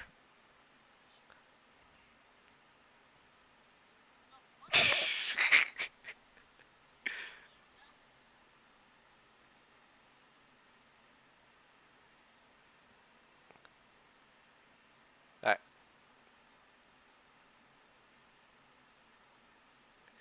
Does it even matter with you? Necrotic damage, right? Okay. Fair enough, right? You don't want the exhaustion, correct?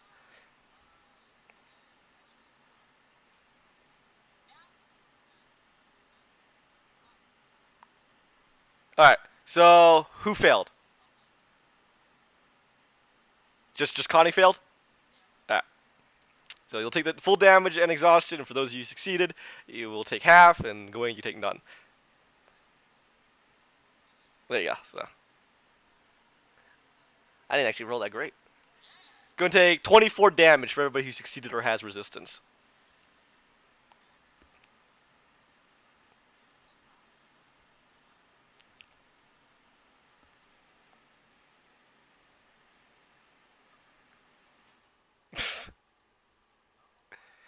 What? You know, that is such an evil villain. I don't know what I did wrong. I just mind controlled her to tell me what I wanted. She's a demon, I get it. But still, that's some fuck. What do you mean you can't imagine why she's mad at you? She does not do mind control. She has never done mind control in her life. Alright. You're the real bad guy. I see no problem with mind control. On my enemies.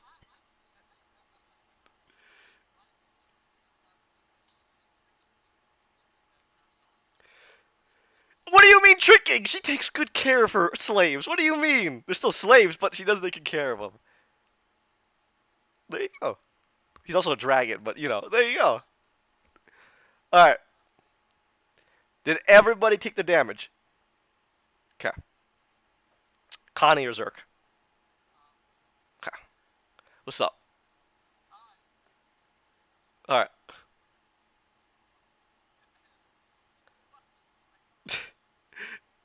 Hold on. It is... I think it's at the end of your turn. No, it's not at the end of your turn. You just use your action. So you're using your action to do it? Alright, action to do it. Go ahead. You made DC 20. It is an strength athletics or dexterity acrobatics. It is not a save. It is just a check. Yeah, it's, do you still get the D...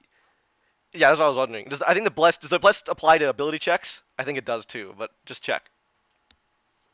Bless. An attack roll or saving throw, it does not apply.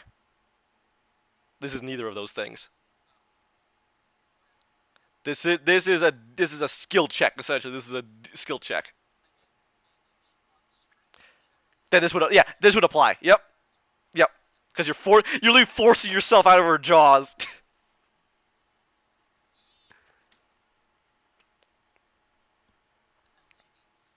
Oh God, don't.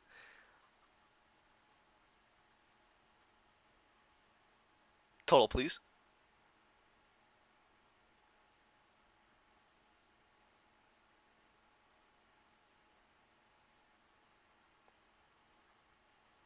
Oh yeah. You want to use your boot of luck? You got it.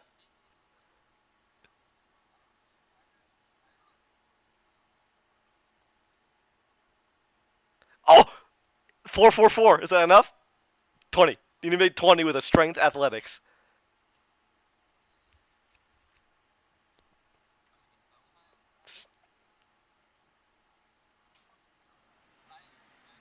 You exactly made it. Nice. Nice. Good job. You're out. You can be wherever you like.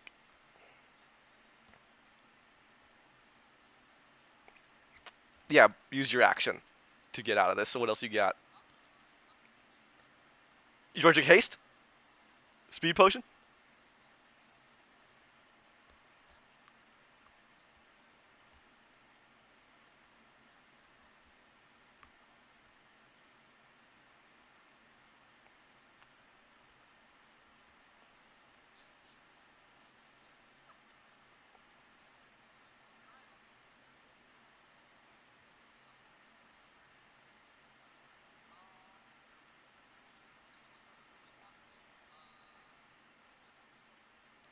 Okay.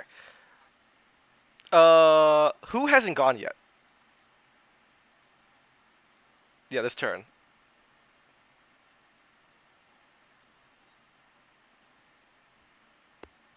That's weird, because that shouldn't be the case. It should always go back to Gawain and Tiber.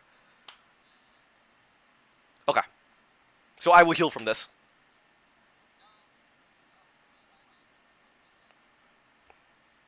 Okay. So Tiber still needs to go. Wait. Oh boy. Okay, now that is who hasn't gone yet?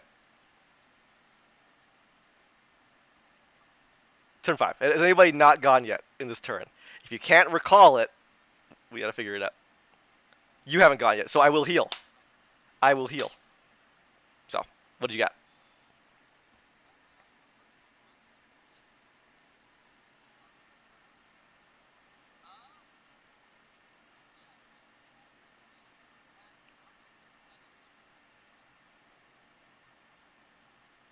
For Spirit Shroud.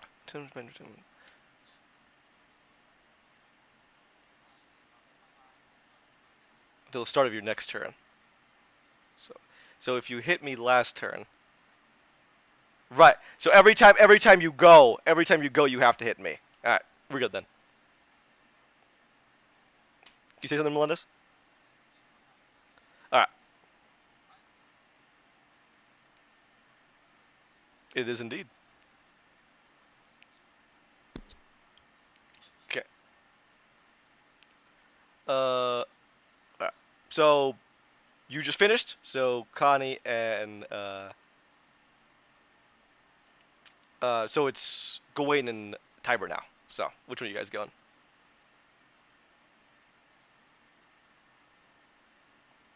Okay, so you're going. Alright. Do I want to use my legendary action? Yeah, I do.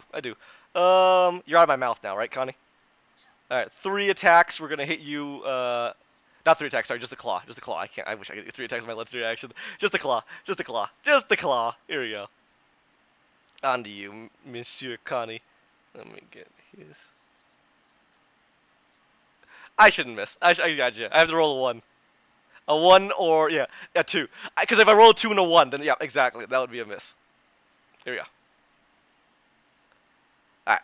Oh, close, close, close. But I got you. I got you. You got your rage. It just hit you. It's fine. That's probably exactly what you wanted. Yeah. Alright, here we go. What? What do you mean? That's less than what satellite would hit you for. If he nat 20s you, yes. Go ahead and take 29 damage. 29 total. That's not halved. That's not halved. It's just slashing, so 15. 15. Okay. Anything else? For me? No, I'm done. Alright. Gawain, you're up. So we'll do Gawain, then we'll do Uzurk, and then we'll call it there on turn 6.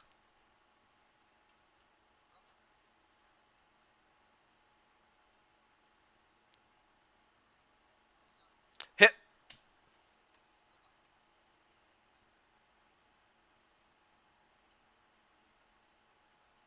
Alright. 17? 430. Okay.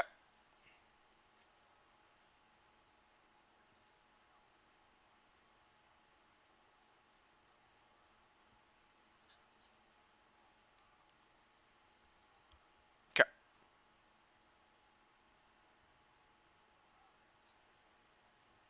Alright. Alright.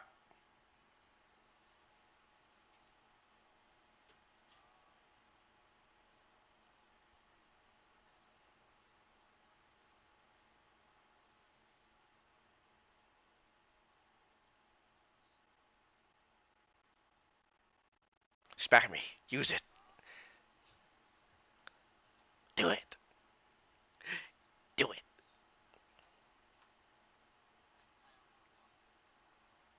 Do it.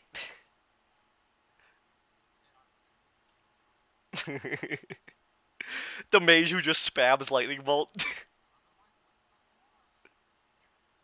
Do it. And total the model.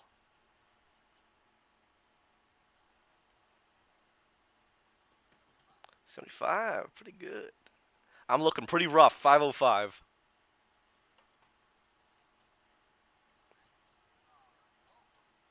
What's up?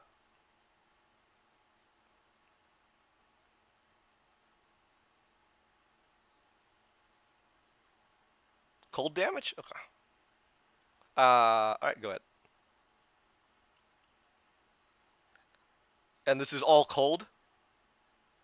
I'm immune. Well, now you know.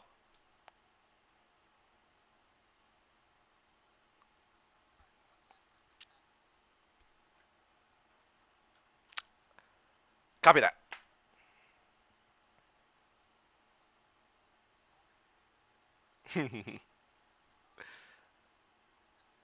Alright. And legendary action.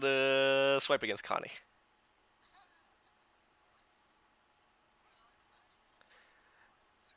You're not sure. I'll go ahead and hit go in. Good description. You persuaded me. Alright, here we go. Attack against you. Tell me if you're shielding. Okay. Okay. Alright, I hit you. Go ahead and take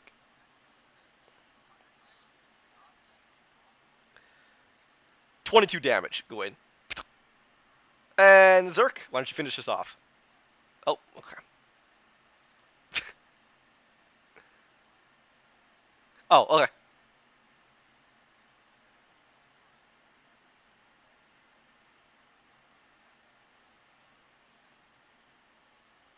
Yep, go ahead.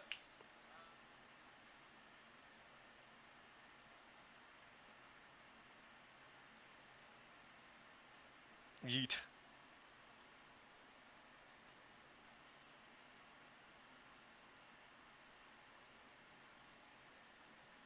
And total damage, please. 38, looking 39, looking very rough. Looking like I'm on my last legs.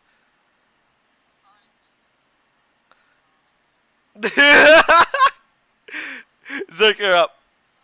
Oh, 22 damage, Connie. So, 11. No, you get it immediately. I'll let you get right up and do everything. I legendary actioned. Oh, yeah, onto you then. Right, I was persuaded. You're right. Stop fucking up my turn order! Alright, Zerk, you're up. Jesus Christ! I already said legendary action! Hey, can I just order up a rune? What the fuck? I always ask, are you done? What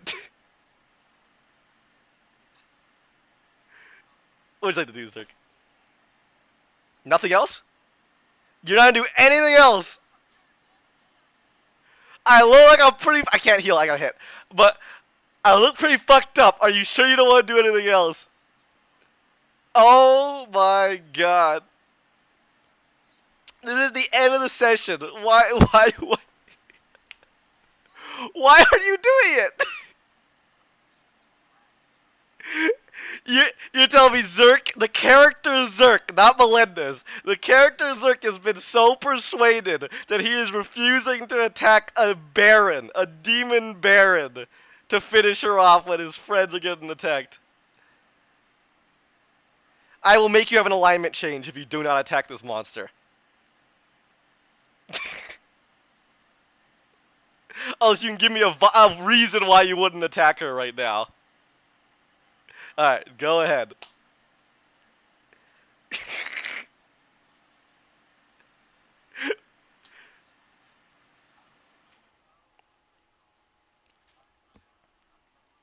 Alright. Okay. Yeah, what is my DC? Okay, and it's a dex save. I get advantage, it's a spell. Let's do this.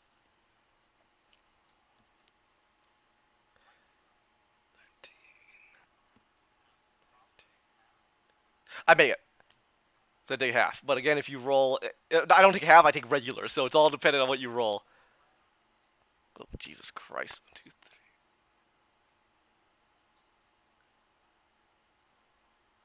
This is the beginning of Evil Zerk. I was half expecting you to take it. Alright, hell yeah, fucking alignment change. I want to serve the demons.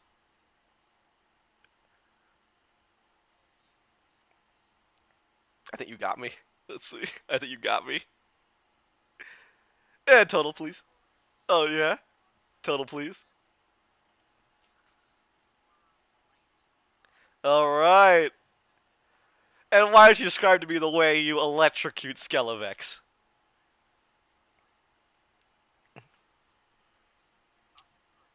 Oh, so it just rides up the tail?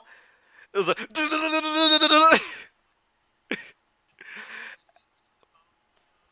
And then the mist drops completely, the bones hit the ground. You are victorious. Then a moment passes. And she gets back up as her bones reignite. There was no death ward with potions. That's not what's causing it. Because to my knowledge, right, there was no death ward with potions. Yeah, I didn't think so. So, you're good. Although, that would have been nice. Alright. At this point, she'll get back up. She definitely looks a lot more rabid now. You little creatures are gonna see my home now. And at that point, the whole tower is gonna shift as we're gonna call this session here, and I'm gonna bring you all somewhere else. Yeah, we're literally going to hell now. Here, I'll show you the map.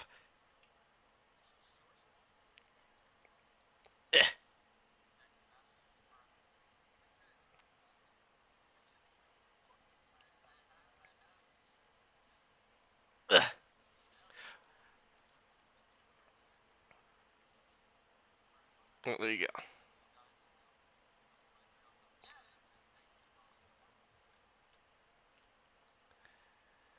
You all will pop over here. Oh no, you're not going over there. You're all gonna pop over here. And I'm going all the way over here.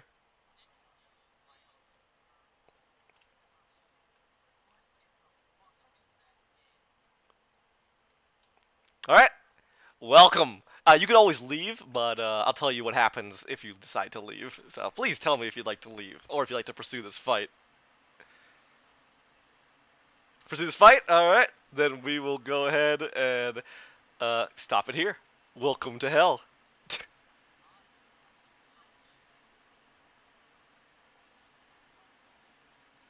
I probably would have made you go. What are you right now? Pretty good. I probably would have made you chaotic neutral because you're willing to let her go because she did something for you, but she's obviously an evil person. Unless you want to argue something else. Like, you're always welcome to argue something else. I will hear you out, but just like, Dragon Mommy saved me. Right? At that point, I'm going to say, okay, in character, she saved you. It makes sense in that case, but that's an alignment change because it's going to be an alignment change because, I mean, she's still trying to kill your friends. Exactly. Then I'd probably be fine with it. But she wasn't stopping. She just likes you because you're a dragon.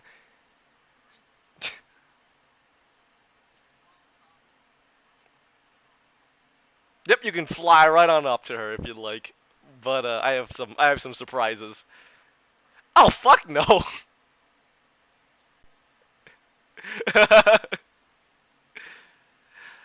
We'll re-roll initiatives and everything, and then we'll go straight from there as you come under assault by legions of demons.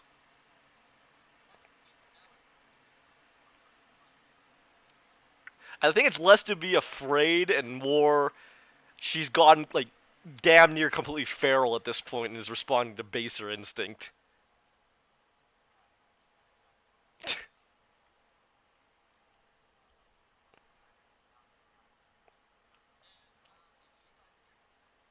Alright, that's it.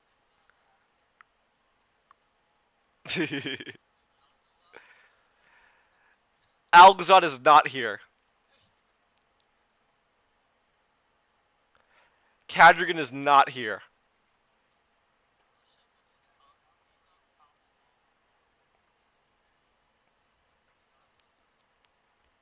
What you find in there? Is there some secret? Secret? Oh my god, there is a secret! There is a bonfire! How'd you find that? Funny. Alright, GG. Yeah, it's all saved. Nice. Oh god, this is gonna break so bad. It's cause it's broken so bad it's crashing the server. What have you done? Oh! Alright,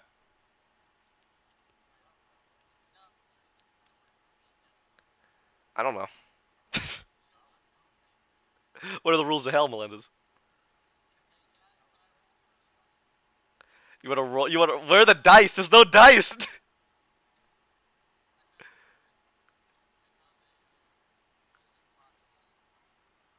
Hey, stop looking in there. Alright.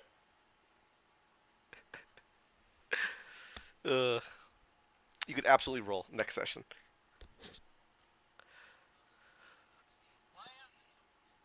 Alright, thank you everybody. Thank you. Bye. Bye. Bye.